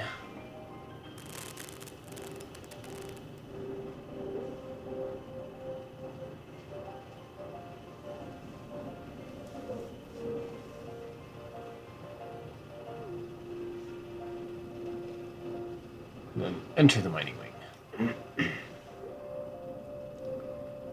And continue digging the fourth layer.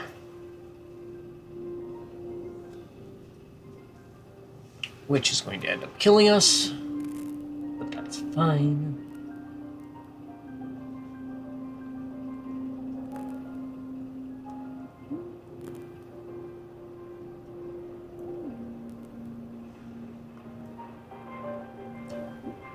All right. So we've gone multiple loops. We're currently on loop 14. We're going to do a save.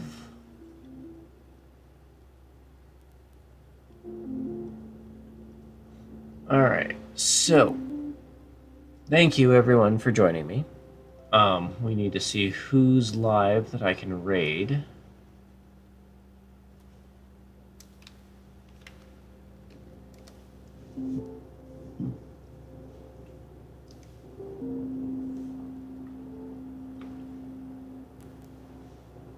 Pony's live. And Odyssia. Or Minx, sorry.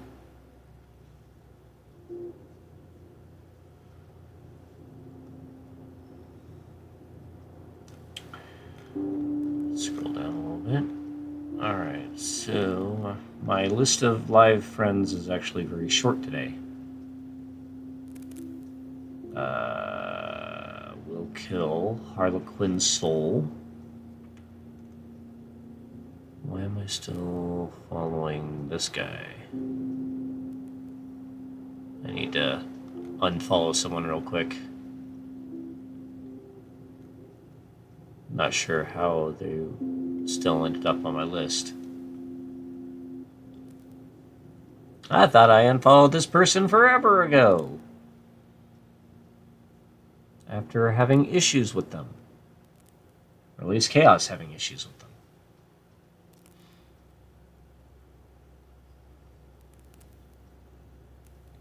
Give me the unfollow button, please.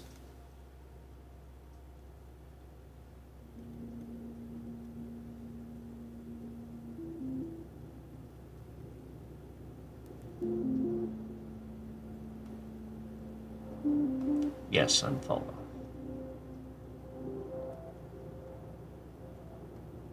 Alright. That person's no longer an issue. Let's see here.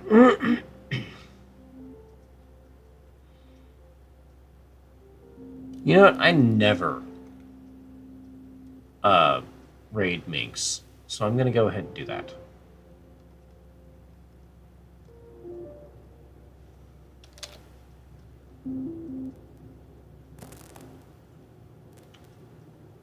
So we're gonna go shout out.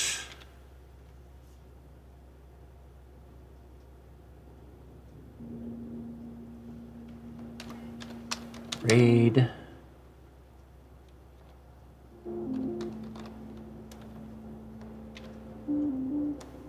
Alright, feel free to use whichever message you wish or message of your own choice.